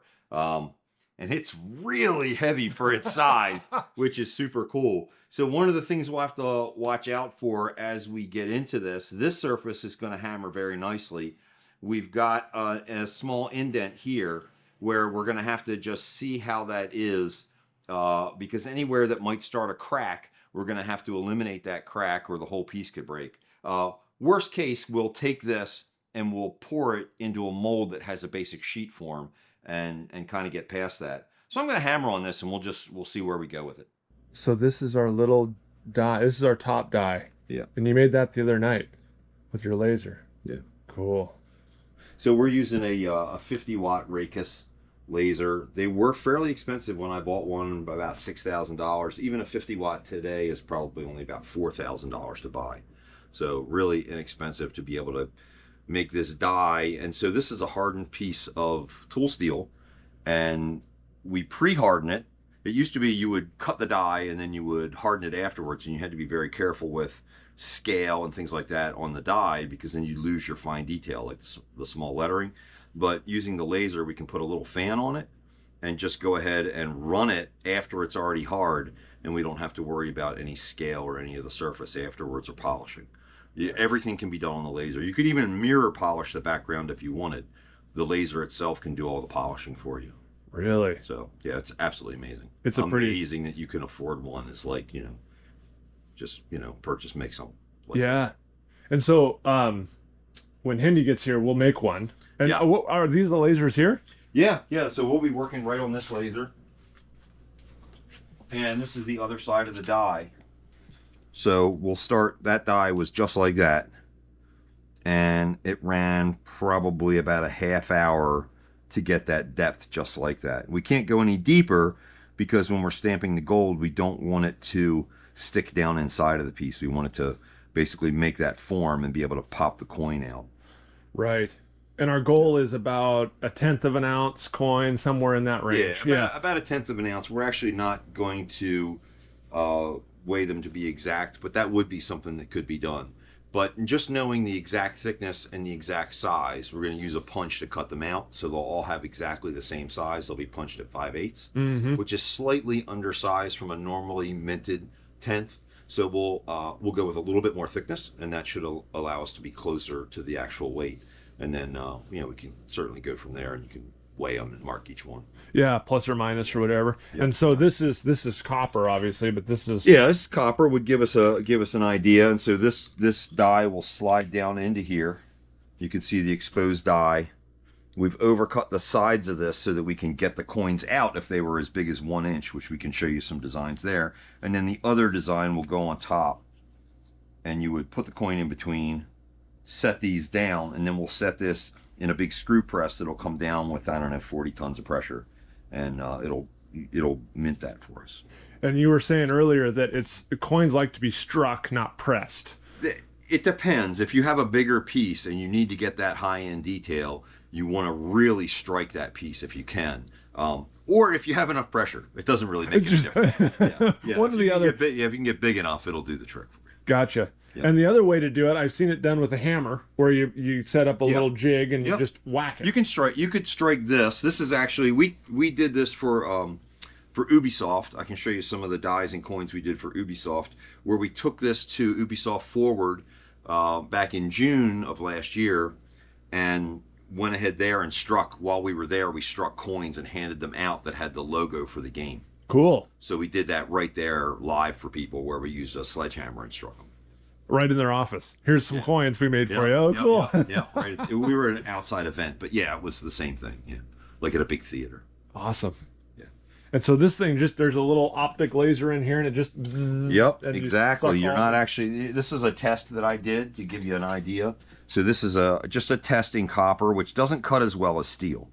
So that these are not struck. These are actually cut from the laser. I just wanted to be able to take a look at it and make sure that all the lettering was showing. Mm-hmm. And then I cut them in steel. If I had a piece of steel scrap sitting here, I would have used that instead. And that's a kind of a universal. You just can punch all kinds of. Yeah, any of these sizes. Yeah. And it'll punch up to 1 inch. And thickness. Well, I use a press. You could go pretty thick. The problem is when you get into real thick materials, the punch has to be smaller and have a little bit of gap. Whereas for these clean plugs, you're kind of cutting. I mean, I've cut 16 gauge with this, no problem. Oh, really? Yeah, it's not an issue. So I cut a lot of discs for the Rose engines. This is the screw press that we're going to use for doing the coining. That looks exactly like the one at Cerro Gordo. Yeah. The one that I did with Brent. Everyone should have one of them. Everyone's got to have one. And so you get that thing going, 2 or 3 turns, and you just whack it. Yep. Yeah. So it'll come down. For the cutting, it'll just literally, we'll just go click and it'll cut. But for the harder strike, we will we'll back it off a little bit and throw it. And then the momentum of this wheel, which is probably 800 pounds, maybe a little bit less, but certainly over 2,000 pounds on the wheel, probably, I would think. We'll throw to the screw, which is an inclined plane, right? Simple mechanical thing. Inclined plane, and then come down and give us our strike. I mean, that broom can go over that. Get it out of our way here. This room was like piled double this before. We're trying to get this to be like a studio space for that. Yeah, I know my place is the same. Everywhere's a storage room. Yeah, that's why. Honestly, that's part of why I felt comfortable bringing you out here.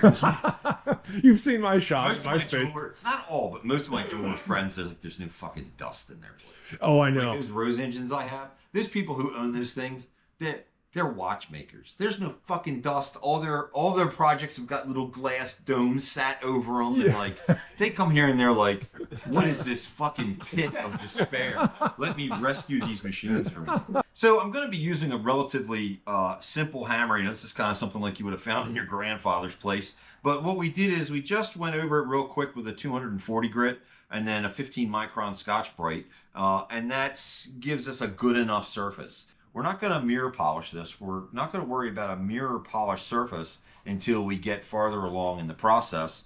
If you make this too polished now, it'll be slippery, and it's a little harder to work the material. So we'll stick with this kind of soft satiny finish and go over the entire piece and see if we can't start getting this consolidated.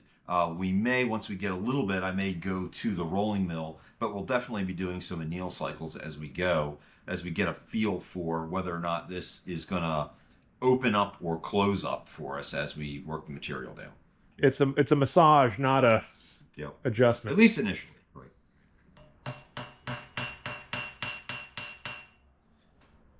You can see just even from just touching it now, how much that shows consolidation on the surface. So as we get over the entire piece, that's really what we're going to be getting. But one thing that we noticed right off the bat, that light strike created a crack. So we're almost definitely going to have to go through a anneal and remelt on this, because that's definitely going to fight us otherwise. Fucking thing cracked. Right away. Just like that. Is it because of the crystal structure, you think, or impurities? Yeah. Well, we're going to remelt it and find out. Because I did not hit it hard. No, I watched you. I did, yeah, I noticed. Yeah. So Look we at that. now we know we have a fight ahead for us. So I think we're gonna have to go ahead. I'm gonna hammer just a little bit to get more of a feel, but we're definitely gonna have to remelt this right away to see where we're gonna go with it. All right, now let's see if we can just.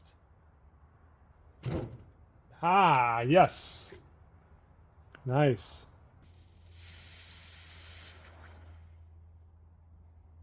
Ooh. Look at how nice and gold that is. Actually, now that I'm remembering this, I cooled this really slowly. Yeah, you actually want to Quench it fast. I bet you those crystals in there are pretty big. Yeah. And so that's why we're having some it issues. just It just broke. It just broke. Look at that. Well, the first problem has come to light. Carrie just did some really light tapping on that button and it cracked. It's cracking all around the radius of our button. We think that is because I cooled it very, very slowly and those gold crystals grew fairly large. And so that every one of those gold crystals has a weak spot in between them. And so that's what's causing our cracking. I'm not a blacksmith or a metal worker at all. So what we're going to do now is we're going to take our button, we're going to remelt it and cool it quickly. We're going to quench it is the term. So those crystals don't have time to grow big.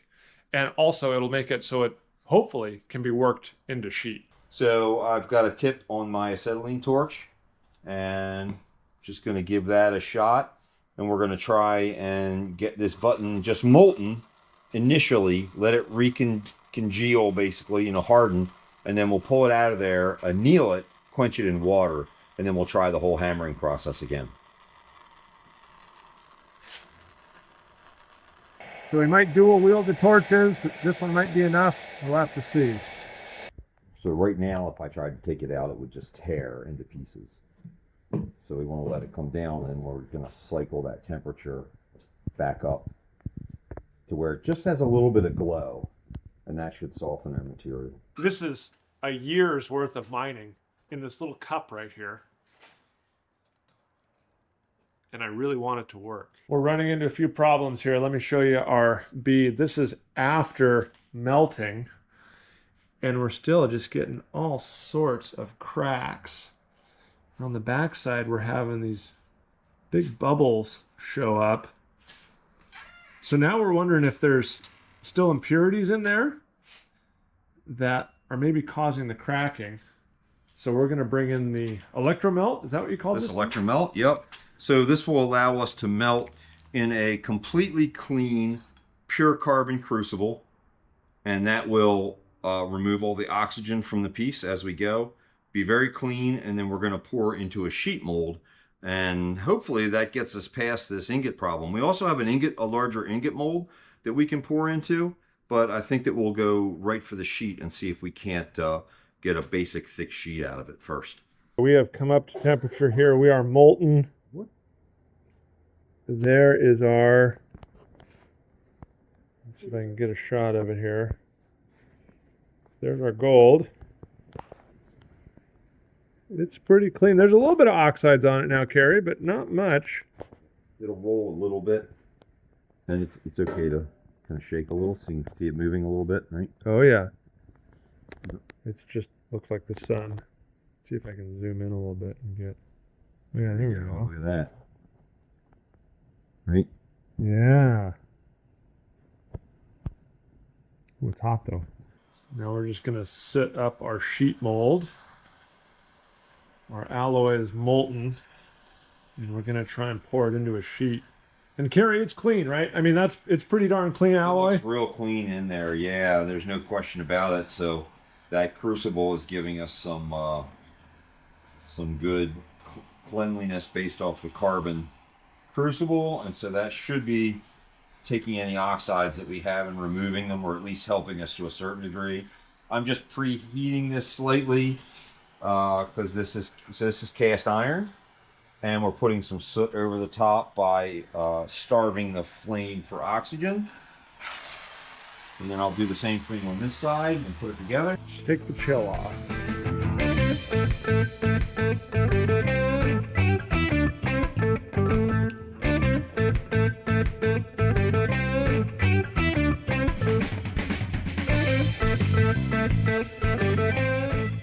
How'd that pour go for you, Carrie? Well, I don't know. We're going to see in a second because what happens when you pour gold, you saw that I spilled, but we had a catch tray. So we'll recover all that gold. But gold pours so quickly that we know we had 4 ounces of gold when we started, but we didn't have 4 ounces of spill. So the rest is in there. But man, you just don't see it. It just goes right in and it's there. So what we're hoping is that this sheet will be clean enough for us to be able to roll and get a better feel for why it's breaking. So I'm going to open this up and we'll see what we get.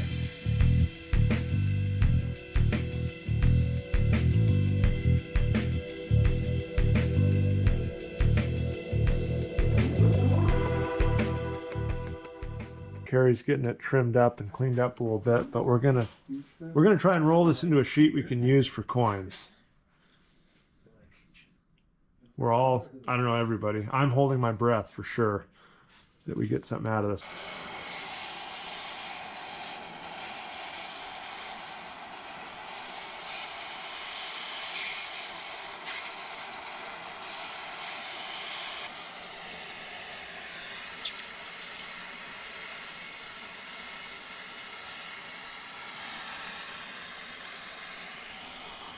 How much better it looks with the carbon off of it. Yeah.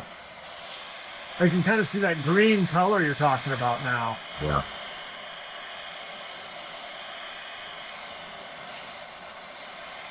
So for everybody at home, that's probably about $10,000 worth of gold.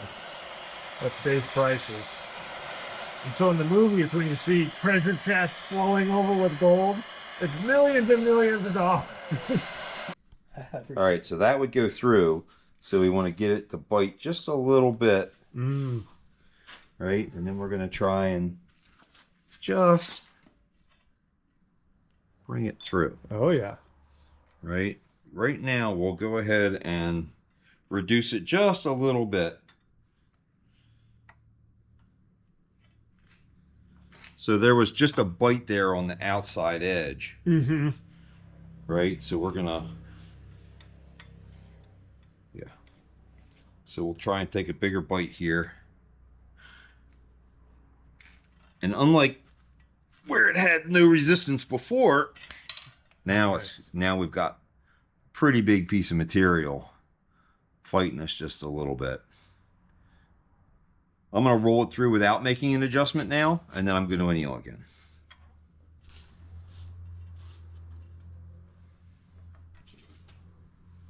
So you can already see the brightness of the rolls starting to come through, where we begin to get flash on there. And all that, those little imperfections will just roll right out with time. Yeah, some of it might stay, but it should roll out. It'll start to get big looking soon. You know, like it looks small right now. Right. You can really draw that metal out and make it a...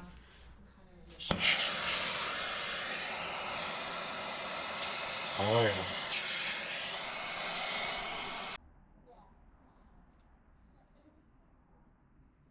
About halfway, or twice as much as we need, huh? Yeah, but not bad.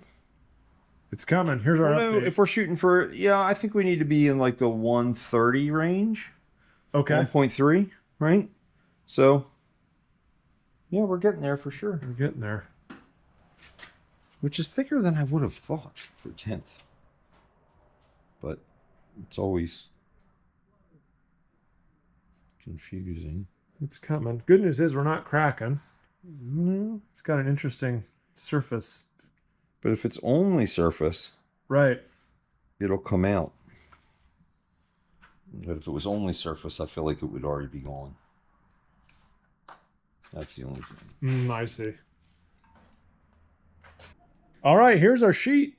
We got it rolled, right? Are you happy with that? We definitely, we have to watch some of these corners, and that'll be a remelt, but we can definitely get some coins cut out of this. No question about it. We can definitely cut some pieces to strike with this. Okay. Let's make some coins. So here's this is going to be our cutter. Here's our sheet. And back over to our big, you call this a fly press, you said? Fly press. A fly press. Screw press, fly press, either way. Used for big coining operations. We use it for punching. All right, we're here at the fly press. Carrie's working on getting everything set up. We're punching out coins. This is working great.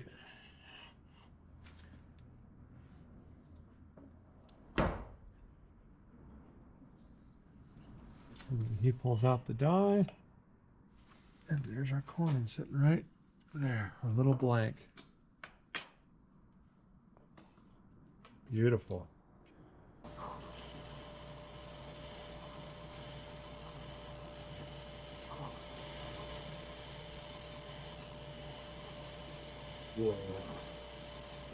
Wow. Incredible, right? That's incredible. And you could write on the gold and just dust it so you're not actually losing gold. You just leave the surface, but we're going to cut in and get some depth. And then that'll strike into the coin. How'd it come out there? You happy with it? Yeah, it looks pretty good. It needs to be somewhat bold, right? So we'll have to see how this is. It'll get better as we strike because the oxidation on the surfaces that are left will start to go away. Oh, yeah. As we're striking. I can show you some examples from some that we've already done. And it should look pretty good. Like, I really got a good cut on yours. Oh, yeah. Mine's quite a bit more, it's deeper, I guess. Yeah.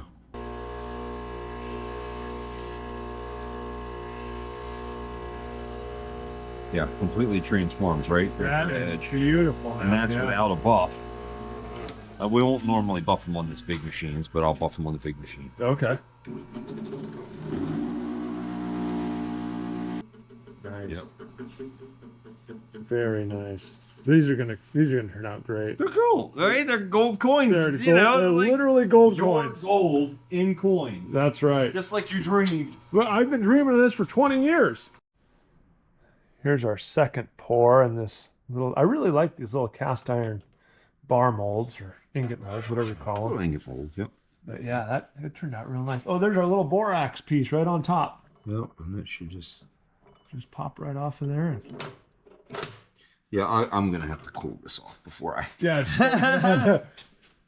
do the wear a bucket. But that came out real nice, and there'll be a lot more coins out of that. Oh yeah, for sure. It's what it should look like too. It doesn't have that crystallized look to it. Okay. See? Doesn't really. It's super. It looks like gold now. Yeah. Yeah. A little bit of. I'll throw that in there. All right, we rolled it out. We punched another, I think that's 8 coins there. We were still getting a little bit of cracking issues right here. That's why we left that spot blank. So I'm really thinking there's just a hair's breadth of bismuth or tellurium in there, and it's really, really causing us problems. So when I get back home with whatever leftovers we have, I'm going to work real hard to try and get this refined to much better than it is now. The time has come. We are ready to strike our coins. I'm going to have Carrie walk through the whole process with us on how we're going to get it all set up. And then we're going to use this fly press and squish this stuff into coins. So this is our little setup we got here. Oh yeah, your die on top. Right, and then Very we'll nice. have the Mount Baker die. And the lettering is, of course, reversed because we're striking.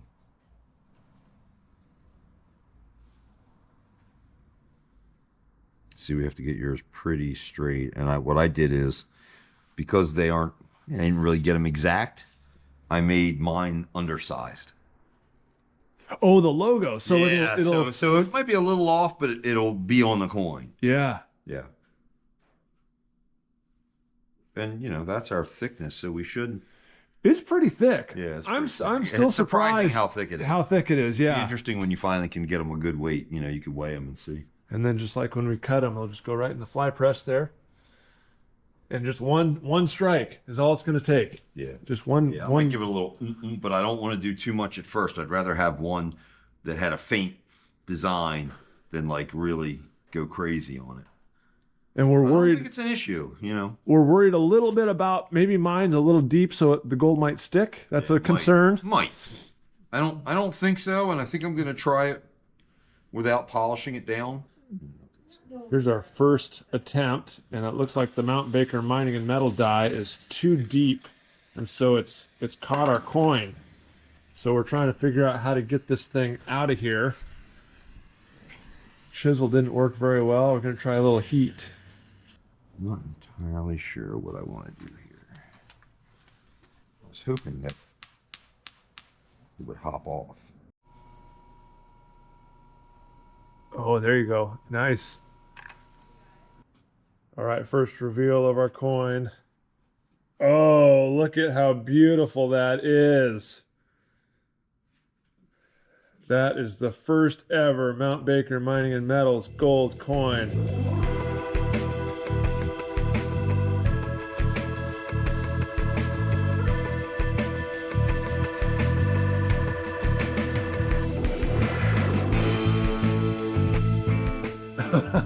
Cool, thanks, Gary. It's pretty great. That's that rad. impression is really good. That is a beautiful, beautiful coin.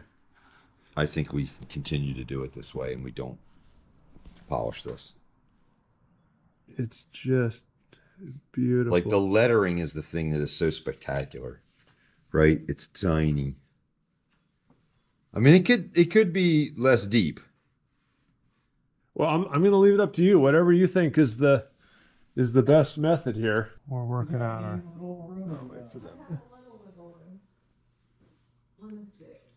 We're getting our process down here. We've got the bottom die, the top die, the gold blank planchette. You call it a planchette? Yeah. Goes in there. I'm gonna get out of the way so I can get whacked with the handle. Wow. I wonder if that extra oil might be the problem. I don't know. I can go with a little bit less. Nope, that looks fine. Could use a little more. I could use a little more oomph on the Baltimore knife logo. I wouldn't want a double strike. I don't think that's gonna. Well, actually, that feels like it would. I don't know. Let's see if I feel like I can. We could take a chance at a double.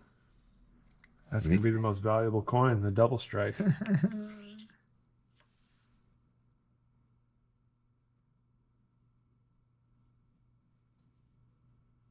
That feels like it. Let's see if it's a double or not. Let's do it.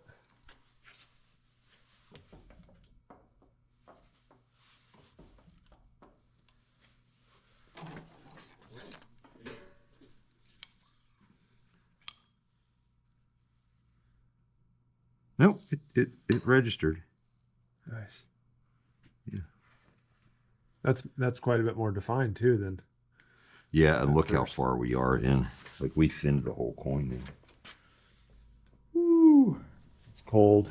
Yeah. And then we got to heat it a little bit to loosen It's just it coming up. right off. Yeah, and then they just pop right off. Yeah, you want to take this handle from me when you get a chance.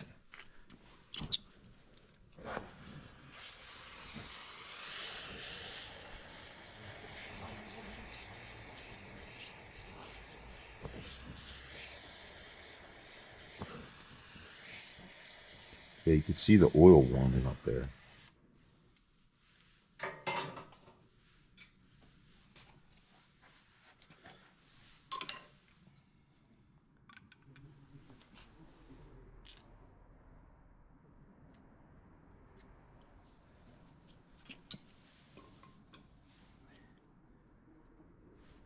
And they pop right off.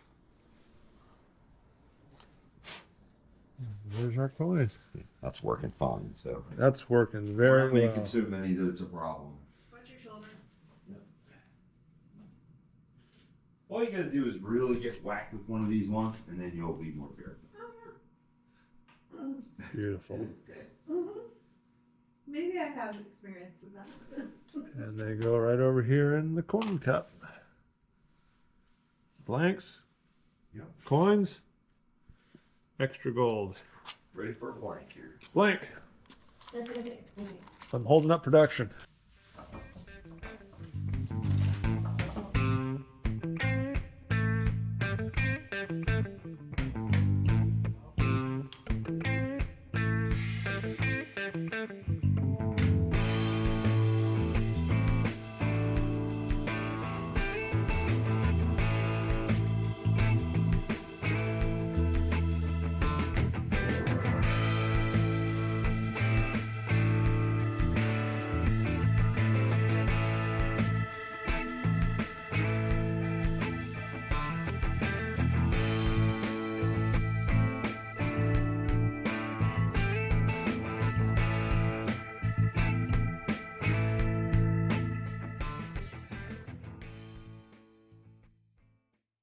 We finished striking all of our coins. We're buffing the edges a little bit, and I've just got a Dixie cup full of gold coins. It's so cool. I want to give a big thank you to Carrie for helping me out with this process. I've learned some amazing stuff here, and I had a really, really great time. What I'm going to do now is I'm going to take my coins back home. I'm going to get a tumbler and some walnut shells. I'm going to try and buff them up and get them really, really nice and polished. Make them look really, really good. So thanks everybody for watching. I hope you enjoyed this video. We'll see you on the next one.